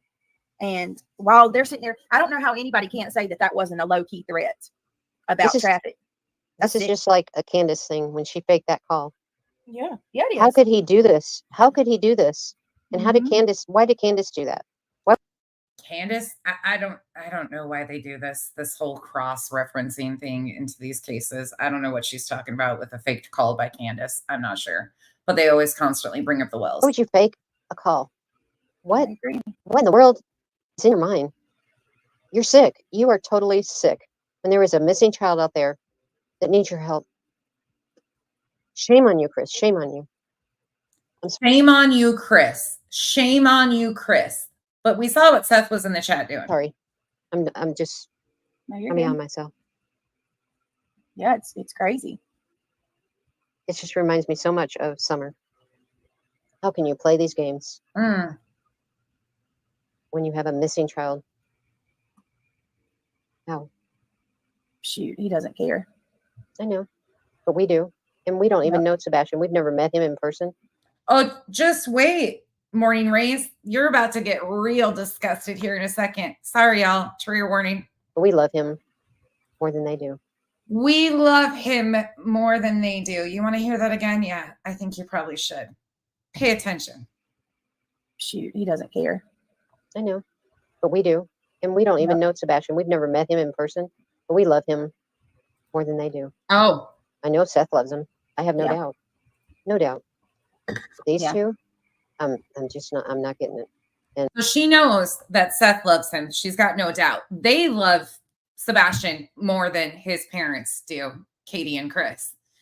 Nana and, the voices in her head love Sebastian more than they do. She's sure that Seth loves him, though, too. And if you all can hate me for what you want, but I'm not. I don't have enough concern about you to hate you, but I think that's pretty fucking ignorant when you've never even met the child and they have a missing child. And because of a narrative that you want to push, you think that you care about this child more than his family when you have been lied to and misled. I can't wait till some of this shit comes out and some of you get slapped in the face with some real problems. Not getting it. I'm not. I can't with it. Mm-hmm. I can't believe it. I don't even have words. On that note, we're going to go smoke for a minute because there's some more shit coming up here that really pisses me off. And then we are going to take another gander at some other videos. Like, this is just gross. Honestly. Give me just a second, guys. Oh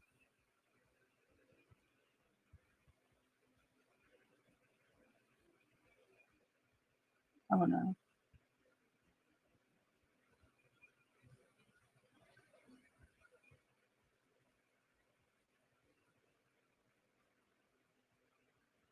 Give me a second, guys. I'm sorry.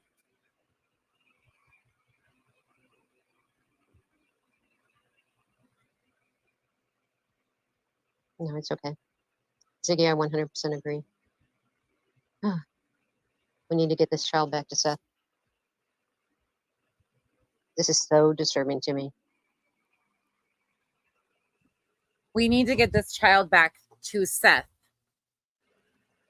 Why only Seth? I'm looking for something in my email. I'm sorry. No, it's okay. I'm sorry, Britt. I just find it so disturbing that someone could play games with a child missing. How do you play games? No, I don't understand it. It's not just games, you guys. It's not just games. It's absolute threatening people. Sitting there talking about somebody having an STD, accusing Bullhorn Betty of having an STD. Bitch, you just let Seth call Clue chlamydia in your chat. Hello? What are we doing here, Brittany? What are you doing? Seth just called Clue chlamydia. And you're worried about what's being said about BHB, who is actively in the process of stalking and harassing the family of a missing child. Are you fucking lost, ma'am? Talking about people's past, like you've been digging. Have you been digging into her past? Like, nobody needs to dig in. It's all out there already. And why are you defending BHB? Talking about Seth's past. Listen. Oh, because she's part of Seth's team and you're part of Seth's team? Weird. Fine. There's some family issues. Seth and Katie and Chris, all of them have some issues with one another. But, they want to talk about Seth saying that he has said some horrible things. Listen to what that man just said.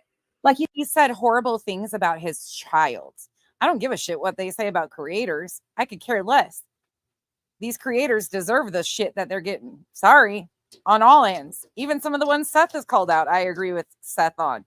Some of these people are straight up trash. And they exploit these victims and call it a job, including you, Brittany. It is what it is. Lace that shoe up and wear that bitch. That's you, too. He's going to threaten Seth with his past. Talking about Bullhorn Betty and Seth need to get together.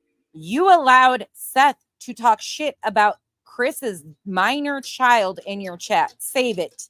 That's horrible. Dexter, shush. This man is sick. And now I know what Sebastian went through. God bless. You know what Sebastian went through. Really? Do you, Nana? Why don't you ask Seth what that CPS, the last one, was about? I'd love to know. Why didn't Seth Out it. I'd wonder. I'd really like to know, because I've got some questions about some stuff that Seth said on BHB's stream. I have some questions because timeline wise, well, there's a lot of stuff that doesn't add up quite right. Bless you. Oh. Where can this child be? We need to find him. Janice, I I agree. agree. Hold on a second. Agreed. I agree. Where is he? And Where- I think I'm almost I mean, he there. didn't just disappear. What are most of you guys? I have a couple of theories. Hang on a second. Oh, here we go with theories. Here you go. I'm going to put up this flyer for you guys if anybody wants to screenshot it or try to get it. That is the official one. We're going to fast forward a couple more minutes because she goes Poor on. Katie. Never. Just said. Exactly. All same. When has Seth called into a channel pretending to be someone else and talk crap about Chris Proudfoot or Katie? Never. He's never pretended to be somebody else. So what? He's called into how many shows and talked shit about them and painted a narrative about them? Give me a break. Threatening other creators, content creators, that they could get ran over and the person could get by with it.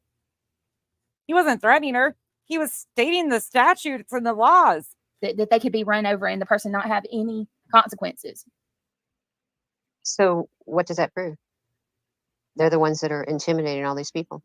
It doesn't prove shit. No, it does not. What in the hell? It just you're cooking your own goose, Chris. You're exposing your family. You're exposing yourself. You are better off staying off of social media. Yeah. Oh God. I just don't know how he could think no one recognized his voice. I still totally know it's you. This is so ridiculous. So Tori Dean, because you are or Terry Dean, because you're Clues mod, and I've seen you even though I can. Terry got accused of being Clues mod. At least get it straight. She's my mod, you jackass. Continue to be very nice to you, and you come back, you'll go over there and talk pure trash about me tomorrow, even though I've never spoke ill word about you. But I'm still nice, and I still, try to have a conversation with you. You'll go over there and trash me again tomorrow in the chat, but I'll indulge you still, even though you trash me every time you leave my chat and go back over there. I would be just as concerned about the late night YouTube stream. Repeating what you say is not trashing you either. Those are your own words. That went on when he was obviously vulnerable and telling funny stories about contaminating people's pizza orders. So you think that is equivalent to Chris calling into Clues and seemingly threatening? I mean, but what else would you call it when he's sitting there saying, I hope this YouTuber knows that in Tennessee, she could be ran over and the person could get by with it? Does this YouTuber know that 1 in 20 assaults in Memphis are 1 in 20? There's 1 in 20 are violently assaulted in Memphis. That's horrible. Yeah. Have you not heard locals talk about the crime rate? Spirit Seeker Squad says, in general, there is no law that prevents people from taking pictures of children in public places, including parks and streets. This is because the First Amendment protects the rights to take those photos. 2, in most public places, and children have little expectation of privacy in those areas. However, there are some exceptions: private property, advertising, and school districts.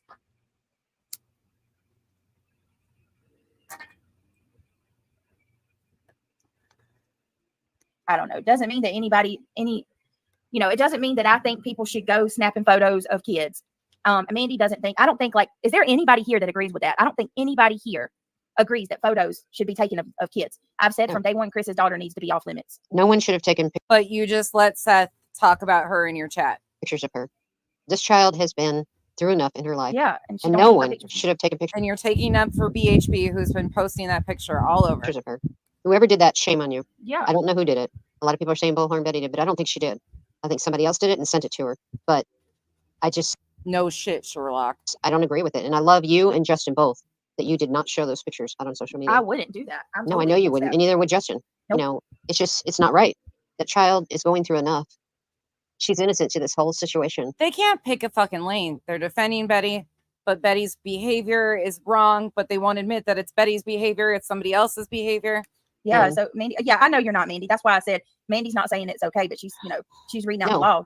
No, Mandy, I didn't think you said it was okay either. I'm just saying that the people who did this are so wrong for doing this. And yeah, Seth is not. Seth messes up. And I've called things out that Seth has done that I disagree with just as much. Says no, Seth isn't perfect, and I don't agree with everything that he said and done. But when it comes to guilty acting, well, he isn't doing any of that. He acts like a parent. Yes, Sapphire, exactly. Doxed an SA victim down to her social security number. Wanting to find a son.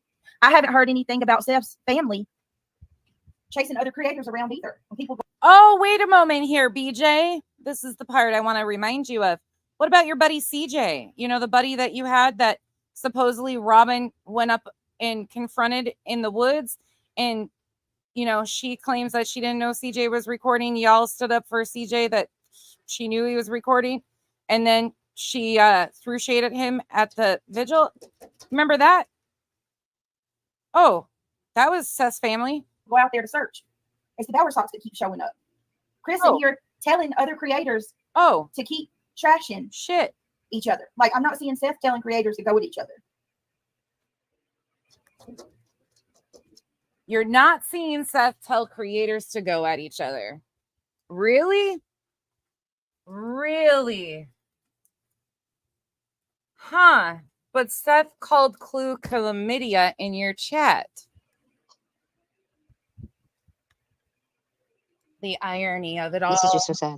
Mm-hmm. This child is missing. I mean, oh God, I can't wrap my arms around it. This child is missing, and we need to find him. And we need to find him. And all these people on that side of the family are just harassing everybody. What in the world? Why? All these people on that side of the family are harassing everybody. No proof to back up any of those claims. They're not harassing anybody that I've seen. Why would you do this? Why? That's a good question.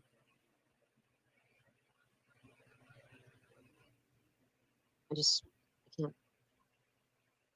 I mean, I can't sleep at night thinking about this. Sebastian, we want you found. Nana's not sleeping because she can't. She loves him so much. She loves him more than the parents do. Fucking gross. This is fucking disgusting. Vic, you're probably fucking right. She'll probably be like, I thought that was a clam or a mussel or one of those like jellyfish that doesn't have a fucking brain. It's crazy. It's just so freaking nuts. I'm about ready to go to Tennessee. What? I'm not kidding you. After going and I will not go and fight for Mike anymore unless CJ is there because I feel protected because he has his gun by his side because I don't feel protected. But it just makes me want to go out there. Well, here's what makes me. What about the things he said on your panel, Brittany? It was awful. Why won't he tell people about Sebastian having? Yeah, I didn't like that either. I'm Emily. Listen, I'm not here to fight for Seth and say that, and say, oh, he's perfect and the Proudfoots are shit. And it's no. Do I have a bias? Yeah, I have a bias. Here's where my bias comes in, though. It's not because I get so angry at people who say this. I side with one parent because people that I don't like, support the other. It's not that at all. My problem is and has always been the way that Chris has described treating that kid, and it drives me bananas. So we just ignore everything that's in court documents about what Seth did to his child, but we get stuck on the fact of what Chris has openly said about disciplining Sebastian. So we get stuck on everything Chris says, but we ignore everything Seth says. Gotcha. I gotcha. Like, there is just a bunch of, y'all know, he talked about hitting him with a belt. And then he gives that story about the CPS worker and how Sebastian thought he was going to get him removed from the home. And he told him, and the CPS worker told Sebastian, you can't be lying about stuff like that. And then he talks about Sebastian's dance and how he has the most goofy smile imaginable and it can't be mimicked. And just, oh God, y'all, I can't. It's not, I don't know if Chris Cady had anything to do with Sebastian's disappearance because we don't know. There's no evidence. My point of contention has always been he's a complete asshole. And the way he talks about that little boy makes me sick. So he called him goofy. And how else? Why is there always something that changes here? Last time it was because they've lied so many times. They changed their stories. Now it's all these other things. Can you pick a lane? It makes me so angry. And then I watch some of these other people talk about him like they praise him. He's a good stepfather who loves Sebastian and wanted what was best for him. And it's like, hello, did you forget? There was a CPS call made to that house 1 month before Sebastian went missing.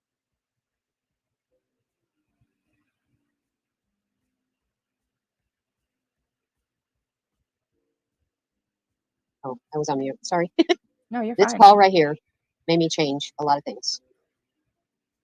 I do not like Chris, and I'm starting to wonder if Chris, oh God, I hate to say this, but has Katie brainwashed into loving him so much that she's willing to do this. Oh God, I don't even want to go there. I don't know. I mean, that's just my thought. And people can beat me up. You can, all these hate channels can put me out there. I don't give a shit. But this call right here really put a lot into perspective. It made me think of Summer and how they did that fake call. Why? Why did you do that?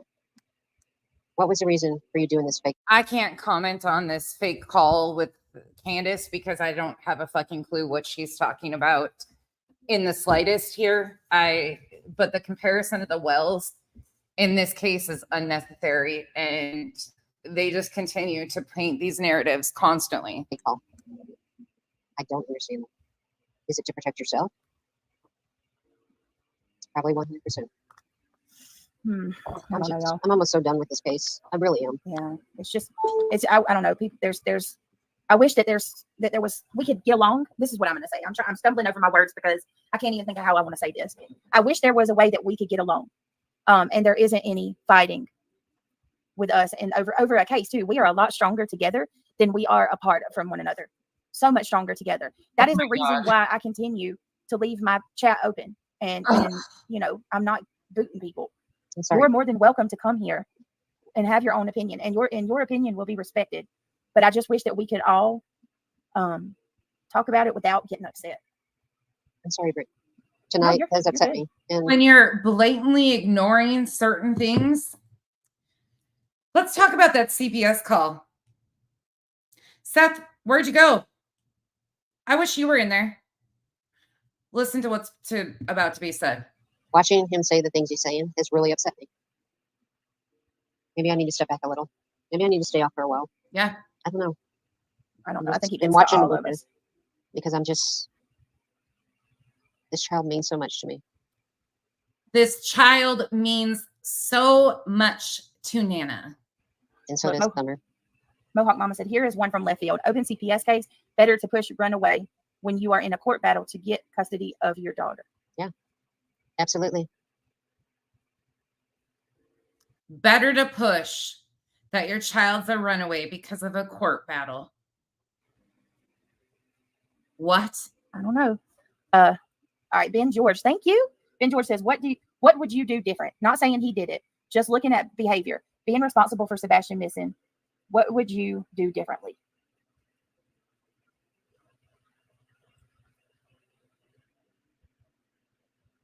That's a good question, Ben. Thank you so much. Wonder and think things, but to say you love Sebastian more than his mother, yeah, no, I don't. She is a mother. Her child is Go, Emily. Missing until law enforcement says she did something. How can anyone? Emily, I agree with you. Use her. This is what I'm starting to think. After this conversation tonight, I'm starting to think that Katie is abused too. And she's in a very abusive relationship. I'm Which there's no proof of whatsoever. starting to feel that. And not saying that she's innocent. I'm just saying, I feel like. So we're not saying that she's innocent, but that she's being abused. Gotcha. Another crazy narrative. She's really being abused to the fact that whatever happened, I don't want to think about it. She went along with it, but because she loves Chris so much, how could you love a man more than your child? I can't even fathom. How could you love? Where the fuck are they even getting the information to say these things? Where are you getting anything? There is no proof at all that Katie does not love her son whatsoever. In fact, quite the opposite. Seth, it wasn't because the attorney didn't come out with the CPS records, is it? Was it? You said something in that interview with BHP that sat wrong with me all along. Maybe we should review it and I should point it out to people. No. Okay. Brittany, I love you. I'm gonna go down. I'm so disturbed, and I may have to step away for a while. I just really can't deal with this anymore. Yeah, it's stressful. It is. Yeah, this child deserves so much more. Mm. So much more. Mm-hmm. He was so innocent. Yeah. And Well, such- don't let it run you away, though, Nana. That's I know, but I just, And somehow it becomes poor them. Poor them. I'm just in tears tonight. I don't know. I love y'all. I'm gonna go down. I love all right. you. Well, I love you too, Nana. No, It's all and I right. love everybody in chat. No, I'll think about it. It's just these children deserve so much better. I'm so glad that I have 2 grandchildren that were saved from this. Thank you, Lord. Good night. Oh, I love you. Good night, Nana. I love you. Hopefully see you tomorrow. Oh,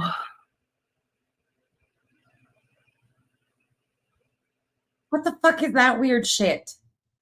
You have 2 grandkids that were what?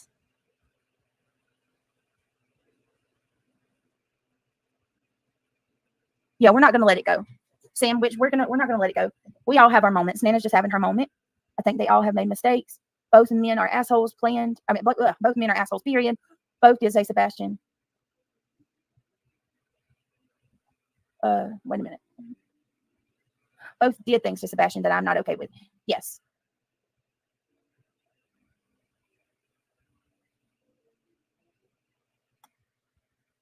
All right.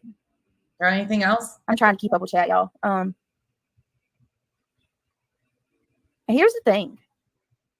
Like, let's regardless of what you think, okay? Regardless of what all of us believe.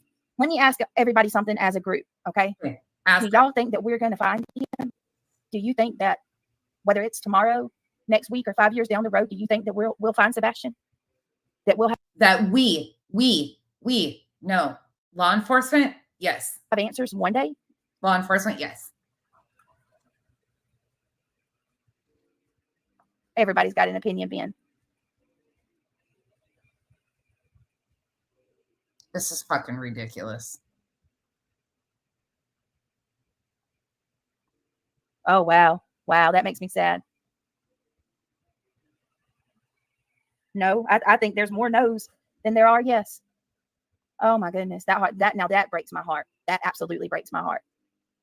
You guys. Her heart's broken. We gotta go. I can't take any more of that shit. Anyways, okay, so you saw that. Now we're gonna go over here for a minute. This is the Vault XL. This is from today. So you heard the call with Uncle Taco. You heard what they were saying there. Let me share this one instead.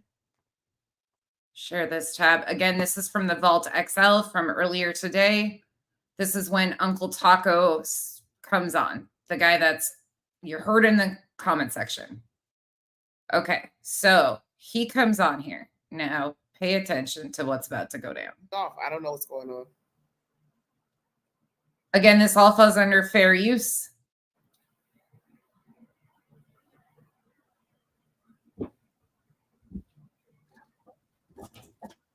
Well, it depends on what he was told, Vivian. I don't know. I have no idea, sweetheart.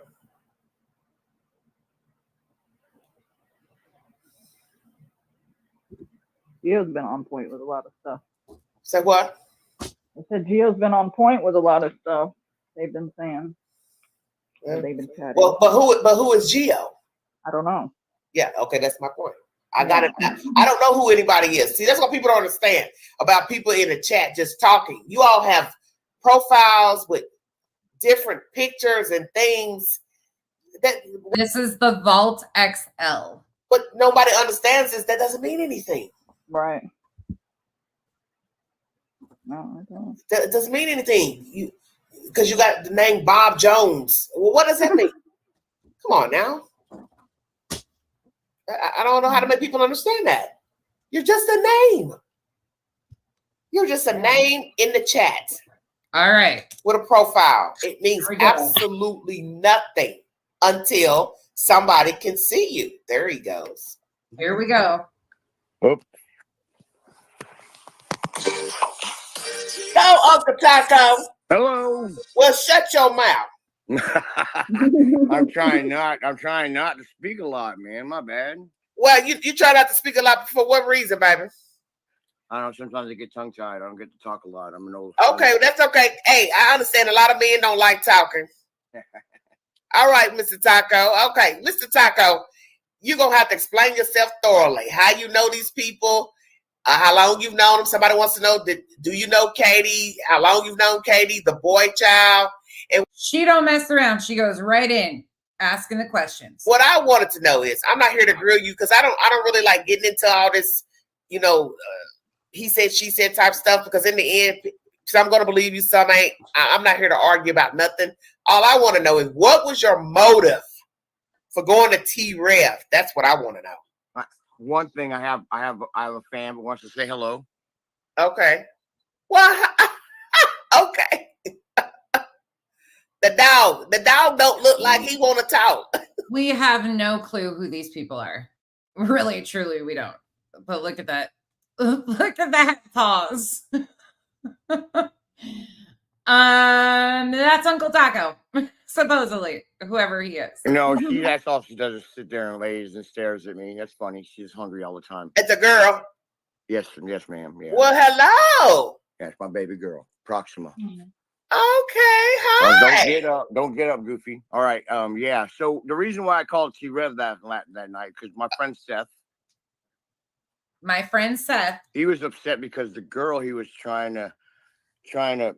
Thank you. That's all I wanted to damn know. That's all I wanted to damn know. And is why you called me, because you knew. Because you knew. He called in to T-Revs because of the girl. Chasing, it gets really weird. Yeah.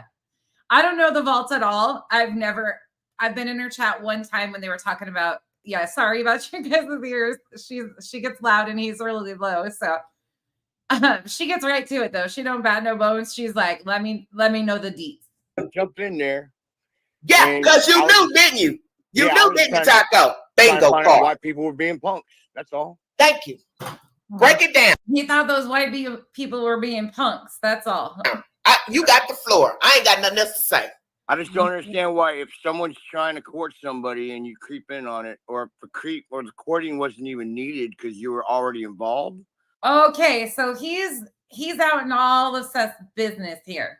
He's saying he called in because of his buddy Seth and something to do with this female Michaela situation. Okay.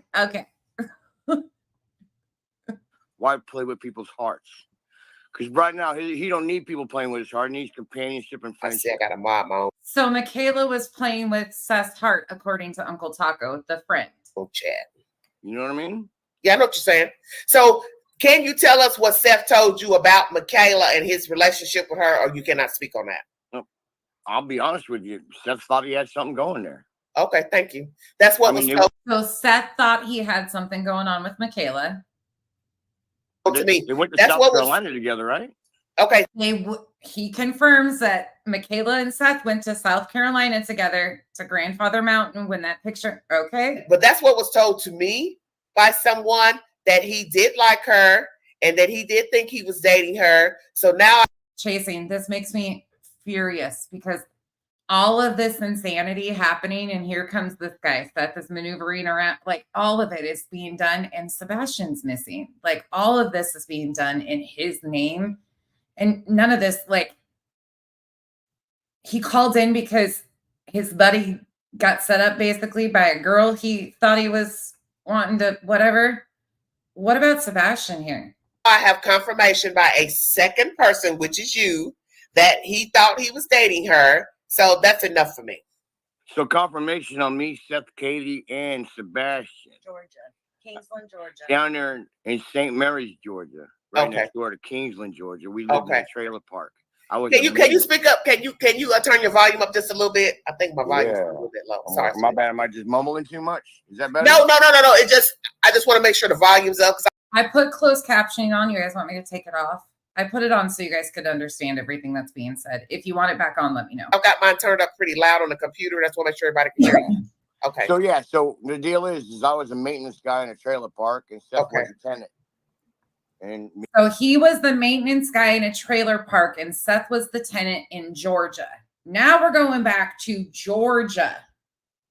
Me and Seth ended up having numerous things that were related that we like to do. So we started talking like people do. You know what I'm saying? Yeah. every morning I rolled around the trailer park to check my trailer park. Everybody lined up to smoke. I'm sorry, I'm gonna be honest. Smoke pot. Okay. I mean, I drove by. Everybody wanted to smoke blunts. They handed me blunts. We smoked. We had fun. I mean, it was a great trailer park. But earlier in the other call with T-Rev that Brittany played, the wife said that they've known Seth since 2008. But now this guy is taking us all the way back to Georgia. Okay. I guess you would call it a coffee club. We all had coffee together in the morning. Okay. But, you know, the deal is that we all rode around. Everything was, I rode around as a maintenance guy. Everybody did their thing. We all said hello on my off time. Me and Seth were friends. My daughter watched Sebastian while he was 2. The daughter babysat when Sebastian was 2, according to this guy. How was Sebastian when your daughter was watching it? 2. 2. Okay. A wild hair. He was being a maintenance man. He would help me under the sink and try to tinker with my head with wrenches and tap me and have fun. But I didn't care. It was my friend's kid. You know what I mean? So how did you meet him again? Being a maintenance man. Maintenance man down in Georgia. Yeah, I fixed shit. My bad. I fixed stuff. Okay, so what was Seth doing for employment at that time? I believe at that time he was working at Express Scripts. As a what? At Express Scripts. Express Scripts. What's that? Caremark. It's a pharmacy. PBM. PBM, mail order pharmacy. Pharmacy benefit manager. So look at CVS. That's Caremark. That's that company right there. Okay. They do military prescriptions. Military prescriptions and mail order, like. Oh, I see what you're saying. Okay. Okay, so you two became friends. Okay. Okay. Okay. I haven't heard that. So you all kept in contact all these years since the boy was 2. Yeah.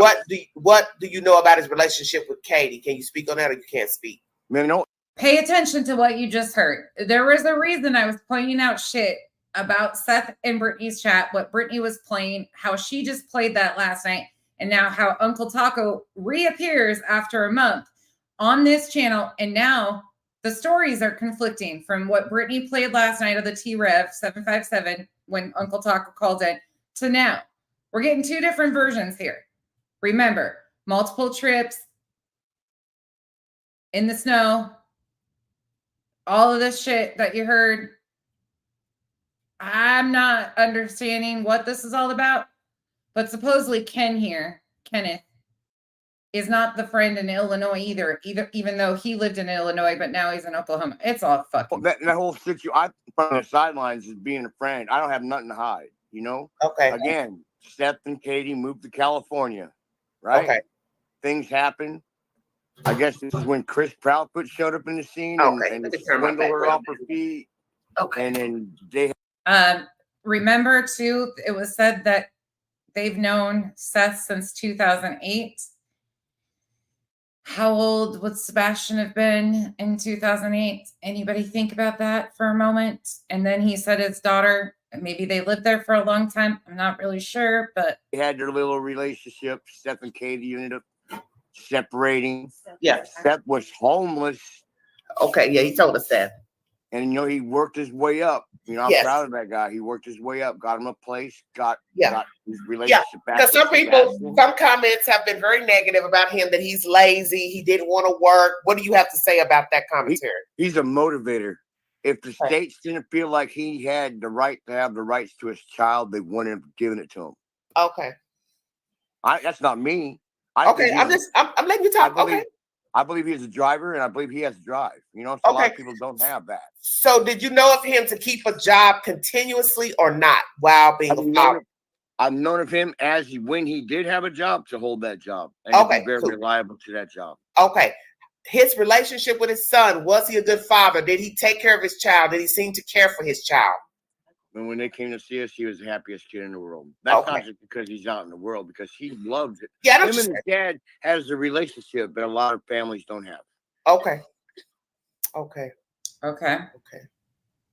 So, no, you're fine. Go ahead. Go ahead, my bad. I'm just going to. So, you called T-Rev basically to what? See how T-Rev was going to react with you calling in? Yeah, just to push up on him a little bit. Just Yeah, to be an that's what I thought. I keep trying to tell people, Queen. Just to push up on him a little bit, to be an asshole. That's why he called into T-Rev 757's show. Okay?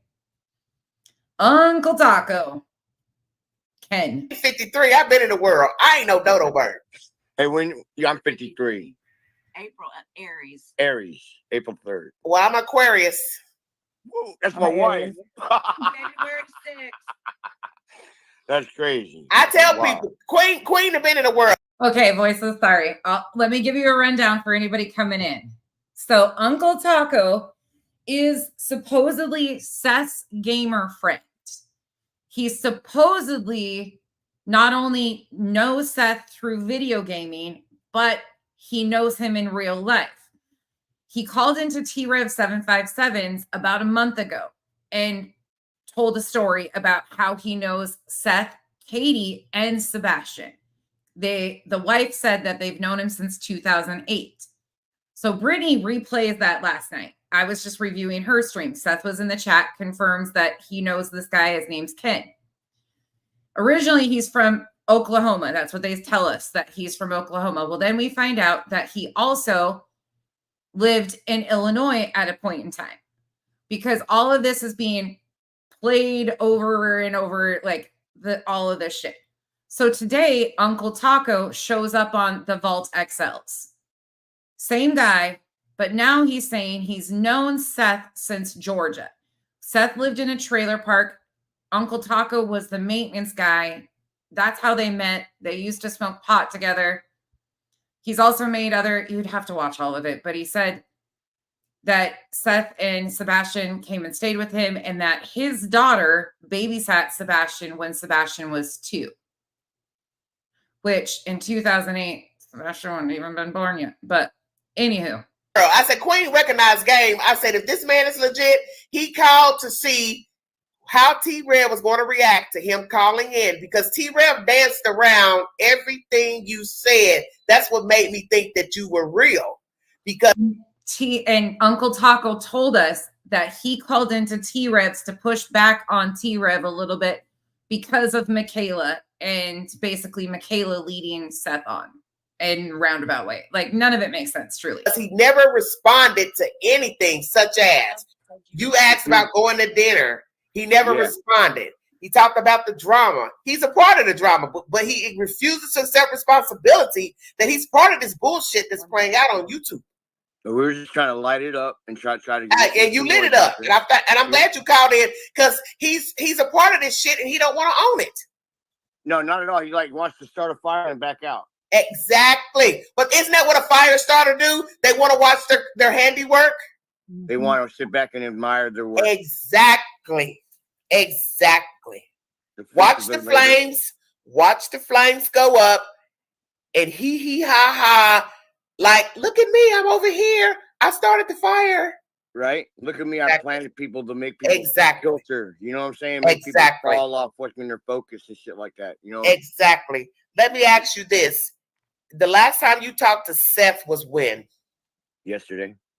How is he doing in your opinion? So conveniently, Seth and him spoke yesterday. Conveniently, Brittany played the call from T-Revs last night. Conveniently, Uncle Taco shows up on the Vault XL today. Terrible. Okay. He's dying. He's hurting. He's going, he's trying.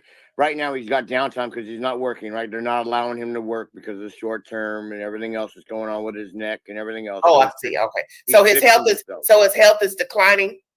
Very much so. He's been out there. He's been pushing himself too hard. I've been trying to tell him to calm down. I've been trying to take his place, but I can't quit my work to go out there to help him.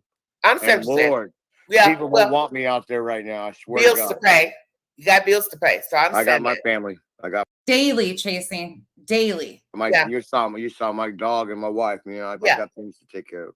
Wow. Plus my 6 grandchildren. You know what I mean? It's I heard you say being that. a grandfather.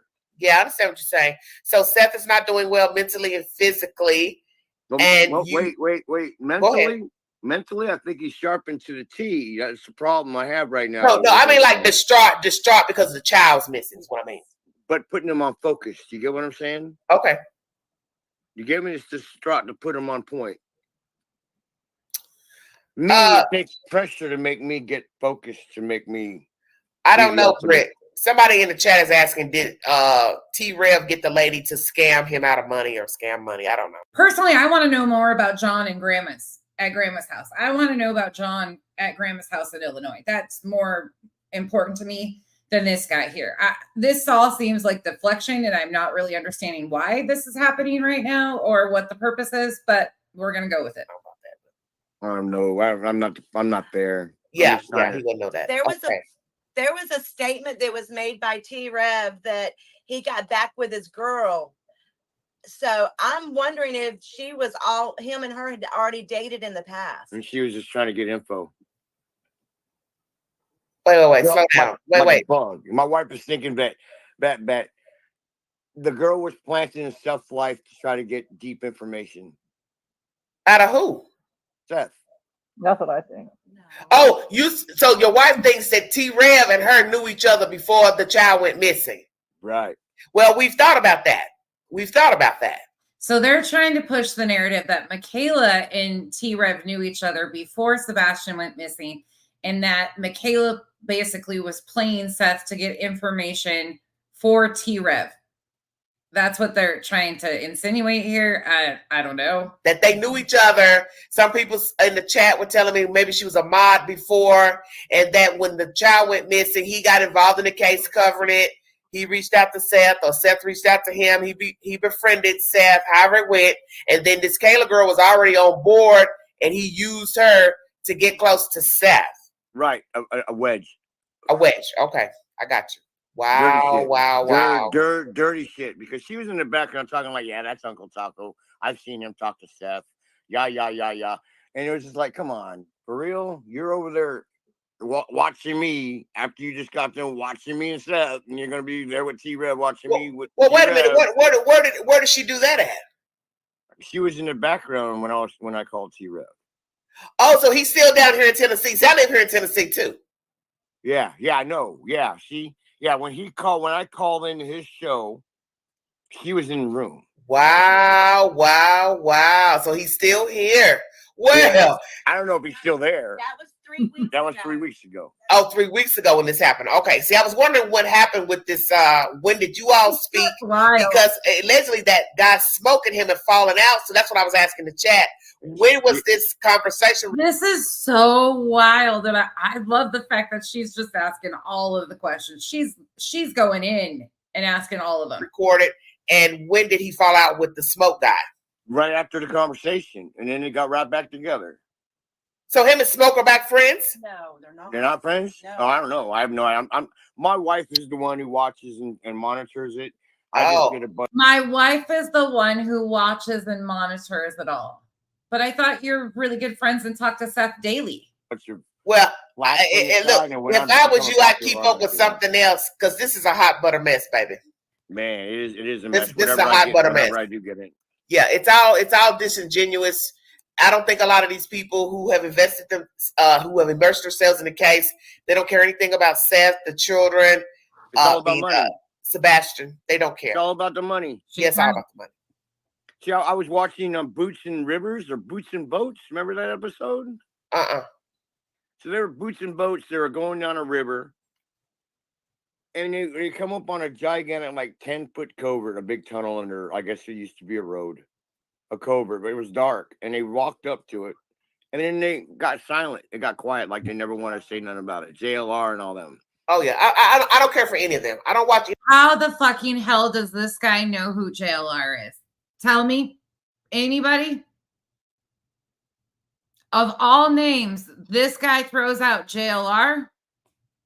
That shit. I thought it was straight junk. It's all junk. All this searching on the ground, looking in parks. First of all, you don't know where the child is. So we're at a point in the juncture where you're going out here looking and fucking around with mattresses and all this old dumb shit. You don't know where he is. You don't know if he's alive or deceased. What is the point to it all? Law enforcement are the only ones that would have any inkling to where the child is. So they're the ones that should be on the ground looking, in my opinion, because we're so far along now, you wouldn't know where to look if indeed it's foul play. See what I'm saying? Bottom line, the whole coordination and search shouldn't be done by civilians. It should be still No, it by shouldn't. somebody But they tell in a you law that. enforcement agency. Exactly. They tell you that. They don't want people searching for the very reason that people get lost in the wilderness. But Seth claims he's been out there every single day searching. This is why you don't need to be out here looking around. They don't want you even helping when they have a real search because they don't want anything to happen to you. Anybody else have a headache already? Anybody else? Like, now you see why I say all this is deflection and intentional, and there's games being played here. Like, I can't make this shit up. Like, how have we came, like, what the fucking hell? Right. Right. They don't want the crime scene disrupted. Exactly. Oh, I do too, Emily. It's just it's all been handled wrong, and for so many days, Sebastian is either out there surviving. I tried to tell them all to look at the homeless camp. Demon. Exactly. Gabby was very, very, very kind to both sides, in my opinion. She cares about Sebastian. She cares about Katie. She cares about Seth. Like, she cares. This guy here and his stories are all over the place. He's about to mention, I'll back it up just a second so you can hear this in full context. Because he's about to mention homeless camps. Remember when Seth talked about homeless camps? I don't like the way the Proudfoots raised their son. Okay. You can just look at their son, Chris, and just you can see that. Yes, COVID. Chris is a Proudfoot. Chris is a Proudfoot. She's talking about Chris and Katie. Chris and Katie. Are you talking about Chris and Katie? Yes, sir. The unaccountability is loud as fuck. Say what? Sorry for cussing. Katie's. Did I go? But they tell you that. Hold on. Thing to happen to you. Sorry. Right. I went forward. Right. They don't want the crime scene disrupted. Exactly. Okay.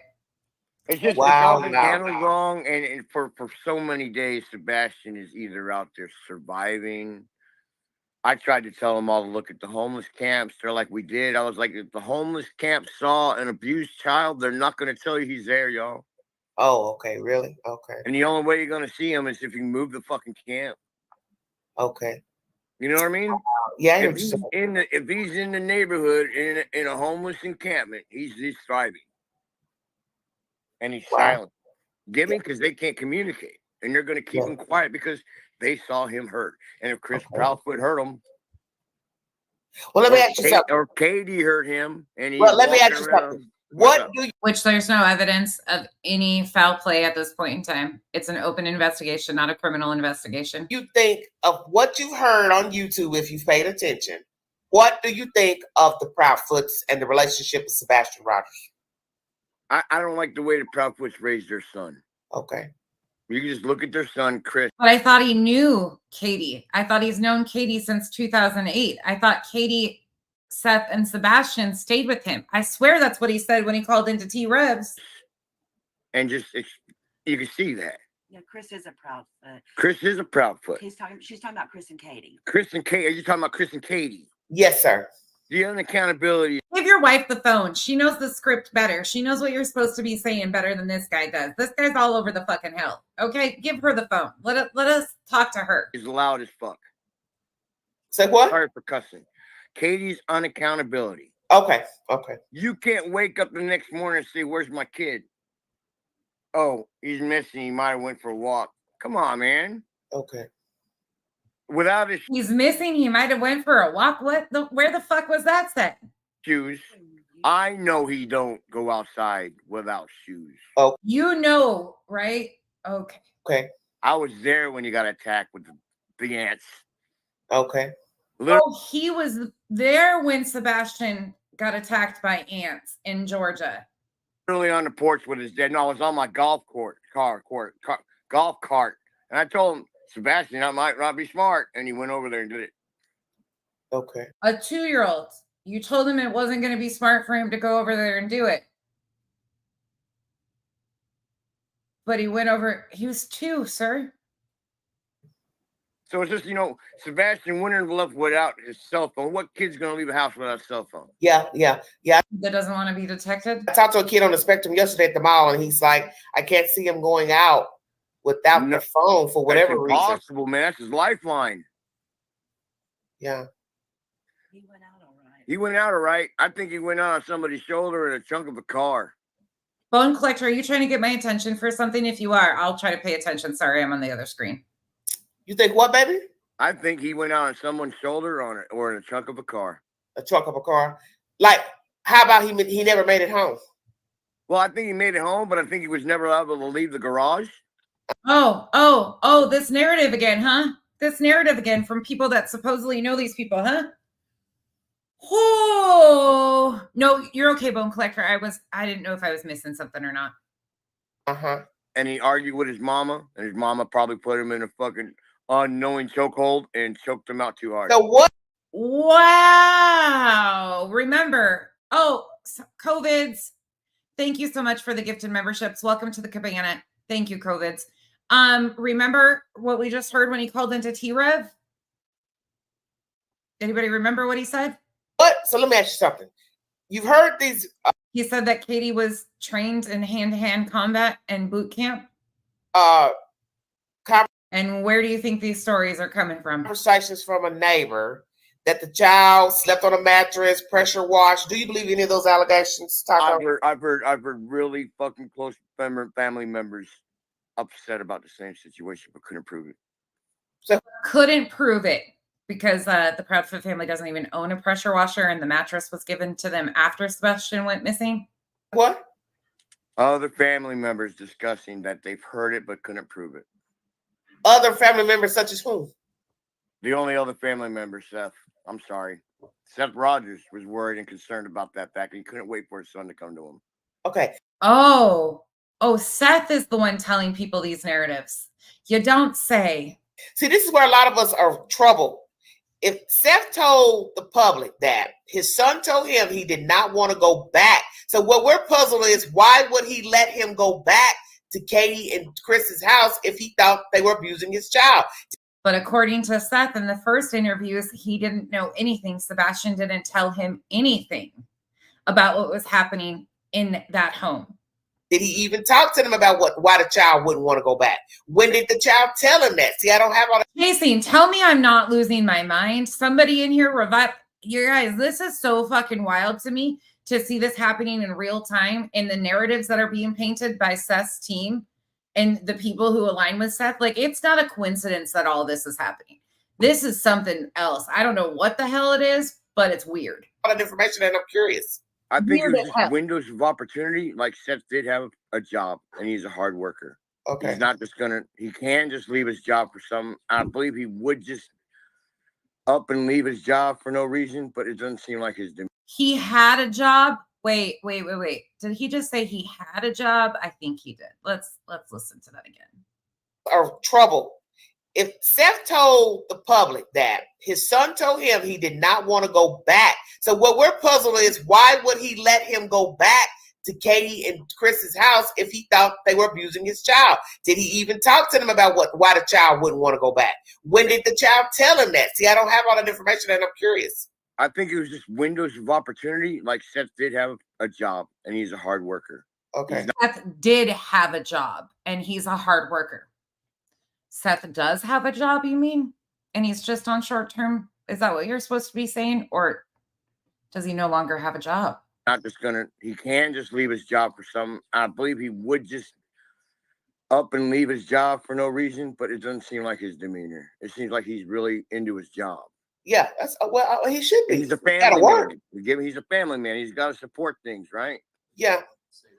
But what I'm saying is, his son allegedly told him he didn't want to go back to their house. What we're trying to figure out, some of us, is what happened in that conversation after the son told him that. Did he approach the Proudfoots with that information? Hey, my son says he doesn't want to go back. Why not? That's what I'm curious. That's what I want Seth to answer. I believe Seth wanted to, but in terms, if you turn around on a man's point of view, a man really doesn't have a right.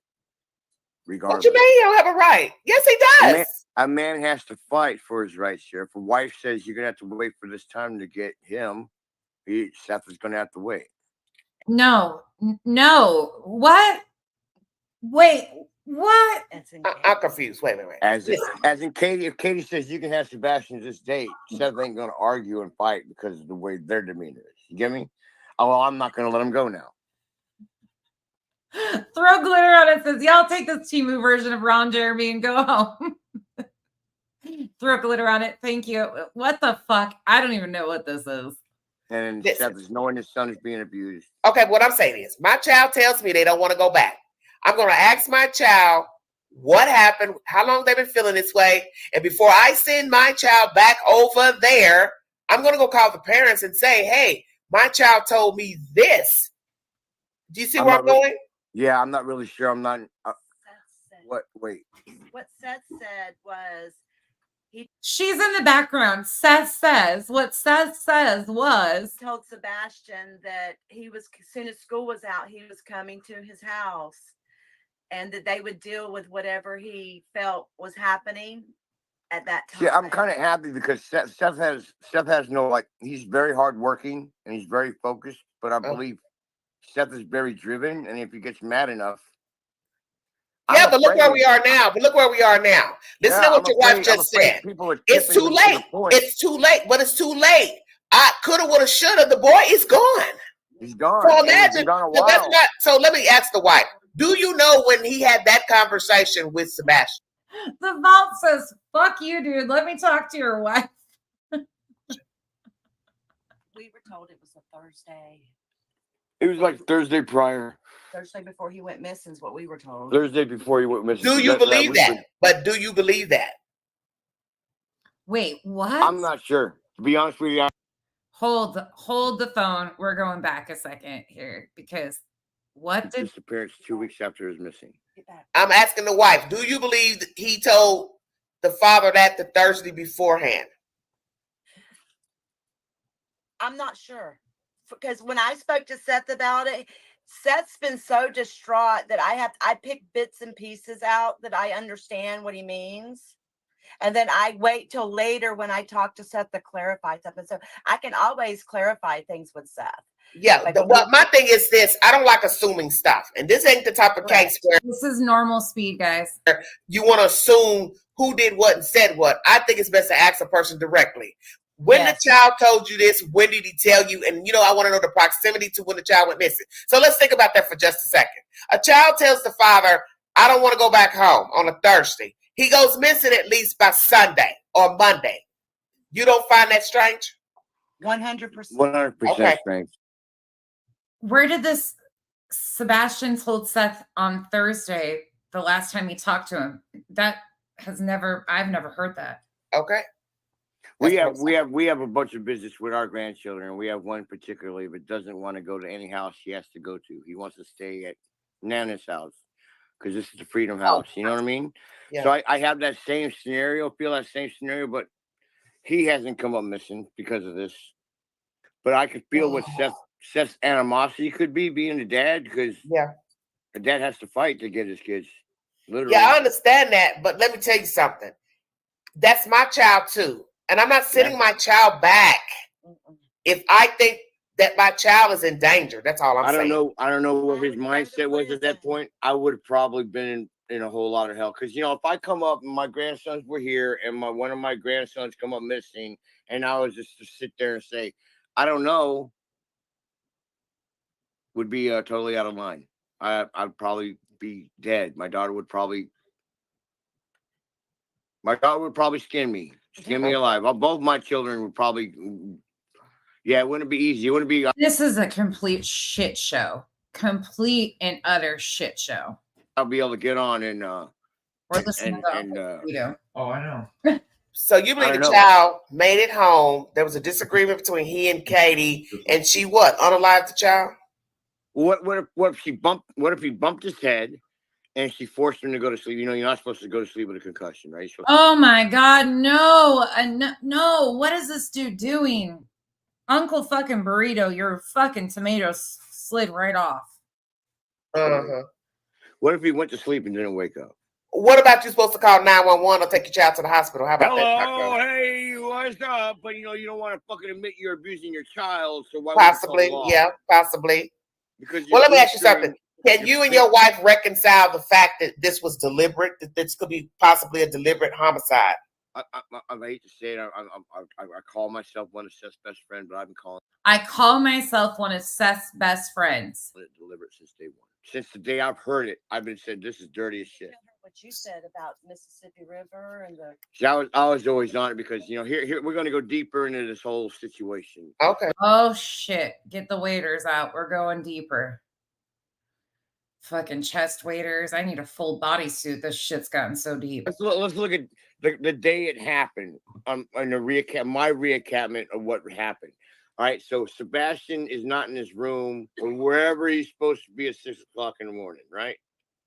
Okay.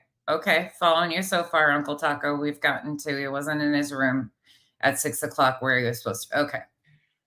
Katie calls Chris. at 3.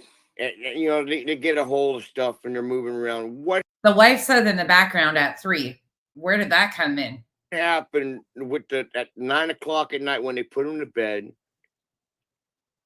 Chris and her have a conversation while he's driving up there and his phone's sitting in his RV. Oh, so once again, Chris is involved. Even though, okay. Even though he was in Memphis. Okay. Phones sitting next to each other on chargers. Okay. Come up, pick up the carcass, the dead body of Sebastian. Expose the body back at the site. He was a crane operator. He had a better view of everybody. The fuck are there ain't enough drugs in the world to make me make this understand. Dick Tim, thank you for becoming a member. Yeah, Air Force vet. I think he is serious, and that's the crazy part about all of this. You've seen the security footage from Bombshell Betty. Everybody tries to think it's Bombshell Betty. Fort Knox. It's just a construction site. Oh yeah, I understand. So what are you He's a trying to crane say? operator. You He think has the man way came better up? You access to listen. shit. You think Chris came up and got the child deceased and took him back down there? My thought was that he had time to get up there and get back. Okay. And to be able to dispose of the body in a different dumpster. Oh my fucking God, y'all. So you mean to tell me that this is completely like normal behavior, right? So Brittany replays his interview with T-Rev last night. Seth's in the chat confirming that this is his buddy Ken. Now Ken shows up on the Vault XL today telling another version of his story and his theories against the Proudfoot family to deflect again. You tell me that this isn't all like going through your guys' head that what the fuck are they up to now? And this is supposedly one of Seth's best friends who let Sebastian get ate up by fire ants. Like, what the fuck in hell is happening here? Mercedes girl, hello. Yeah, Joe, it is. It completely is. Like, I'm just like. And that's why it's different because they looked at a dumpster site, but in a different zone. You get me? Okay. Mm-hmm. So that. Yes, Chris and Katie absolutely passed a lie detector test. I think Katie has taken 2 that she's passed. I know Chris has taken 1 that he's passed. I know it took Seth 2 tries to pass one, I think, because he fell asleep in the first one. People are like saying you can't take trash on a work site. I can, Nursey. I'm like, if you're a crane operator, you know when the trucks are coming. You know when people. Well, people have been found. Listen, people have been found on construction sites because we had a body found here not too long ago over at the mall, the old Easttown Mall, and somebody put that person in concrete before the mall was built. So yes, it can happen. It can happen. Don't say it couldn't because you Yeah, have a bird. somebody put the body over in there either while it was a construction site or it was damn dirt. Either way. Love the name Wheels on the Bus. And yes. I send you down some dark rabbit holes. I'm telling you guys. I was listening to this today. I was listening. So somebody else alerted to me to Seth and BJ's chat and said, you need to go watch that shit. So all morning I sat and watched all of this. And then this came on as soon as I got done looking at that. My brain was like an overload. Then this showed up and I was like, no, this is not happening. Yeah, it sure is. It sure is. And if you're pouring concrete, they don't shut it down. It's 24/7. They're running it. Wow. So that's just my thoughts about it. I don't. Well, let me ask you this: do you tell Seth personally what you think happened, or you afraid to tell him because you don't want to hurt his feelings? You understand what I'm saying? It slips. I try to be as backing as I can to him, but it slips out. And what does he say? And what does he say in return? He stop saying that. Okay, and that's expected. But that's the wife answered again, and he had to look at the wife for the correct answer that he's alive. Stop saying that he's alive. Give her the phone, Uncle Taco. I want to talk to Auntie Burrito. Because that is his child. As I've told people in the chat, you can't tell the man not to have hope. That is his child. If he wants to believe that his child is alive, that's his choice. I don't have to agree because one, I'm not in Seth's shoes. That's not my child missing. So naturally, if you have a child missing, you know, you're going to have all types of thoughts about what happened before, after, the behavior from the other parents. But I'm sure somewhere deep down in Seth's mind, he knows that something is not right with the Proudfoots. Would you agree? He doesn't want to accept it. I think deep down in his heart, he knows the inevitable. Yeah. Okay. As a father, he don't want. I'm glad you're saying that. Thank you. Thank you. Because she told him what to say. I just want him. I want him to come with closure. I want him to stop being in turmoil. Okay. His aura is so crazy right now, and he has nobody for support but his family. Okay. His mom. Let me ask you something. His mom. He has nobody but support but his mom. But you're his best friend. His other friend, John, is in Grandma's house in Illinois. Do you know if Seth, and it's off topic from Sebastian, but do you know if he was dating anybody before all this nonsense happened with Michaela and all that? Do you know if he was dating anybody? No. Seth? Okay. No. Because I think maybe he was at a weak point in his life, his child missing. This heifer comes along acting like she cares and wanting to be a part of the search team or whatever the hell. I don't really know how she got involved, but do you even know how she got involved? She was printing flyers. I guess she was a what do you call it? A digital designer? Oh, digital designer. She was creating flyers. Oh, I see. So Michaela was a digital. What? Wait. Hold on. What? She was creating flyers. Flyers. Right. Or not. And so that's what I told the chat. Making them, I guess. Don't you people find it strange? She comes in to help Seth, but she ends up with T-Rev, a YouTuber. You can't tell me that don't sound fucked up. What flocks of a feather? What is that term? Birds of a feather. Yeah. Flock together. It's all a money-making scheme. Yeah, because it don't look right. It's all a money-making scheme. You wouldn't say. You a YouTuber living far away from Tennessee, and you get tangled up with a father of a missing child, and then out of the blue, you're screwing a woman that he got tangled up with or helped, whatever the arrangement. That is just weird to me. And nobody can tell me that don't sound orchestrated. Side drama for money? Yeah, whatever. I want to do a YouTube show, man. I'm like, my car broke. I need a car. Oh no, you don't fucking say.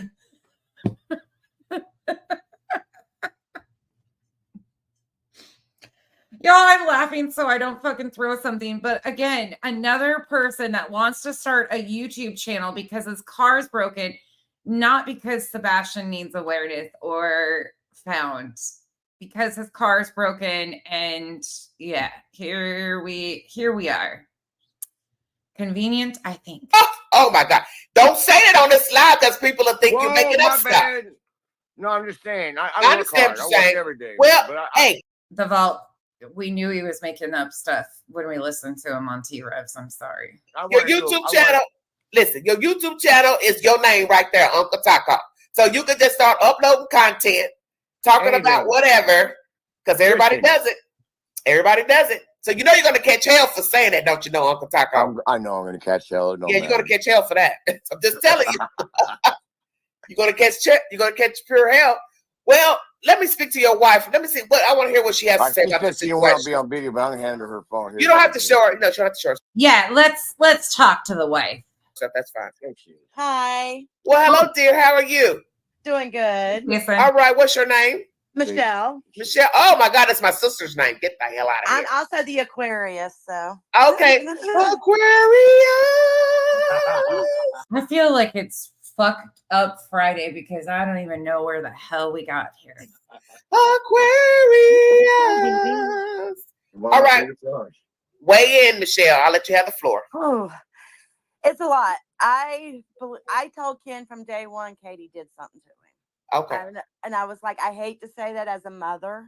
Okay, remember, these were friends of Katie and Seth, supposedly, that have known them since 2008, and they have stayed with them, supposedly, according to Uncle Taco. And and she comes right out of the gate making some accusations. All right. And please take everything that's you're hearing with a grain of salt. We don't know what the hell is really going on here besides more bullshit, deflection, shit show. Because I could never do something to my children. Like I couldn't. But I believe she did something to him. I think it was an accident at first. And she didn't know how to respond. She was worried about losing her pay from the military or anything because, they will take it from you for anything. So they covered it up. Okay. But I don't think. Let me ask you this, Michelle. Did Sebastian make it home from the steakhouse? I'm not sure. I don't think it was him taking the trash out. I don't either. I don't either. There's two. Even though law enforcement has said numerous times. Too many scenarios that could have happened between there and the house. Katie Okay. ADT agent and wiping everybody. Yeah, Katie worked for ADT. Who's to say she didn't put a wipe? Brinks, you mean? Not ADT. What the fuck, people? On the. These are supposedly ex-friends of Katie's. Uncle Taco said he's known Katie since 2008. Well, actually, Aunt Burrito said that in the background, but the fucking tortilla is wet. Screens on most of the houses out there. That's why they got no pictures. Okay, somebody's mentioned that in the chat as well. Somebody's Ring camera had to fix something. There's no way. And we heard Uncle Taco say that Katie was able to wipe everybody's Ring cameras in the neighborhood. She was the only one capable of doing that. I mean, the Secret Service probably would have seen that happen, but I mean, we're not handling a whole burrito here. They forgot the rice and beans at least. If he walked out of that house, there's no way in hell no cameras picked him up. My Ring camera picks up cats. We have a Ring camera and it picks up cats down the street fighting. Okay. And you can see it. And it's dark here in Tulsa at night. Okay. So I believe that she did something to him. I don't think it was intentional at first. Okay. But then after hearing, that Chris couldn't come to the house because Sebastian was there. I've heard that. Oh, that's not true. Okay. Okay. Slow down. You heard that? Who have you heard that from? It was on one of the channels. Facebook group. Okay, but you didn't hear it from Seth. No, I haven't asked Seth about that one. Okay, yet. let me ask you this. Do you believe Seth was in the dark by whatever was going on in the house with the Proudfoots? Not if Sebastian was telling him that he didn't want to go home. Okay, but Seth said he didn't really know how they felt about his child until he watched the panels, that they were on panels. You understand what I'm saying? Yeah. So do you believe that?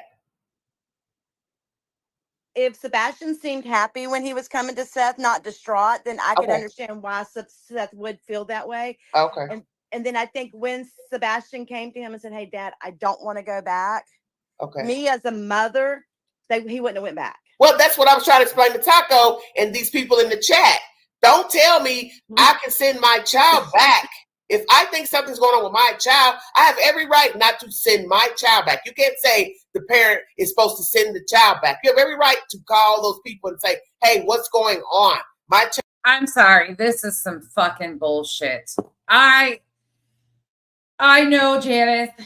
I know. I do. I send you guys down some wild holes. I know, but I thought this was really interesting, and I'm trying to get ahead of this before this takes steam because this is bullshit. Flat out bullshit. There's no proof to back up these freaking allegations. If this is Seth's best friend, as they're claiming, holy hell, I think we're getting an explanation of some shit. But we saw Seth and Brittany's chat going along with some of these narratives that they were starting to paint last night. And then here today, this guy pops up. There's been too many intentional things happening. Child fears for his safety. He don't want to go back. She don't want to go back. Come on now. Yeah. And I believe that Seth did not have an awareness of the CPS reports. Okay. Thank you. Bullshit. I don't bullshit. believe he knew about them because when we spoke with him about it, he was in tears. Like, okay. So what do you think is in the CPS reports, Michelle? Darvo means, I had to look it up, deny, attack, reverse victim offender. So it means deny, attack, reverse victim offender. I think it's more deeper than I think there may have been some SA somewhere going on. Why? Why you say that? Just the way the responses, the way Chris is so adamant. All right. That right there, my friends. I had to, Larry. I had to. Abso-fucking-lutely flip the script, Vic. Yep, you guys are getting it. I'm so glad to see. So now you guys know when these are all going around in the next week, right? Because Betty, Seth's girl, just caused a shitstorm, right? She just caused an absolute shitstorm, put it right on that this chaos is absolutely being condoned by Seth. So what happens? Here comes the new layer of deflection and distraction. Where's Sebastian at? Why isn't Sebastian the only focus, Seth? And why are you saying that you didn't know about CPS reports? Because on Betty's, you talked about some stuff that it doesn't sit well. You used an example of something that's extremely specific. And I cannot overcome this. I can't. Why isn't Sebastian the only focus of these people? It just pisses me off. That nobody needs to know what's in these reports. Okay. Okay. You know, he's very adamant that nobody needs to know. Seth hasn't told us what's in them. Okay. Yeah. So you said you think that you mean to tell me, as big of a blabbermouth as Seth is, that he hasn't told his supposed best friend what was happening to Sebastian in those CPS reports? Bullshit. Bullshit. I'm calling bullshit. As much as Seth runs his mouth, there's another reason why he's not telling what's in those CPS reports. Sorry, I'm going to say it. There's absolutely got to be another reason why he's not saying what's in those CPS reports. And it's not because he's worried about getting in trouble legally. Sorry. There's another reason. That it was an accident. You don't think this woman may have unalived the child deliberately? I didn't think that at first, and now the more and more I hear, I kind of lean. Accidental deliberate. You know, it was Janice, we can do it Saturday or Sunday, and thank you for that again. Yeah, what you're texting me is exactly what I'm thinking too. One of those things that Taco. And I think we're it was one of those things that maybe in the back of her mind it was intentional. Well, what about it was an accident, but not calling the proper things to fix your child makes you criminal at that point. Yeah, he said it's not a criminal investigation, it's an open investigation. Where this is the whole scripted narrative. I'm sorry, you're not going to I don't necessarily think it was against Seth either, the CPS report, but there's something else in there. Seth would have told his supposed best friend, listen to the shit that he's been telling them, supposedly. Remember this. There's been too many games played around that CPS report for me not to think something's weird here. So maybe it was an accident, but not. Smashed him on his head, being an MMA fighter, and not realizing you should. Oh my God, I can't believe this taco's crazy. You know what I'm saying? Now he's gonna talk. And, I'm high now, so I'm gonna talk. So fucking yeah. So if that happened, and he went to bed, didn't wake up, and then she realized it. She's not a trained MMA fighter. What the actual fuck is this? A trained, now she went from learning hand-to-hand combat in boot camp to now she's a trained MMA fighter. What the fuck? Fucking 4 o'clock. So then she covered it up. Yes, and she's just as guilty as doing a crime because she covered it up. Yeah, you are guilty when you cover up a crime. The law says you're guilty. Yes. Indeed. And then the crime scene gets cleaned. They didn't find nothing. Like, you know, like he levitated out of the house. Yeah, Like, there was nothing. Floated, like he was like transported. Like me and Seth joke all the time. Like if the aliens abducted him, they should be sending him. Me and Seth joke all the time. Like if the aliens abducted him, why is Seth joking about his child being missing? That bothers me. Back anytime now. And I'm mad as hell because they didn't bring us with them. And you know, it brings Seth to smile a little bit, but that caused a lot of hell on the internet. My wife talking that. My God, man. Yeah, I got kind of reamed. What caused? Say that again. What caused the stir? Ken and Seth had just talked about the aliens got Sebastian. And Oh yeah, that's not good. You know nobody's gonna want to hear that. Yeah, and I put it on Facebook, and I got reamed from. Well, you don't believe that, do you, Michelle? No, it was a joke. Okay. To kind of make Seth kind of like get a giggle out of something, because we've not seen him smile or laugh or anything in so long. Yeah. Well, you know, because people are gonna say, "Well, why would you joke about something like that?" They did. Aliens. I know they did. I'm sure they did. I'm sure they did. I'm sure they did. Yeah. Well, and I made a comment about the rapture in it too. I was like, maybe the hell, rapture happened and we all got left behind. Well, and hey, that'll be a sad thing, won't it, to find out we were left behind. That's true. Trying to live it up. Ooh, Yeah. I did make that comment because in the Bible it says he's going to take. Yeah, but I don't want to live it. Oh, hell to the no, to the no. Odin Girl, no. He said that in like every one of his interviews, but then we found out in the BHB interview that he does. Am I right? Was it the BHB interview? I might have my interviews wrong at this point. I think it was the BHB interview that he does have Facebook, but he keeps it locked up for personal photos and personal friends and shit like that. Like he keeps his Facebook locked up for that. Yeah. So he does have Facebook. It's just not public, and he has videos and photos on there and people he's known. Live it up, Taco. I don't want to live it up knowing my fate is that I'm going to hell. No. Yeah, this is the anti-burrito without the rice and beans. You live in Tennessee. Yes. You live in Hendersonville. No, I live in Knoxville. I'm 3 hours plus from them. What's up with that dude abducting people and doing exorcisms? He lives in Hendersonville, right? Yes. The child lived in Hendersonville. No, the guy that had the church in Tennessee, that was in the same town, was it not? I don't know. I don't know who you're speaking of. So if you Google exorcisms, recent exorcisms, it'll come up with a preacher in that town that believes that people with autism are demons. Okay, I hadn't heard of it. What?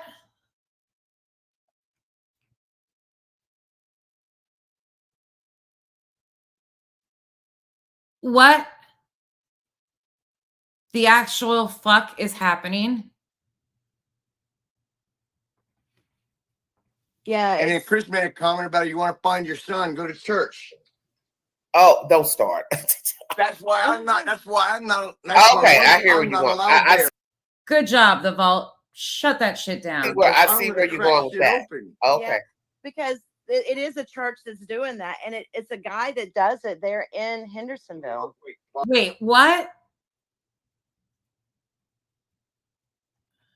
Are they talking about the guy that was out there with the signs about repent, Chris Proudfoot? Yeah, now we have an exorcism going on of autistic. Yeah, I give up. Oh, y'all talking. He's going to look it up real quick. It's on Google. Okay. We research. We've done a lot of research from here. We've put flyers out here. This is supposedly Seth's best friend who didn't live in Illinois, who does live in Illinois. He did live in Illinois, who's known him since 2008, who lives in Oklahoma, but then met him in Georgia when he was a maintenance guy at a trailer park that Seth lived in.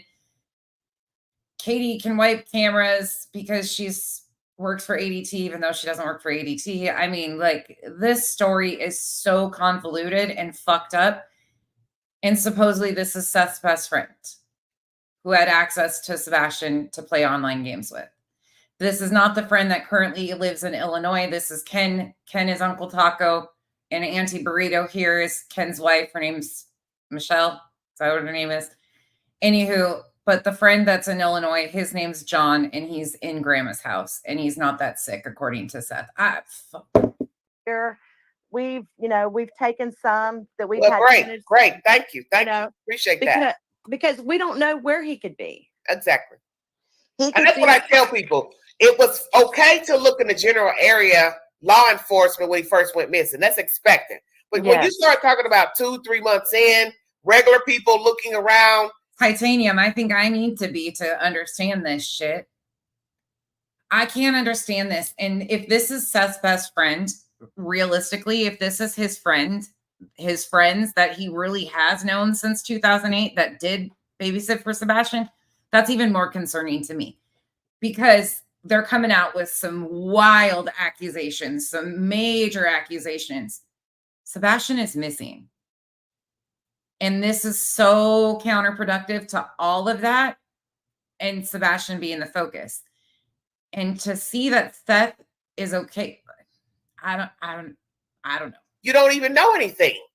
So how would you know where to look when you don't know anything? I don't know. Correct. You don't know where to look. And this case has hit an all-time low of idiocracy. No shit, ma'am. Do you hear yourself? This case is horrible. It makes me sick. Is Father Dan real? Okay. And Thank it's national news. Really Michelle? Harry, right? Yes, ma'am. Go in your phone and are you on IG? Instagram? Yes, ma'am. Well, look me up, Big Sexy 71. Send me a message, because next time when I do a live, there won't be a chat, because I see what I'm gonna have to start doing from now on. So you look me up next time, we'll talk if you want to talk, and there won't be no more chat. I do appreciate the vault, like, kind of dismissing some of this stuff a little bit, because I'm sure she was like, what the fuck? Okay. Because I don't have time for all this nonsense that's going on right now. So next time we talk, it'll just be us talking one-on-one. Okay. So just go on your phone now and pull up Big Sexy 71 and send me a message.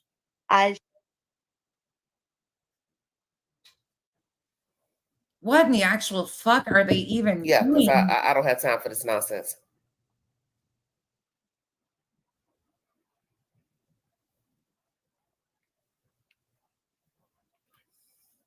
Why is he aligning himself Hey, with the worst? Oh shit, we still got.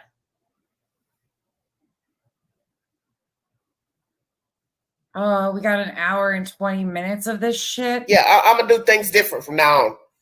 No. Because hold on. I work together. Okay, here they come back. Hold on. Oh Lord bless us all. I don't know if about Katie, like how I can't promise you guys that I'm gonna be able to hang in here for all this. I'm gonna tell you, I don't know if we're gonna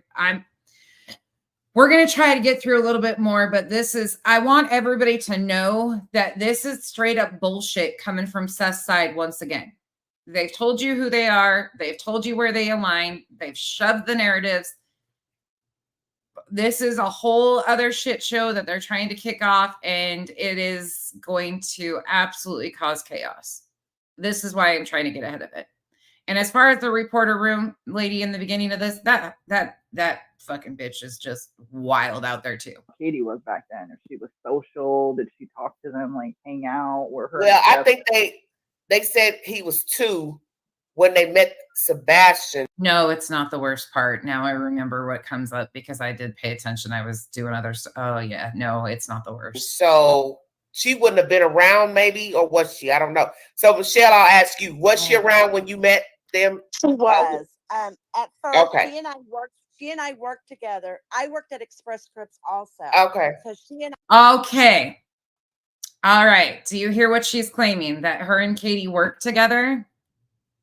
Yes. This is Patricia. This is dangerous. There's a missing 15-year-old child here. God, there's some shit that I can't put my finger on, and I don't want to ask you guys or tell you guys what. There's just some shit that I can't overcome from Seth's own words in the BHB interview, and keeps going in my head. And I worked together after Seth wasn't working there any longer. Okay. She and I worked together for a while. Oh, and I got So your message. I got your message. I just didn't check it because we're on the live right now. So Okay. Okay. I'll get And to it. So we would go to the pool together. We would because there was a pool in the trailer park. We'd go to the pool. She seemed cool. She seemed very attentive to Sebastian. Oh. She's saying Katie was very cool. She was very attentive to Sebastian. Okay, thank you. I appreciate that. Both of them did. Okay. When I found out about this, I was like, "What the hell happened to her?" Okay. You know, so when you said that to yourself, Michelle, what happened to her? What made you say that? Sheila, you know what I'm just didn't seem like the same person anymore. Like elaborate. One of the ladies in the chat said that Katie has told her that she has no idea who we are. Oh, wow. Wow. Yeah, her name was Heather. She doesn't want him around me. It's so crazy. And why would Katie care if Seth was around you? They're divorced. So she's acknowledging that Katie said that she doesn't know who these people are. Won't even respond to us. We reached out to Katie right after we found out what happened. No response whatsoever. Oh, so she's acting like she don't know you all because she knows she doesn't want you all coming out talking. That's 100% because she knows that we know that we have all kind of odd vehicles parked in front or around our house and don't belong in the neighborhood. Wait, what? Wait, no, bullshit. Yeah, something's. This is totally different than what Gabby said. Yeah, we've had cars parked out here. We've had people on our internet that we have had no idea we had no idea who they were. We've people on their internet that they had no idea who they were. What? Wait. Oh God, I don't like this. Had to take our internet down and put a complete block on it. So wait a minute, slow down. So when did you start seeing strange people at your house or in the neighborhood park? 3 months. About 3 weeks ago. No, about 3 weeks ago after this conversation with T-Rev. Wow. Interesting. So he says 3 months. She says no, about 3 weeks ago after our conversation with T-Rev, they started having strange people in their neighborhood. Oh, Lord bless us all. And we live in Oklahoma, 7.5 hours away from Hendersonville. We live an hour from where Tony lives, or whatever his name is. Well, how do you all feel about Tony? I got so much to ask. So do you think the Proudfoots have sent somebody to watch you or what? Or you think some trolls just found you? I think it could be trolls or it could be the police looking more into it too. Oh, okay, of course. They were such good friends. If they have any suspicion, because nobody's been cleared. No one. Okay. So if they have any suspicions, tracking is false because I could leave a phone behind any day I want. Well, we're not talking about that. Just saying. So it's weird. Can they get their story together before they come on? Because they're really fucking this up. That we have had strange cars parked outside of our house, just sitting there, and people in their cars, and they had their camera pointed toward our house, just looking like, they're happy. And I was like, something's weird. So now Uncle Taco and Aunt Burrito are being followed, and cameras. Somebody's been using their Wi-Fi. What about that? Their cameras. What do you mean their cameras? Their phones, like their phones. Oh, their phones, like out their car, standing outside their car. Yeah. Okay, I got you. And having a conversation in our direction. Oh, and we've told her we have nothing to hide from anyone. Seth has nothing to hide from anyone that we. Nothing to hide as she's looking over her shoulder. Ma'am, why are you looking over your shoulder and paranoid? No, she's not. Or she chewing on something. She was wanting the blanket to cover her up. She's chewing on her tail. So that's what we feel. He was at work. Now, if he did something, which I 100% highly doubt he did, he did a damn good job at it. Okay. He did a damn good job because he's covering it up by being out there looking. He's doing everything he should be doing as a father. So now she's saying she can't even 100% confirm that Seth didn't do anything, but if he did do something, he did a damn good job of doing it. Yikes. Who needs friends when you have people like this in your life? An hour and a half. Come on, it's too much. Yeah, it's too much to think that he literally would have had something to do with it. And then people were accusing my husband of being that guy that they arrested in Illinois. But I did live in Illinois. Yeah, I've heard that mentioned. Oh Lord. Yeah. No. That your husband's not 19, ma'am. If they were confused, oh Jesus. I lived in Illinois. I lived in Rockville, And Illinois. somebody with common sense finally said this dude was 19. How would he have 6 grandchildren? Because people are stupid, they don't pay attention to stuff. Yes. There's a lot of details that are coming out, just little details when you go back and you listen to the very first interviews. If you listen and just have nothing else on and listen, there's so many details. Okay. Burrito. You know, well, let me ask you all this. Damn it, I thought Burrito got rolled up. On hand telling him, if you say the wrong thing, Chris, I'll kill you. The queen, another queen bee, not the taking bee. Oh, she ain't. But imagine the mastermind coordinating it all. I'm the only. What? You know, well, let me hold. Somebody clip this shit. What we're about to hear, please. Ask you all this. Hand on hand telling him, if you say the wrong thing, Chris, I'll kill you. The queen, another queen bee, not the taking bee. Oh, she ain't. But imagine the mastermind coordinating it all. I'm the only. Listen, I tell them, I'm the queen bees coordinating what? Only queen up here. I don't know what they talking about. Just coordinating all of it, to clean up. And the only thing she didn't think about was the gap of where is it? No trail. His shoes were left behind. Mm-hmm. His pennyloafers were at the house. Mm-hmm.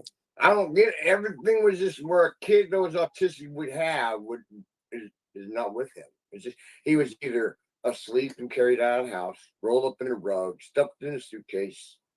Foul play from word one is what I say. So we can bingo. Yeah, Jay for Justice can kiss my fucking ass. Abso-fucking-lutely on that one. I don't even.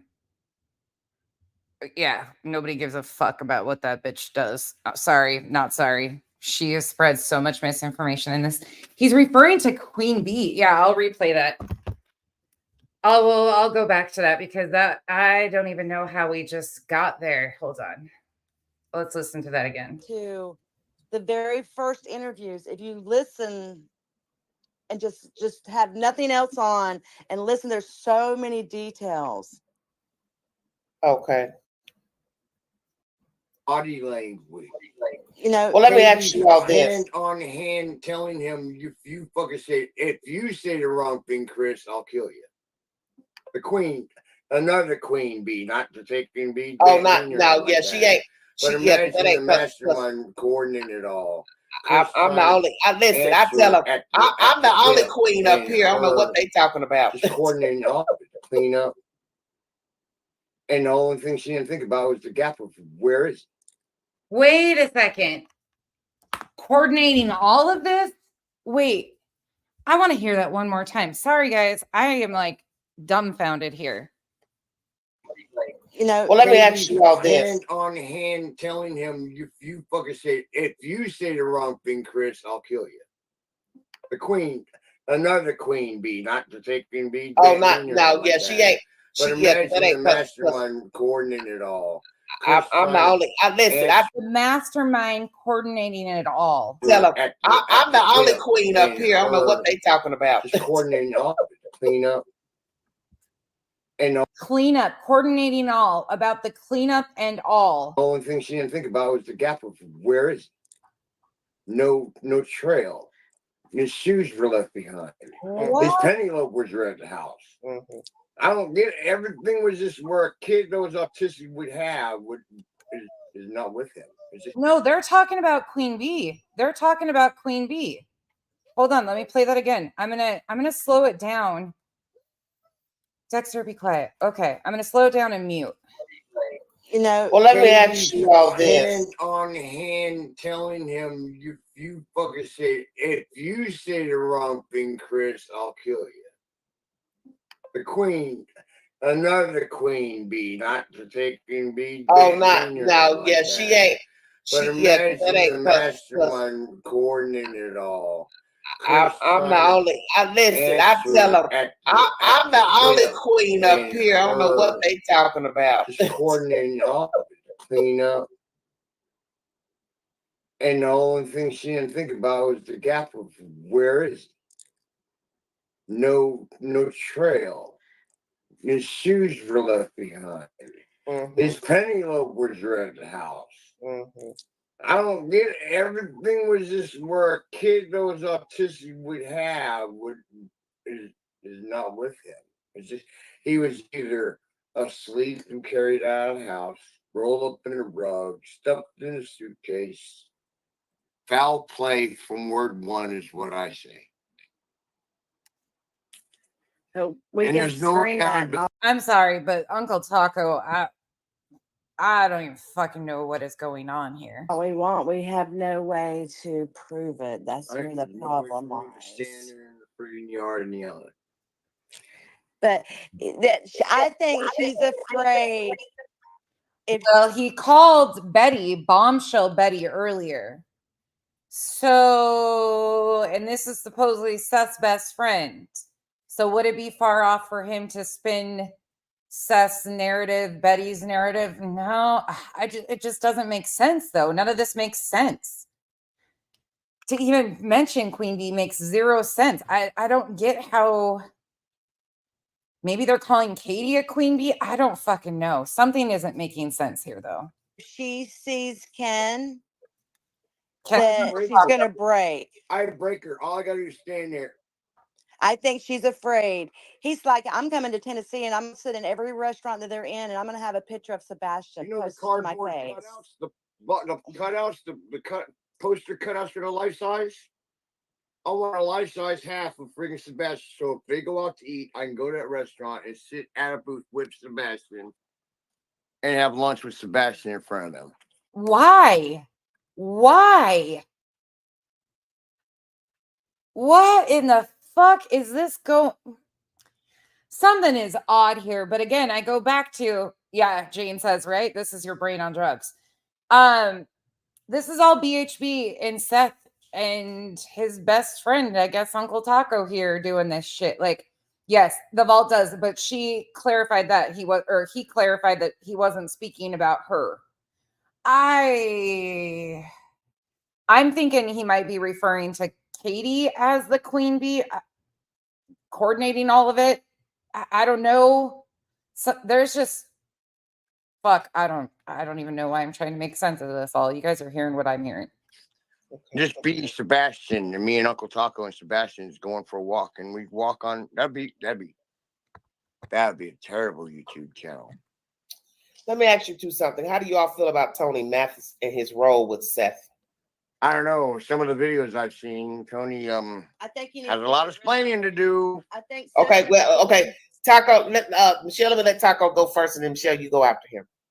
Unfortunately, that bad video of him and body parts is not doing him very well. Somebody said that was orchestrated. Somebody said somebody clipped that and made that up. I don't think that man would be doing that on a live stream. I don't think he's trying to do Seth any harm. I think he's really trying to be a good spokesman or spokesperson for Tony. People believe anything that they see on a video. So this shows us that they've just been paying attention to all the rumors on social media. This is fucking wild. Video. I don't believe he'd be doing that.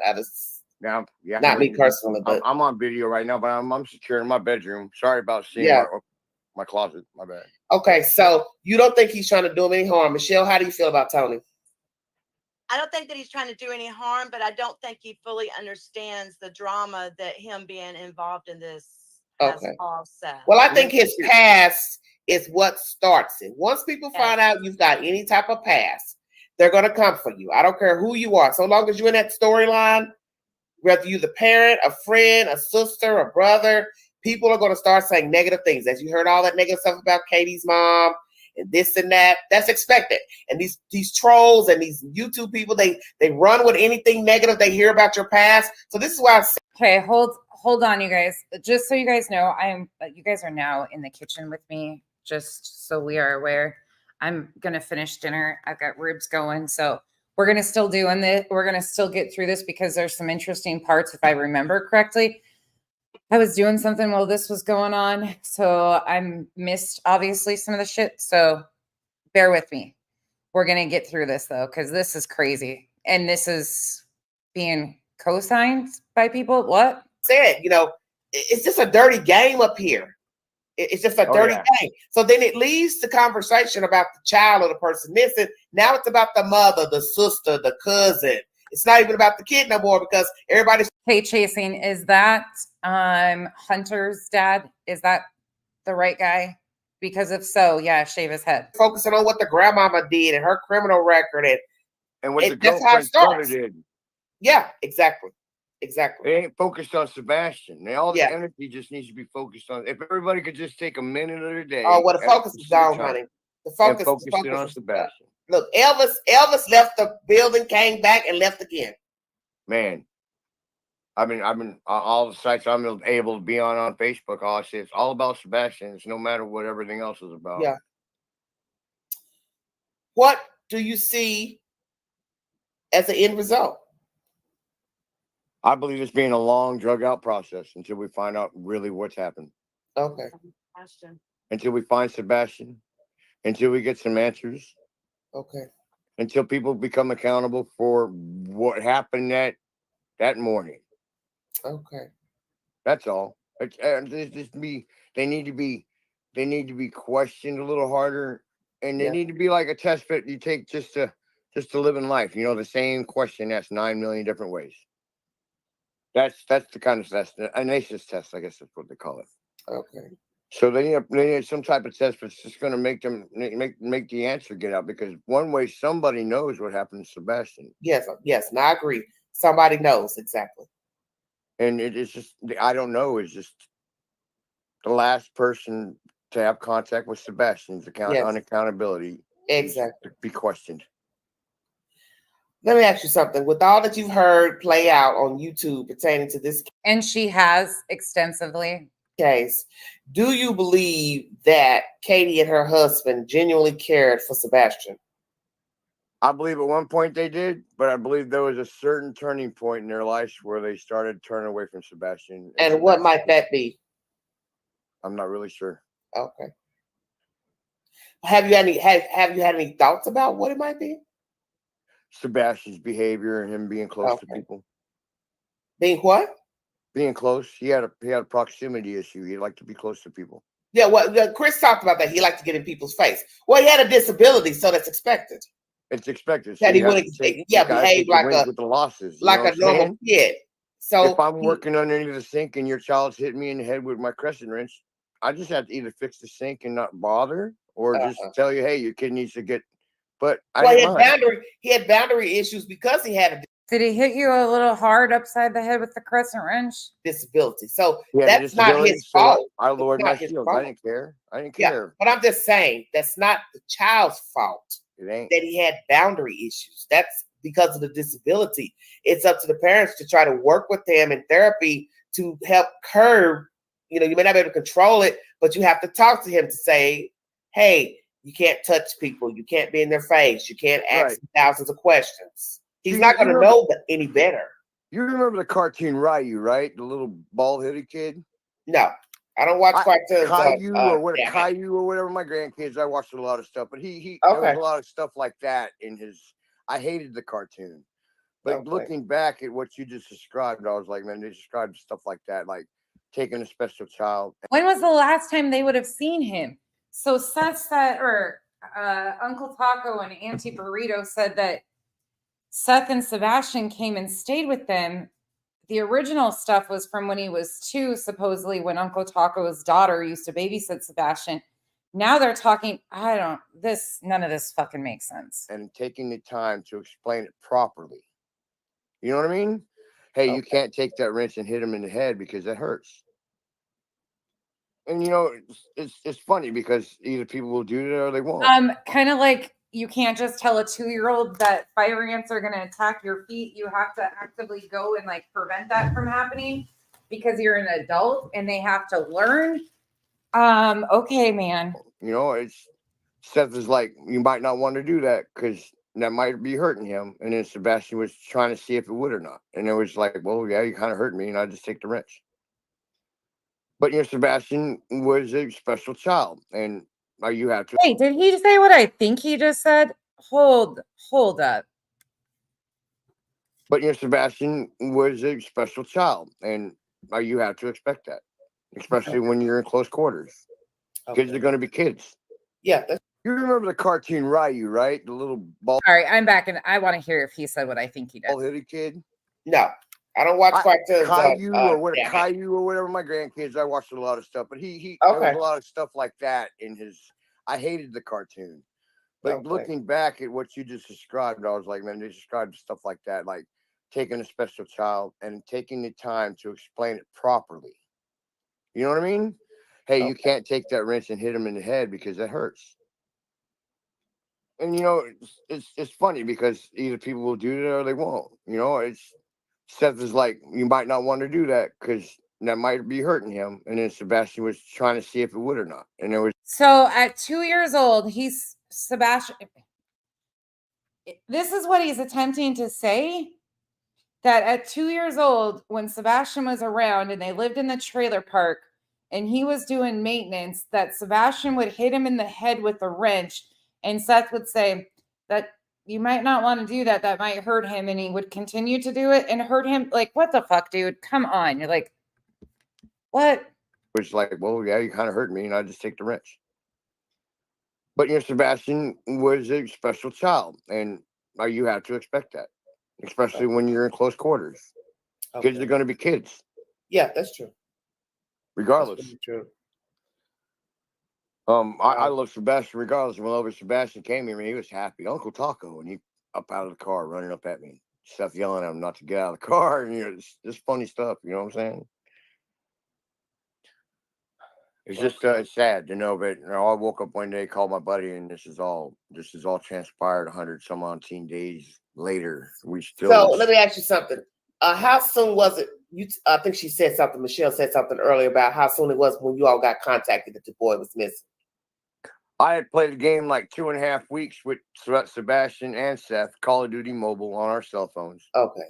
I lost contact. We stopped contact for like 2 weeks. I ended up calling him up, and he dropped the bomb. And I was like, so may I ask, how did you lose contact? Just stop. We don't call every day. Well, that changed. That just switched up. Yeah, he first said a week. Yep, he did. I'm going to play that again. This is wild. But one day, called my buddy, and this is all transpired 100 some odd days later. We still. So let me ask you something. How soon was it? I think she said something. Michelle said something earlier about how soon it was when you all got contacted that the boy was missing. I had played a game like 2.5 weeks with Sebastian and Seth, Call of Duty Mobile on our cell phones. Okay. I lost contact. We stopped contact for like 2 weeks. I ended up calling him up, and he dropped the bomb. And I was like, so may I ask, how did you lose contact? Just stop. We don't call every day on a basis before this happened. Okay. We called and we kept contact. Like, I don't know, my call logs. It's all in my call logs. Just like. Okay, so before in the previous one, hold on, show me that again. So in the previous, oh, this is maddening. So in the previous one, he said that they kept in contact all the time, that they're speaking daily, but they only started speaking daily after Sebastian went missing now. Like maybe once a month we'd hit each other up. We'd throw some words. But you're saying after that, you all talked every day? Every day. Okay, pretty much every day. Once you found out the boy was missing. Okay, because you had said that. I want people to hear that so they don't think you're lying. Okay. No, I speak to him as much as possible. Some days we don't talk, but whenever we do catch up, we do talk. Okay.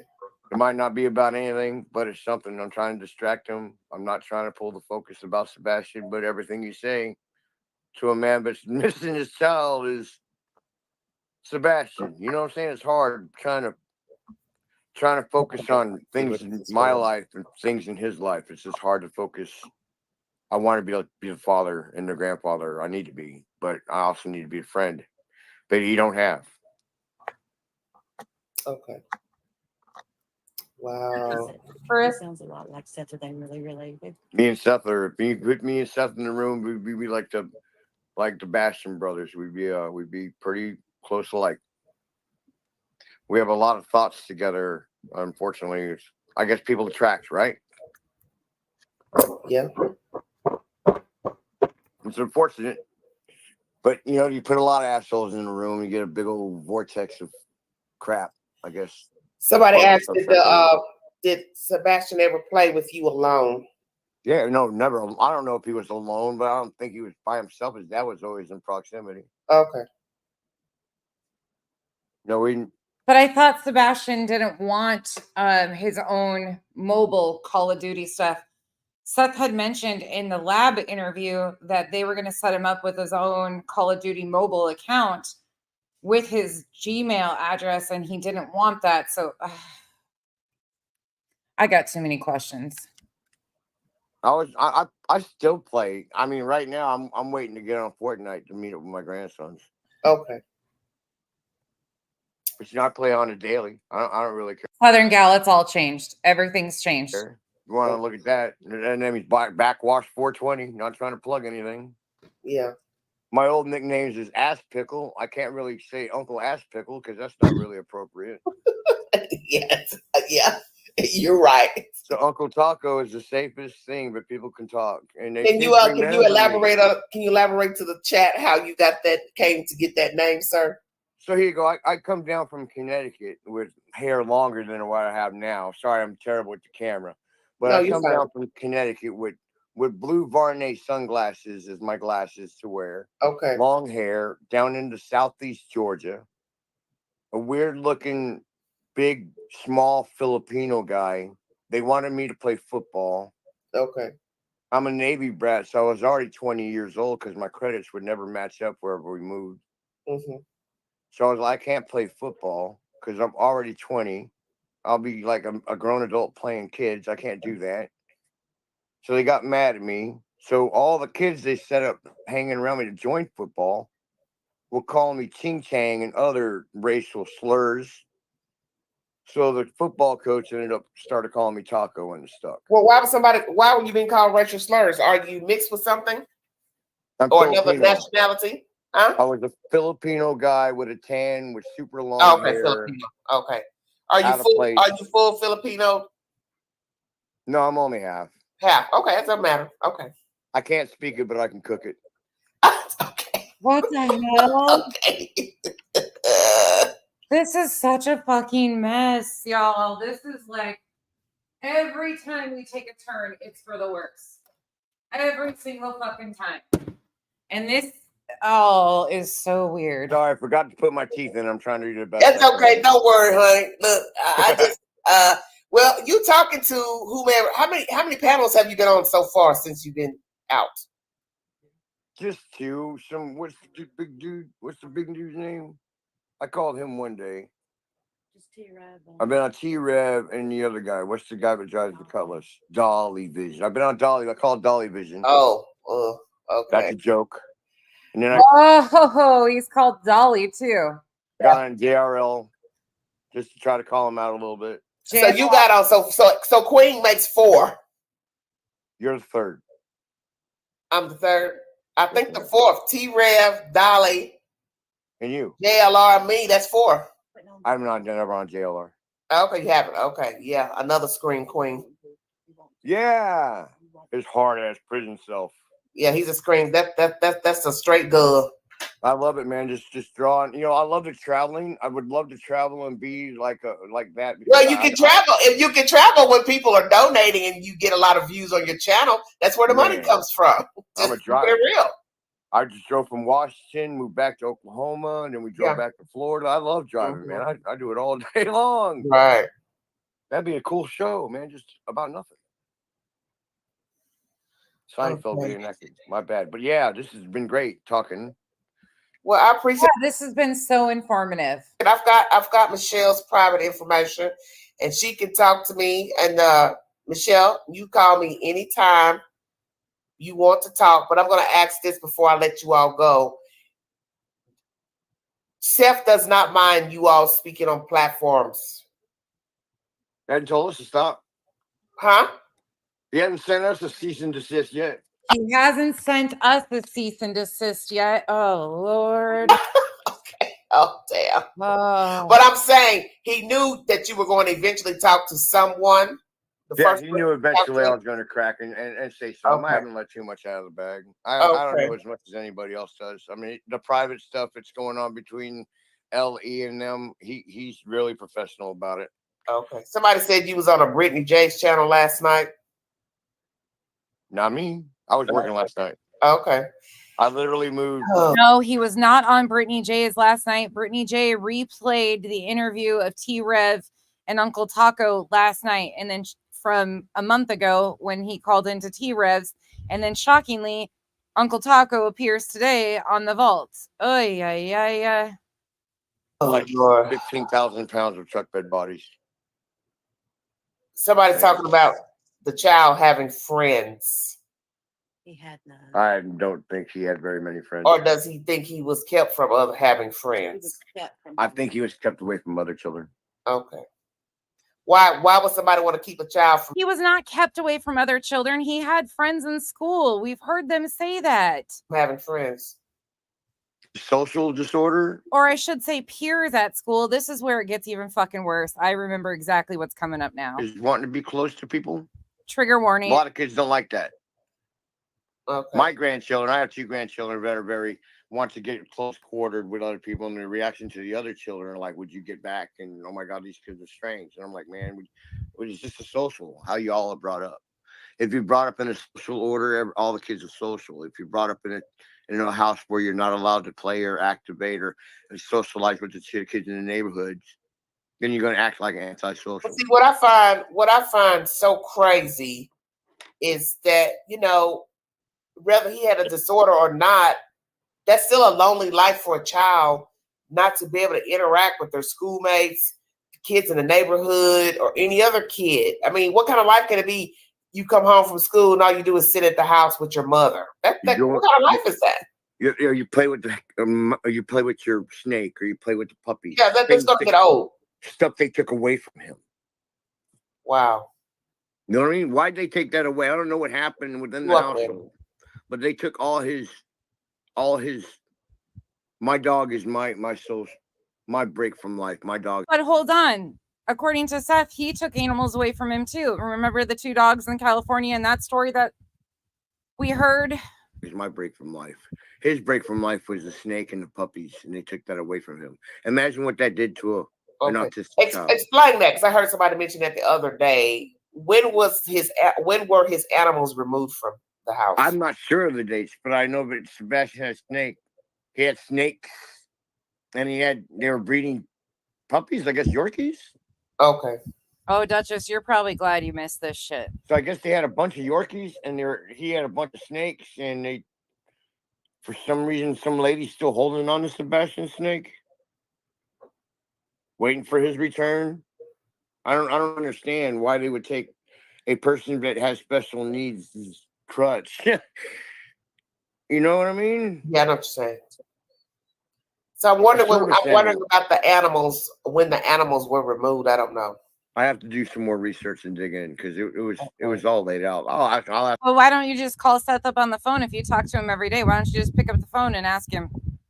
Because Seth took dogs away from him when he was in California too. Seth, when was the animal taken? Okay, I'm sick of this bitch. That's Seth. Yeah, she's kind of annoying. Well, her ass is out of here. I'm sick of this shit. Well, this is Uncle Taco, Duchess, and Auntie Burrito, and the cheese has slid all the fucking way off the burrito. Which one? Heather. Yeah, Heather. Just go on and on and on and on. Oh, you're a troll. Oh, if people don't agree with you. Well, when you just keep going on and on and on and on, give it a rest. We don't need. Damn, you don't only let the people talk to decide if they're telling the truth or not. Damn, let them talk. Yeah. It might be Katie. Who knows? Yeah, it might be Chris. Fuck. I don't like the story Oh, and now Heather has became Chris. Are you fucking joking here, people? about the trip to Alaska. I literally got the state of Washington's DOT department looking through videos. Because they got to enter the ferry there. Either they drove to Canada or they entered in Washington. Yeah. And Washington's highway systems are all under video. So everything from entering in Spokane is on video. I would love to go out to the Pacific Northwest. Oh my God. Central Washington. Yeah, I'd love this work. I'd love to work. Matter of fact, I'd love to start from the top, which would be, I'd like to go from British Columbia all the way down, come from Canada, work my way on down, Washington, Oregon, come on into California. I would love that. Same thing with New York. I'd love to start all the way from Maine and work my way all the way down to Virginia. Right. So the Appalachian Trail, something to see. Yeah, I've heard. So yeah, that whole Washington skit. Make sure you go to the Central Washington side where you see all 5 volcanoes in one spot in Illinois. Oh wow! It's like you're sitting in a cauldron. It's really wild. And you got Yakima, and you got Spokane. The North Washington is really nice. Idaho going down. Yakima's a shithole. I lived there. Spokane's a shithole. I lived there. Okay, carry on. Down through the intercontinental divide. Yeah, really beautiful country. It's God's country. Oh, that was a movie. That was a movie back in the 80s. Yeah. I remember that as a kid. Great movie. Yeah. Joe Cocker sang it. Yeah, I'm trying to remember. Did I see it in Chicago growing up? I can't remember, but I think I did see it as a kid. When did you live in Chicago? South Side. When? Oh gosh. Last time I was 97. I lived in Rantoul, Illinois in 81 to 84. Okay. I remember the blizzard. It was really wild. 84, yeah. I was there in 84, the blizzard. And then I was all over the place. Guam, Scotland, Georgia. Oh wow, you've lived overseas? Yeah, my dad was in the Navy. Oh, okay. That's right. You said something about the Navy. Wow, Scotland. I love. Yes, he is saying he knows Sebastian. Yep. He's saying that he was there when Sebastian was 2 when he got attacked by the fire ants. That they lived by each other in Georgia, and then his wife says that they met in 2008. Like I would love to go to the UK. Oh my goodness, it's wonderful. It's You're like welcome, a couple states combined, like New England combined together. Okay, really cool. You can carry a passport, go from. But you can see that when you watch videos. If you've never been to the East Coast, I could tell that they brought that over here when they came over on the ships, because all that with the cobblestone streets, Massachusetts, Connecticut. If there's anything important, I'll slow it down, but we got to get through this shit. My head hurts. All different type makes when you come central. You see a bunch of Dutch type houses. Like you see up in Pennsylvania, you see a lot of those type homes here in Central. Okay, Ebony. Now you all. She's correct. He wasn't sexual. He likes to touch, like any autistic. Well, he's already told that. He's already said that. Uncle Taco, we've talked about that. The child has a disability. He has boundary issues. Chris has let us know that already. He had boundary issues. It's just how people take it. You get what I'm saying? You can take it wrong, or you just have to take it with a grain of salt. What kind of condition is this? Okay, he's a special needs child. So what are you gonna do? I just think it's just such a terrible situation, because in the end, as I tell people all the time, it doesn't matter the motive for unaliving the child, if indeed this is what happened to this child. The point is that it happened, and that you see it every day. Children are being abused. Because let's be truthful, people just don't wake up and unalive their child or their children. Something was going on for some time to even get to that point. You understand? To unalive your child or to cover up a death. There's still, I believe, abuse, even if you covered up a death, because that's not a sane thing to do. If, let's say, you were tussling with your kid or you pushed your kid. Oh, so now you're going to go, wrap them up in a sheet and dump them somewhere? That's ridiculous. You're going to not call somebody? Ridiculous. Exactly. You're not going to call 911. Missing? This is bullshit. This is bullshit. You just can't wake up one day and your kid dematerialize and it'd be all right. You know what I mean? Yeah. I don't know. I'm going to put air tags on my grandkids. I'm going to make them swallow. All right, we're going to fast forward because Seth does call in here shortly. Hold on. Let me make sure I get the right spot. They sent you my number. Hold on. You on Instagram? Are you on Instagram? No, ma'am, he's not. Okay, let me accept this. Okay, here we go. Seth is on the phone. Here you go. Okay, so here's where Seth joins in. All right, here we go. Yes, good thing, Duchess. Very necessary. Seth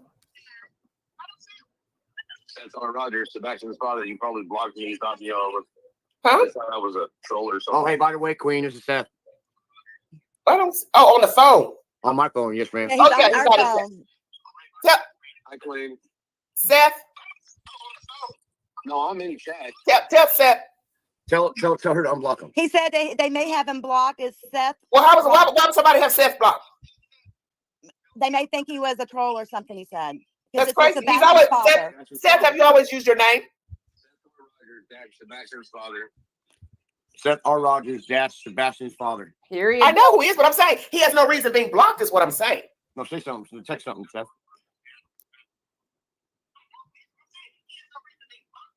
Tell Seth. One of your mods did it. Well, what I'm saying, did you come in the chat as somebody else? Yeah. So he's on the chat with y'all right now. I'm saying, he's on live with us. Period. Okay, let me ask. Ask Seth, is he on IG? This is an epic shit show if I've ever seen one. She said, "Except." Ask him, is he on Instagram? Are you on Instagram? Are you on Instagram? No, ma'am, he's not. Okay, let me ask Seth this, if he can answer. He shared. He had a channel up, and he had his son's video up there. I shared it on my network, and the next thing I know, the channel was taken down. So I didn't know if he got upset because the video was shared or what. Of him at the playground. Playing it, yes. Turn your volume down. I didn't get upset that the video was shared. I got upset with I was upset. I took like 2 weeks off. I killed my channel and took 2 weeks away from YouTube. I tried doing it, A-Balance. I don't know how to do it. I didn't block Seth. That's what I'm trying to explain to everybody for the last time. I had no reason to block him. So Seth took a 2-week break from YouTube. Okay. Yeah, he's watching her right now. Hey, Balance, how are you blocked and you're in the chat? You're not making no sense. He didn't say. He said maybe one of the mods did on accident. I don't. Well, Seth. Can you see his text? Well, Seth, a certain person reached out to you and was trying to contact you on a way to contact me directly. Oh. If you know who that person is, because I'm not saying their name on a live stream.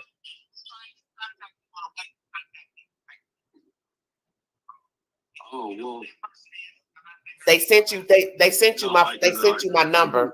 The only way to contact me is normally the email on the Facebook page.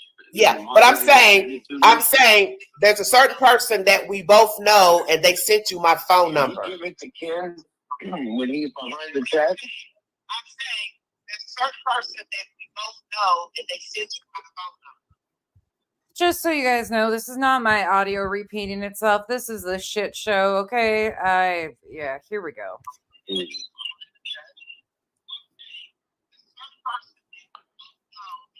Can you see him? Yeah, Seth is not blocked.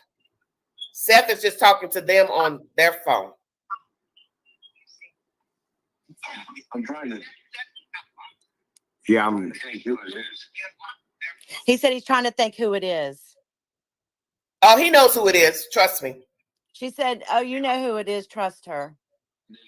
I'll put it like this. He knows that the conversation he just said Sweetie Pie though. Cared for a certain person and he feels betrayed. You know who he's talked to. A conversation where you feel betrayed.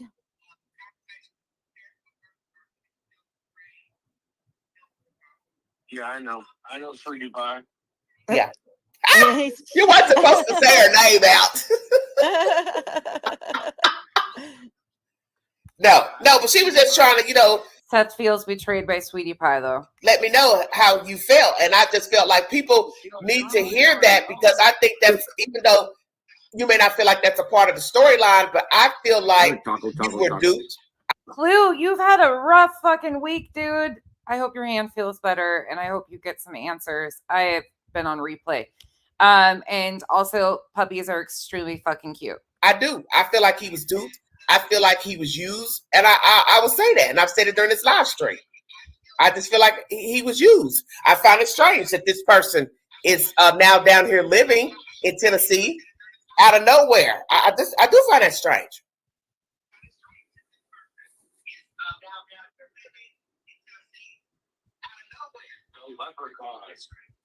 The leprechaun. Yeah, that's what I call him. I'm gonna give him a bath in hot dog flavored water. That's what I'm calling too. Wow, they're talking all sorts of shit about T-Rev. Seth said that's what he calls them too. Well, get down and squirt him with hot dog water. Is there something? Because I was reaching out trying to talk to you because I wanted to bring a different perspective to the network, not all this other crazy nonsense that's been happening. But I wanted to talk to you about your feelings of where you are at that time, because it's been probably about a month ago that I was trying to contact you. Your feelings right now of where you are in this case and how you feel about everything that's played out on YouTube. Because, you know, I do have strong feelings about you being up here because I feel like this is really the worst place for you to be pertaining to your son. I understand you're grown, you know, you do things the way you want, but I feel like mainstream news is better because they would take the case. No, sis, she's not up here. More serious than these other nimwits up here. That's just my personal feeling. And I wanted you to know that out of my mouth.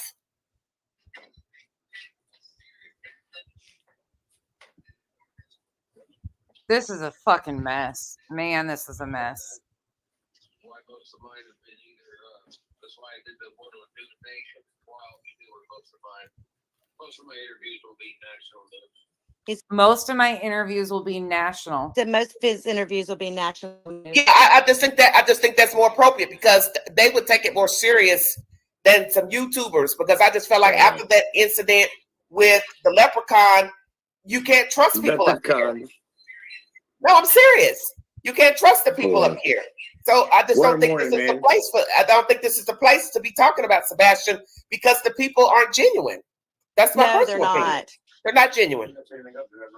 And we figured that night with T-Rev, we knew that night he was fake as could be. Really? Why? Why you say that? Just the way he just didn't respond a lot. He said, "Miss Queen, you're genuine." Well, thank you. I appreciate that. But I'm here. I was wanting to come over that way to visit, but then I said, no, I don't think I need to go because I'm not here to be doing all that fake searching and all that type of. I'm not with none of that type of nonsense. I would turn her down, you guys, but then you can barely hear the rest of what's going on. I'm sorry about the volume and everything. Again, we're dealing with what we have. This is just going to kick off another fucking shit show is all that's going to happen. But hopefully people see the writing on the wall and that this is all blatant bullshit, but you know it's going to kick off a storm. But I wanted to just get a feel of the town. You know, I haven't been in the Nashville area in a long time. My grandfather used to live in Nashville, but, you know, he's passed away. But a lot of people don't know that I was conceived in Nashville. I've never told anybody that. But yeah, I was conceived in Nashville. My parents are no longer living. But I haven't been in that area in a long time. I wanted to just walk it. I wanted to see the area myself. We got about 40 minutes. This is from a few hours ago, 5-6 hours ago, earlier today, Clue. Oh, he said his condolences being conceived in Nashville. Oh, stop. Hey, let me tell you. Hey, Queen, listen, I don't tell all my business up here, but let me tell you, these were two young people who made a kid, and they were just two people who, hey, you know how it is. They weren't meant for each other. Yeah, nobody can see Seth's comments on this. Sapphire, I agree with you 100%. But even when they tried to show a united front and messaged him about doing an interview together in the beginning, he refused to communicate with them. So I don't think he has any intention of doing that. I don't know. But for the best of Sebastian, yeah, 100% agree. Yeah, she said nobody can see Seth's comments. I don't see him either. That's what I'm trying to understand. Why? Because he has no business being. He has no reason. He has no reason being blocked. This is strange. No, straight talker me too. He has no business being blocked. Rumors that from YouTube streets going to get Seth a felony. Example, leprechaun pew pew accusations. Come on, folks. Shut the fuck up. Stay out my chat. Let me tell you something. I've told you all. This will be the last time. This will be the last live you'll enjoy. Leprechaun. No, this will be the last live you'll enjoy. Don't block Seth. I didn't block Seth. Okay. He hasn't said anything. My bad. I know I haven't blocked him. He hasn't been in this chat in near a month, so I don't know why he would be blocked. That's strange to me. He ain't said nothing yet.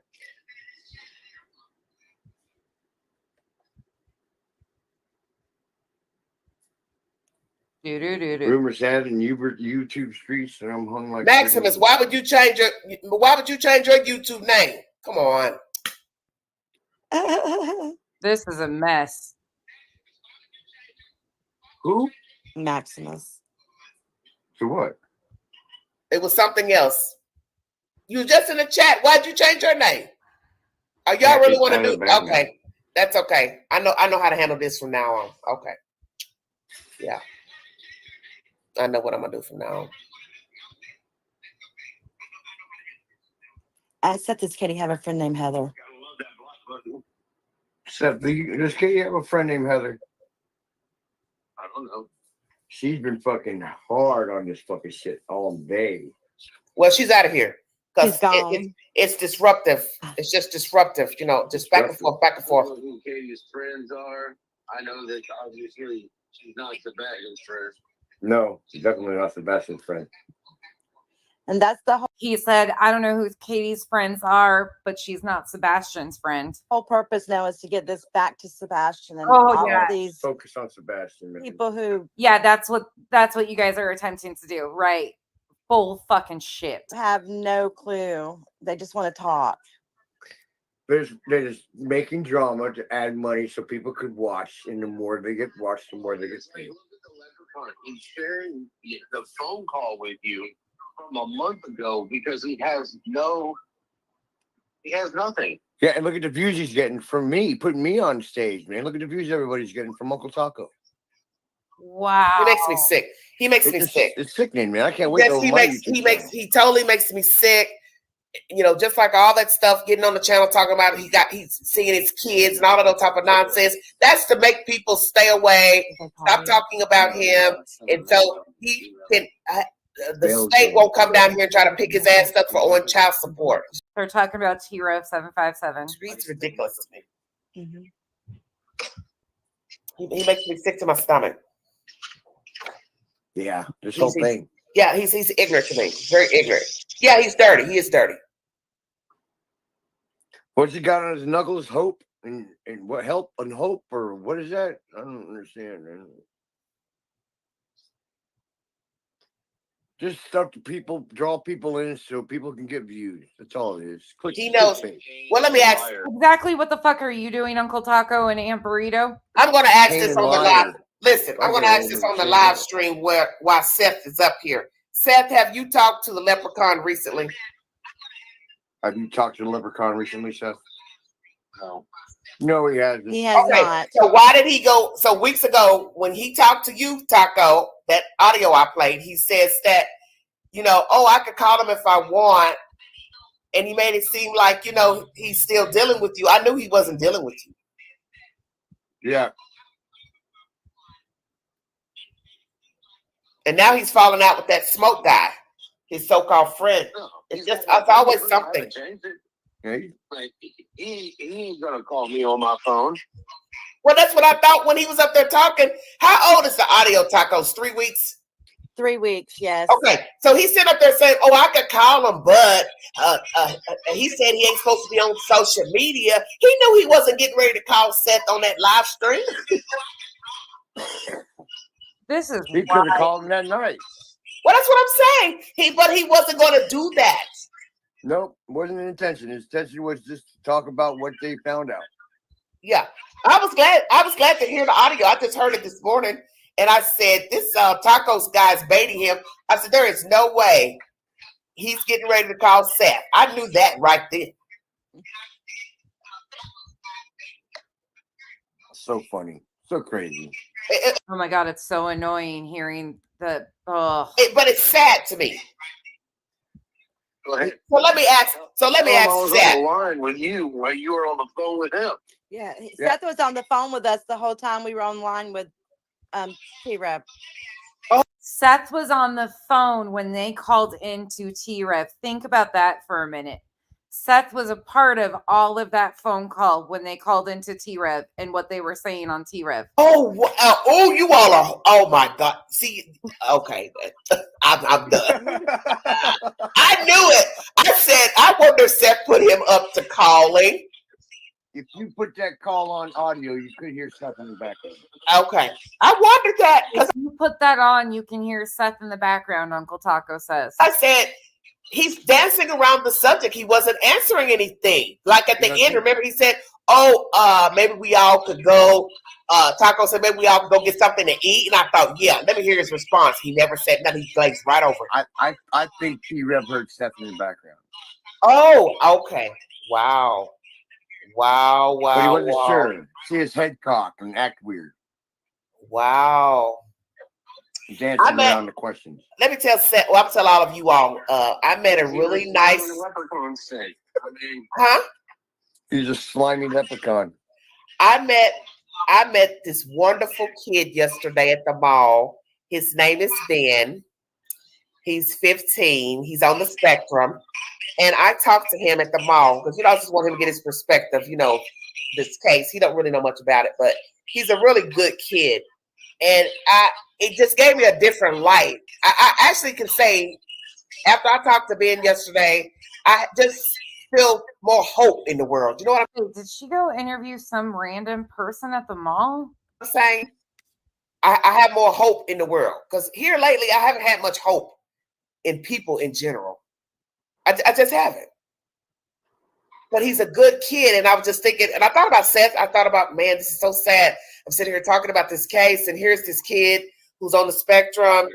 We talked about his life growing up and how hard it was for him. Demon correction. Gabby got a text message correcting her on information because she said Seth did a certain cooking class, and it wasn't Seth that did that. That's what she got a correction in a text. That's what that was about. She wasn't, in my opinion, telling her what to say. Having autism and, Are you on YouTube right now, Seth? Being, teased in Send school. you a link. It's a really good interview. Right? Yeah. I bet. Because he's gonna be going out west next month to Hawaii, he said. Yikes, she did. Him and his family. And he likes video games. Yeah. He's a good. Thankfully, we are almost through this. Kid. The one thing I like about Miss Queen is that she keeps it real. She doesn't bullshit or sugarcoat crap. Yeah, I appreciate that. I don't know. I can't speak for you because I'm not in your shoes, and I know you've been judged harshly, and that's the only reason why I wanted to talk to you. I didn't want to talk about all this other crazy stuff when I wanted to talk to you. That's what I wanted to talk to you about is how do you feel about how you've been perceived on YouTube? That's what I want to talk to you about.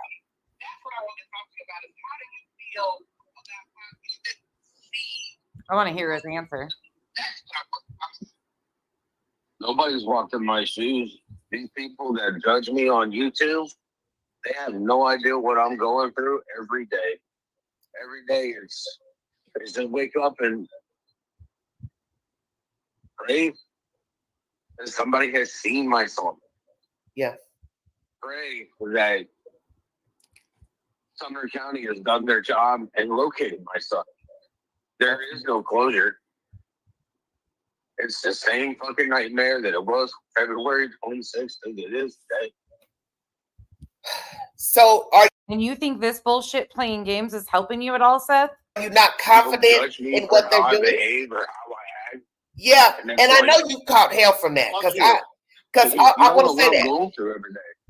Well, do you have any regrets, Seth, about what has transpired with all the don't stuff understand you've been what it's like to have your kid just poof and vanish. He said people don't understand what it's like to have a child poof and vanish. Okay. So does he have any regrets according to all the stuff that's played out with all this telephone leak and all that stuff? If he could go back, would he redo things? How about that? With all of this up here on YouTube. She said, if I could go back and know what I know now, without a doubt. Without a doubt, there would have been less YouTube. Okay. There would have been more local, if anything. Okay. It's just like some YouTubers, that I reached out to. They seemed like they were my friend, or not my friend, but they were friendly. Yeah. We freaking warned you. Everybody told you. You're walking into a fucking shit show and you aligned yourself with the worst of the fucking worst. Dolly, JLR, BHP, and you continue to do it. Knowledgeable to the situation. Yeah, then all of a sudden they get their feelings hurt. And it's not even they get their feelings hurt by me. Somebody else rubs them the wrong way and they just take it out on me. And by taking it out on me, you're taking it out on my son. Oh, ooh. Well, let me ask you this. Who reached out to whom first with you and T-Rev? You reached out to him or he reached out to you? I reached out to him because I had seen him talk about missing children. Okay. I just wanted my son's name out there. So now that story changes too. He reached out to T-Rev because he saw that he covered, so he knew who the fuck these people were before. Oh, what the fuck, man. Wow. Sis, I can't find it. And look how that turned out. No disrespect, but that turned out bad. Yeah. Look how that turned out. Yeah. One thing. The left comes slides into Nashville, and the next thing I know. Would you, Kenzie, stir them and turn them on for another 30, please? The ribs are done. I'm just waiting on the potatoes now. And then I'll make corn in a few. This is fucking gross. This is gross. This is.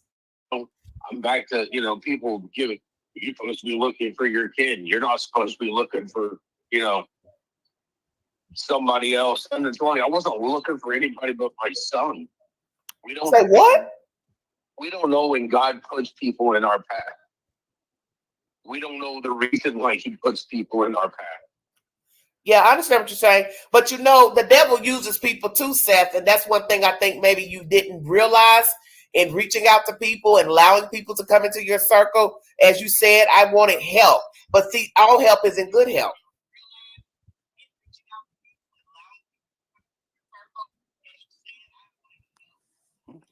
I can say I understand Seth's point of See. Save the drama. That's a good question. I think it's a combination of both.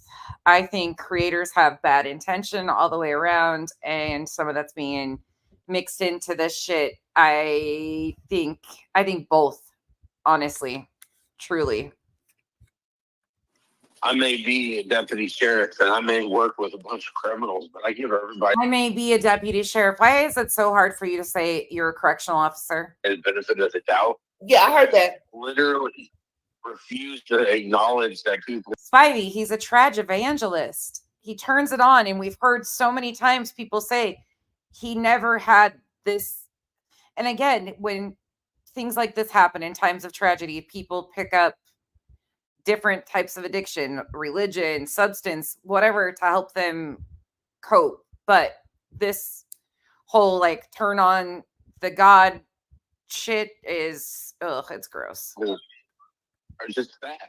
Yeah, I know what you're saying. But Some of them are. But look at the end do result. life like that, I feel like I'd be a horrible person at my job. Yeah, I know what you're saying. Do I trust these people? Yeah. No. Yeah. But do I want to believe that they can do better? Yeah. Yeah. Well, see, that's the thing about it, is that your job was separate than looking for your kid, and you probably took the same attitude. Well, I'm looking for my kid. I want some help. But you didn't have any idea, I guess, what these people, how they navigate up here with YouTube. But the thing is, when I tell people are people. It doesn't really matter if they're incarcerated, not incarcerated, broke the law. People are people. Everybody's not genuine. Everybody has not changed. What's crazy to me is he just heard these people make the worst allegations and accusations against not only his son, but his ex-wife, the mother of his child, and he's okay with that. And now he comes on and now he's the victim. He's the victim, even after these people have said some of the most horrific bullshit. Oh, twist. None of it does. This is all just more bullshit. More bullshit. Wow. Yes, Sweet Tea, right. The human heart is deceitful. It is. And a lot of these people that have been involved in these true crime cases, they don't care anything about the people in the case. They don't care anything about the children. They don't care. No shit. And he's aligned with a bunch of them. Before this happened, I would go to work and I'd come home. And that's all I did. I went to work. I came home. The weekends that I had my son, or even the weeks that I had my son, that's where I lived. Okay. Otherwise, it was just work, come home, make sure my house is okay, things are in the fridge, because Sebastian may be coming tomorrow, and I need to make sure I have food in my house. Okay. Because I may have to work tomorrow, and he may have to be here. And I want him to have everything that he needs and some of the things that he wants.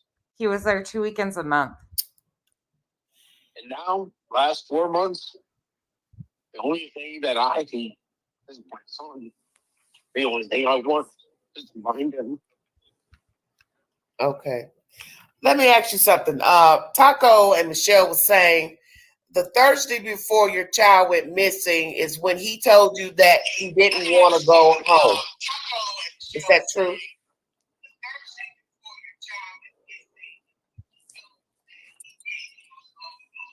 Pay attention to what he's about to say here. No, it was. I spoke to him Thursday when he got out of school. Oh, I see. Okay. Well, when did he tell you that, Seth? It was the weekend prior that I had him that he threw a little fit and didn't want to go back, but he wouldn't tell me why. Oh, he wouldn't tell you why. If you wouldn't tell me why, what can I do? If he's not going to tell me. Okay, I hear what you're saying. If he had told me. Yeah, I was worried about that. I would have called state police. I would have called Clarksville PD and Montgomery County. So that's why I wanted to ask you. Did you not think to call Katie to say, why does my son not want to go home?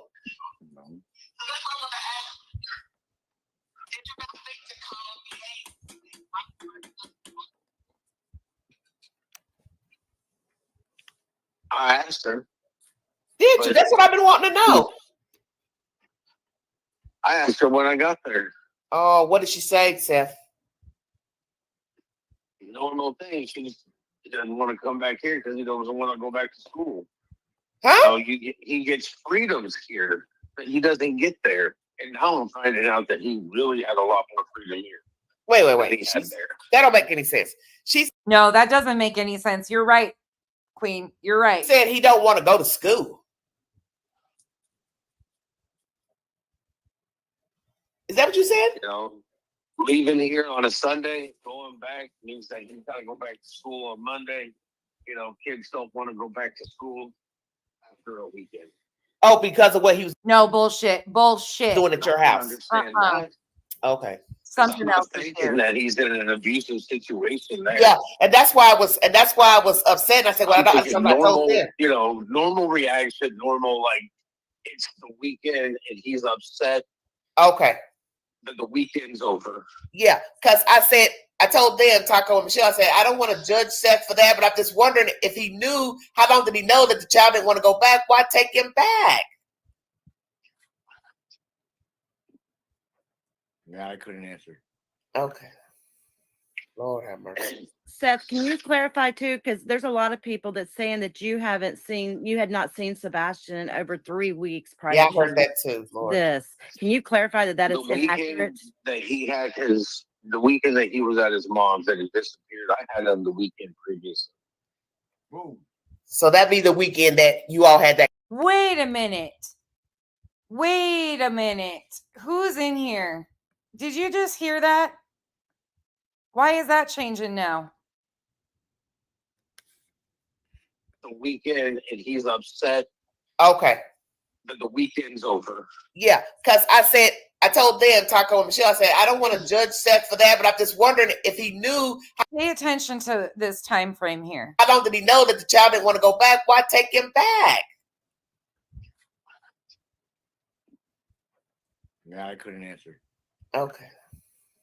Lord have mercy. Seth, can you clarify too? Because there's a lot of people that's saying that you had not seen Sebastian in over 3 weeks prior. Yeah, I to heard that too. Lord. This. Can you clarify that is The inaccurate? weekend that he had the weekend that he was at his mom's that he disappeared, I had him the weekend previous. Whoa. So he's claiming that he had him. Oh, this is getting sticky, bro. So he's claiming he had him the 16th, 17th. Would have picked him up the 16th, took him home the 18th.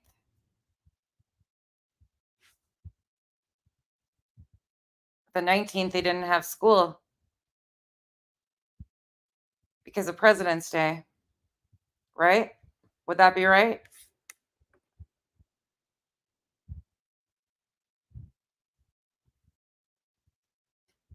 Mother effers. So that'd be the weekend that you all had that conversation or he was acting up. We all have jobs. We all have to work. Right. Yeah, that changed from what he said before. Yeah, in his own inner. Oh, Lord have mercy. What a mess. What a mess. This is a mess. If people would stick to the the story changed again. He's saying that he had him the weekend before he went missing, and that makes sense to what he said in Betty's. Oh, now I've got more fucking questions. Yeah, I got a lot of questions. the facts instead of adding their little bit of 2 cents. What they're going to do into it. that, Michelle. Yeah, and that's being humans. Yes. It's drama. Duchess, are you still in here? Con, he said. Well, the whole thing there, is that's why eyewitnesses are very reliable. What he say? He's breaking up. That's why the witnesses aren't very reliable in court. Well, and they know that. That's very true. Well, guess what? These witnesses out here don't count. These are chat people, YouTubers who don't have a dog in the race. They ain't getting ready to be called into court for a damn thing. Bait click. You can believe that, okay? These groups ain't gonna be called nowhere. Everybody. Now, but soap operas have not been on mainstream like it was when I was a kid. People look. Fuck, oh dear. This is. No, Clue. He actually, in his own words, he has given a different time frame before. He has given a different time frame of when he saw him before. I'm going to go look. We've already reviewed one that there was a different time frame that he was giving with. Look to this. And these are the days of our life. Oh my gosh, please. I'm looking. Honey, it ain't even on. And look, that Seth has said a different time frame out of his own mouth before. Seth has said different things, and it's been completely. That's what I just said, Clue. I'll go find which one. Yes, he absolutely gave a different time frame, and I can't remember if it was the Terry Lynn one or the lab. I think it was either the Terry Lynn or the lab, but I'll have to go look because we've taken. Oh, that show ain't even on TV anymore. Stop. Right? Yeah, no. Another hit from my talk show, man. Now, oh my gosh. It's just like on and on and on. But you know what? It doesn't really matter anyways, because all of his stories of this is maddening. I'm going to tell you something. I'm going to tell you what's bothersome to me about missing children. I walked in the mall and this lady I talked to, the mother. We have the ones that we've watched so far, just so people know. We've watched The Lab, Pascal, Justin on TikTok, Terry Lynn. It could be in that 5-hour Terry Lynn one. Novelty, when he was out there with JLR. T-Rev. I think that's where we're at so far in the calendar of things. The autistic boy. She has no idea this boy is missing. And I told her, I said, so you don't have cable? She said, no. I said, you have Wi-Fi? She says, yes. I said, so do you go to YouTube? She says, no. My son, he goes to it, you know. Of course, I try to monitor what he watches, you know, on social media, whatever. This is what I'm talking about. Nobody knows. And we live right here in Tennessee. We're only 3 hours from Nashville, okay? 3+ hours to... I'll go hunt it down tonight because I can picture it. I just can't tell you exactly which one it was. They all meshed together at this point. But I know for a fact his time frame has changed. Hendersonville or whatever. How is it? I've talked to at least 8 or more people at the Walmart weeks ago. Only one girl heard of Sebastian. Do you hear what I'm saying? Miss Queen, there are people in Gallatin and Hendersonville still that do not know my son. Yeah, that's ridiculous. That's ridiculous to me. How is that possible when you've been out there hanging up flyers and searching every day, though? There are people that have stated that people have come into their businesses and told them that my son. Helen, that's exactly right. We just went over it about the boots. That's exactly right. The boots, when he bought the fucking boots. Chasing, are you still in here? God dang it. Which one was it that he did with the boots? We just listened to. I have to go back through my own videos. I am in the other. Novice Odin girl. That's who you might be talking about. Ah, Has been found, and they took the flyers down. Oh my God! Who told him that the fuck out of here? He's back to. They took flyers down. child was found? No, it wasn't yesterday. That's what I've heard. I've heard from people. People have come in and gone, oh, well, they found them. Bingo. And they're like, oh, okay. And so people take the. Oh, and CJ. Yes, we've listened to the CJ live too. CJ was the boots. CJ was the boot conversation. Thank you, Audacity. Thank you. So we know in Pascal, Chasing just found that. We know in the CJ one, he gives a different time frame. Yes.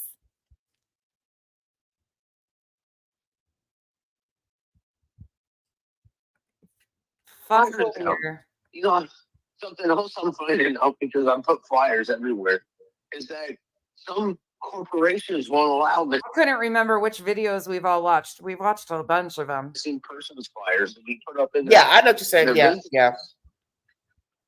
Well, hey, I'm right up the road. One of them. Thank you, Chase. See, this is disturbing. So you got people in Middle Tennessee. On the other hand, Papa John's will take flyers that I give them, and they'll hand them out to their drivers to give to people. Oh yeah, You know, okay, turn around and told us it's against policy for them to do that.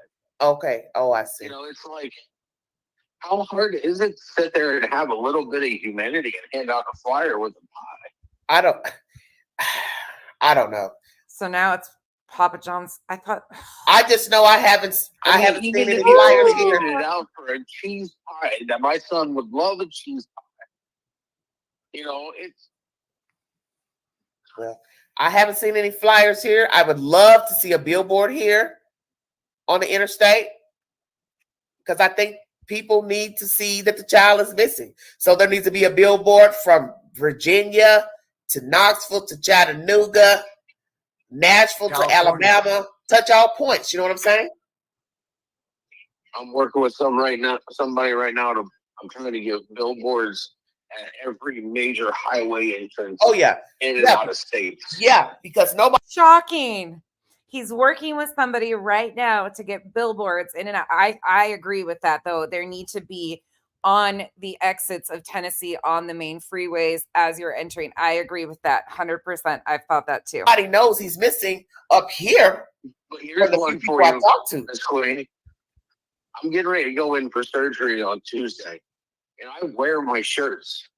I wear these shirts. Have you seen Sebastian? Okay. And I'm sitting there, and I've been talking to this nurse for like 15 minutes, and I look at her, and I'm like, "Have you once looked at my shirt?" And she's like, "No." And now she looks at my shirt, and she's like, "I didn't see that." I was like, "But I'm right in front of you for the last 15 minutes, and you haven't even seen my shirt." That's crazy. My son is missing, and you haven't even been observant enough to notice that this short, fat guy in front of you with a 3X shirt on, I don't. has a shirt that says his kid is missing. Yeah. That's how. I don't think your shirt says his kid is missing. It's Sebastian's face. Yes, but she's a nurse there to do a job. blasé people are. Well, listen, I'm telling you, for the past month, I've just walked around the stores just so I could talk to people, get their opinion, and it just baffled me. The young people, because I asked some older people my age or younger. I went from hour to hour talking to different people, and it just baffled me that nobody had heard of this kid, and I was just like, "What in the hell is going on?" Georgia either. We don't. Tracy, you're in Georgia. Yeah, I don't. Yeah, Tracy's on the panel. Tracy lives in Georgia. Nobody here either. Wow, that's crazy. And Tennessee, I mean, come on, we're in 3 your hours chat, away. When it comes to the wrap on my truck, that I'm actually contracted to have that wrap on my truck. If I could take it off and put Sebastian's on there, I would. But that's $2,400 I have to pay to that company to take that wrap off. Oh, take what off? But I have magnets all over my truck. What are you speaking of? He's got magnets all over his truck. He would have to pay $2,400 to have the wrap removed. The wrap. Someone said something about the wrap on his truck, but he cannot take it off because it's $2,500 if he takes it off. But he does have magnets of Sebastian all over the truck. Oh, so what is he speaking of? A work truck? His personal truck. My truck. I work okay. for Confrontation. Okay. I'm contracted by Confrontation, so I have a flyer that's a wrap on my truck. I see. It brings in me a little extra income every month. Helps pay for the truck. Do you send out flyers? But I would love to put flyers up out here. Well, I print them out. Print them out. I would pass them out here. Yeah. We've passed them here in Oklahoma. If we go into certain places, they ask all the time, "Hey, have y'all found your nephew yet?" Hey, People hear about it. because we talk about it everywhere we go. We mention him. I know in the metal shops here, Sebastian's the name. Well, one thing I will say, I do believe our local news, WATE specifically, they have ran the story. So that is one thing, but that's only for the people who watch the news, which there's only a certain demographic, you know what I'm saying, that watches the news. Because most people now don't have cable, they have Wi-Fi. Man, you're all in the grimy shit. Yeah, they have streaming. Yeah, They don't so have nobody's local news watching anymore. cable to watch the Is news. another reason Fuck out of here. why I went on YouTube. I do I see what local you're media. saying. I do Okay, I got national you. media. I do YouTube. That's true. I forgot about that. I've been on the radio stations, but the radio stations don't run it. They don't run it like, Yeah, I know what you're saying. Yeah, I am so motherfucking sick of all the bullshit. I'm so sick of all the bullshit games. All of it being done in Sebastian's name. I am fucking sick of everybody at this point. Every fucking person. I'm fed up because none of this is necessary and all of it's being done in Sebastian's name. I am fucking sick of people. Correct. Yeah. God, That's a good point about YouTube. Yeah, because a lot of people do watch YouTube for different things. He lives in Oklahoma. That was, Coco. He's lived in Illinois, but he lives in Oklahoma. This isn't the friend from Illinois. John is the friend from Illinois. Ken, aka Uncle Taco, lives in Oklahoma. Seth and him met in Georgia. And that's the one thing the lady said, who I talked to at the mall yesterday. She doesn't even watch the news. She's, because it's negative. She doesn't keep up with what's going on. But I told her, I said, but you got to watch the news. You still got a 15-year-old kid. You need to know what's going on. Mm-hmm. You got to know what's going on out here. This is just maddening. People don't care anymore. Oh man, this is just. I just don't know what to say anymore. It just baffles me that nobody's heard of this kid. It's just like Summer Wells, same thing when I talked about her for years. People still hadn't known her. And I'm like, come on, you guys. Let's stop this nonsense. You live right here in Knoxville, Anderson County, Blount County, all these small counties. Nobody's heard of this little girl missing. Are you serious? It's like, wow. Quentin Simon, too. I'm in Georgia and nobody knew about him. About who? Quentin Simon. Oh, Quentin Simon? Yeah. Oh, that little cutie pie. Oh, God. Oh, that's a beautiful boy. I know. That's just a beautiful baby. That makes me so That's mad. just gut wrenching, man. I know. Oh, If I could get a hold of that heifer, I'd shake her. Man, I'd shake the hell out of her. Well, now she's in jail. Thank you, Mr. Jigger. She's in jail complaining about the concrete ceilings. Well, I'm sorry. The rec room don't got sunlight. I'm sorry. Boy. and I'm paying those taxes, so that pisses me off even more. He's a beautiful kid. Yeah, It's just depressing. All this is depressing to me. All of this is nonsense to me, and it's depressing. I just pray law enforcement will have something. With 4 months now. What's today's date? July. Is it July? Wait. June. June. We're Sorry. still in June. Is it not? It's not July yet, is it? No. Not yet. We just flipped the calendar already. What's today's date? I'm looking. Oh, crap. 29th. What time? What's the date? 29. Yeah, this is not good.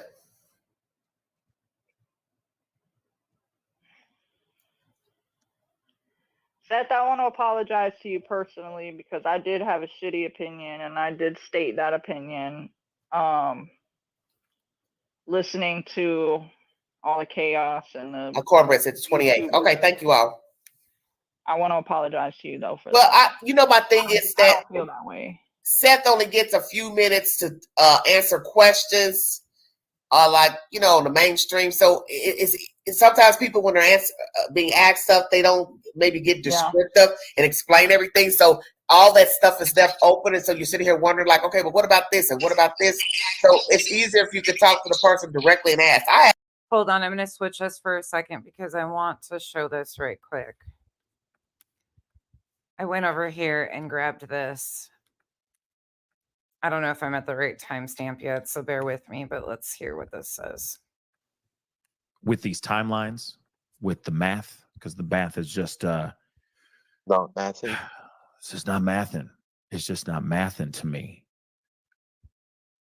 So I'll ask you, because you did ask Sebastian when it was time to go home or time to go back to the Proudfoot's home, he would get upset, right?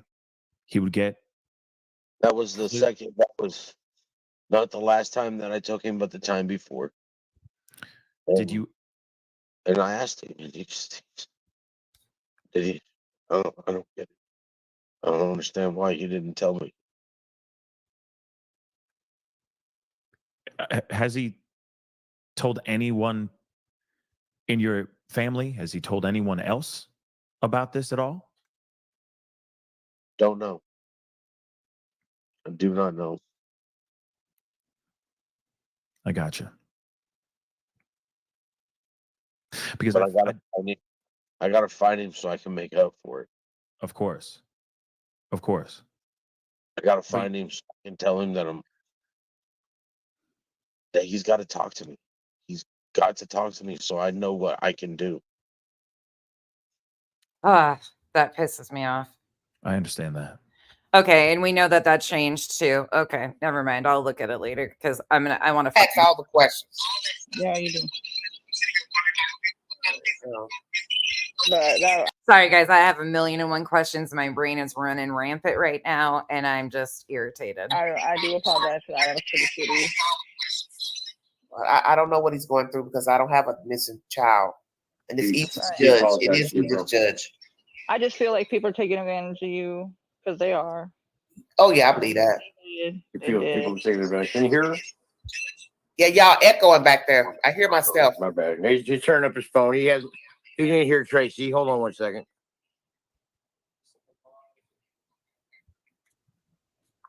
Okay, he had to get back to his phone. He didn't hear you apologize, Tracy. Oh, is he there? I'll go through and clip some of those because I'm just irritated right now. Why are they doing this? I'm sorry. All of this, the games from I just can't. I can't anymore. I'm so sick of creators. I'm so sick of these people doing this in Sebastian's name. I'm sick of all of this. There is a 15-year-old child missing, and it's turned into nothing but a fucking pissing match and drama, and I'm sick of it. There? Is he back?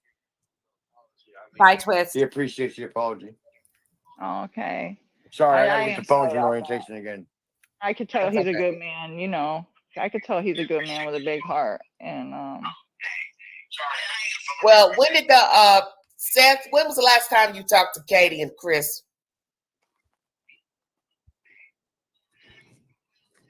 What's that? When was the last time you talked to Katie and Chris? Yeah, Chase, And 100%. the last time I had any conversation with those two was before the vigil. Before the last vigil, when I asked Katie if there was a song that she wanted. If what, honey? If what? Seth, she didn't hear the last part. I texted Katie and asked her if there was a song she wanted to play at the vigil. Oh, at the vigil, yeah. And I got a response back that she didn't know, and I needed to make sure I texted her on the three-way with Chris. And that, Good Lord. For what? What difference does it make? After what he's been doing to her out here publicly and the narrative he's painting, I wouldn't feel comfortable talking to him either by myself. you know, it's like, I'm just want to know if there's a song you want played for. Yeah, it's just a song. It's nothing serious. So what? She didn't trust talking to you alone? Never. All right. The vigils are for us together where we're more than two. And pray. Oh my God, I can't. So what did you take from that? That she doesn't feel comfortable texting you alone? Oh, thank God, we only have 12 minutes. What's up, Tony?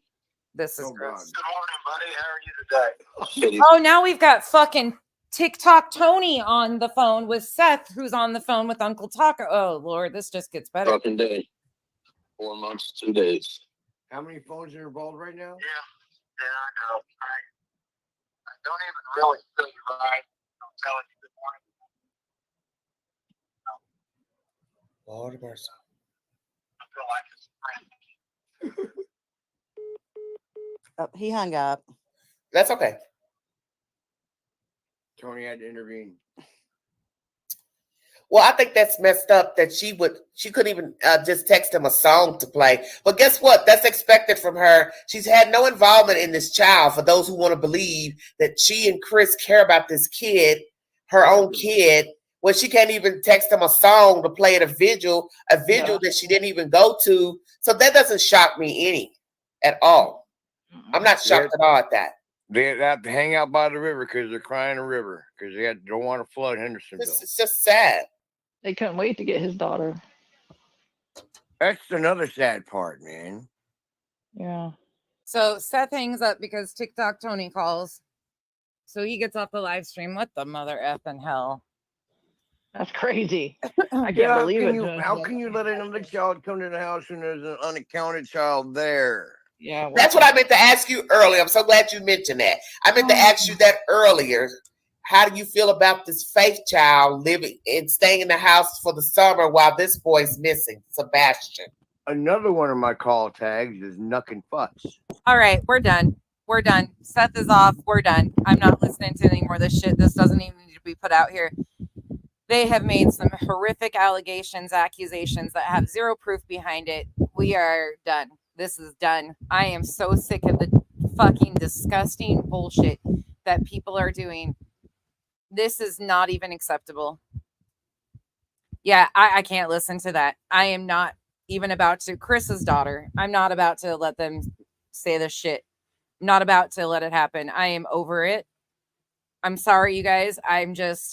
This is Knuckin' Futz. Knuckin' Futz. Like, there's only like 10 minutes left. I just can't. Like, this is too much.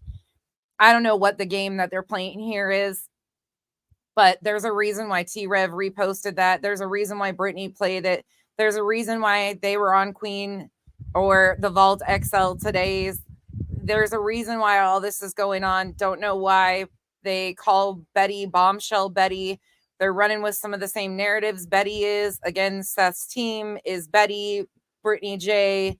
Now we've got Uncle Taco. Tony. I think, well, nobody in here is ever going to convince me that people aren't fucking around with JLR behind the scenes and pulling his narratives into. And I guarantee that's some of the back and forth with Betty. Sorry, it is what it is. You show me who you are one time, I don't have to be shown again. I believe it the first time. JLR still in the picture. Anywho, all of this is too messy, and every bit of it, Sebastian doesn't deserve any of it. This isn't a game. This is a 15-year-old's real life that people have used for games, including his fucking, I can't, y'all. Like, this shit just is eating at me. Yeah, it does. It does, Sapphire. It absolutely does. It just makes me feel so bad, like, all of this, because I hope to God Sebastian is alive and well. But there is things like, please go back and watch the BHB and listen to the example that Seth gave. That is a very specific example to not have something behind it. And if that's the case, I've got questions of the timing now, all of this shit. There is just something that isn't adding up here. And Seth continually changing stories is a problem. We need to get back into that. We are at the Pascal April 5th. Thank you, Chasing, for going and pulling that timestamp.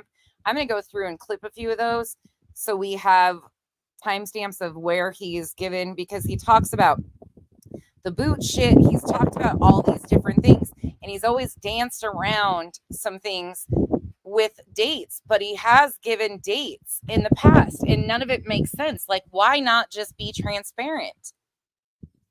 If you have nothing to do, yeah, that Michelle, it's just so horrible, and I can't. Like, this is his best buddy, and you all just heard what his best buddy said about his ex-wife. I can't. I fucking can't. It makes me so sad. All right, y'all. I will see you guys all. Maybe tomorrow we'll get back into the Pascal one. If I have time this weekend, we will do one this weekend. My girls go back to school in 3 weeks, so I will have more time and back on normal schedule. Penny loafers, yeah, I remember. Yeah, generally, it's really hard because here's the end of the day. We don't have proof that he's involved in the disappearance. We don't have proof of Katie and Chris being involved in the disappearance. However, it's really hard to overlook the behaviors that have gone on since he's been missing, and the intentional narrative painting that has been absolutely done by Seth and the people he is specifically aligned himself with. Specifically, I can't even say it without spitting. And then, I don't know. I don't like it. I think there's a whole lot of games being played here by a lot of people, and it probably goes back to me trusting no one, but I just see some things that nothing sits well. Nothing sits well with me in this, and it just, yeah, we're almost back, shop. We go back the 17th. Carrie, thank you for being here. All right, you guys, have a wonderful Chris. Seth is on Jay for justice, or Uncle Taco? Which one? Seth or Uncle Taco, if you don't mind telling me. Sorry, it's really windy out here, you guys.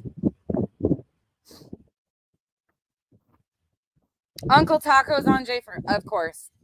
He'll make the rounds to all the channels. Of fucking course he is. Oh my God. Oh Lord. All right, y'all. See you guys later. Have a good night. Bye.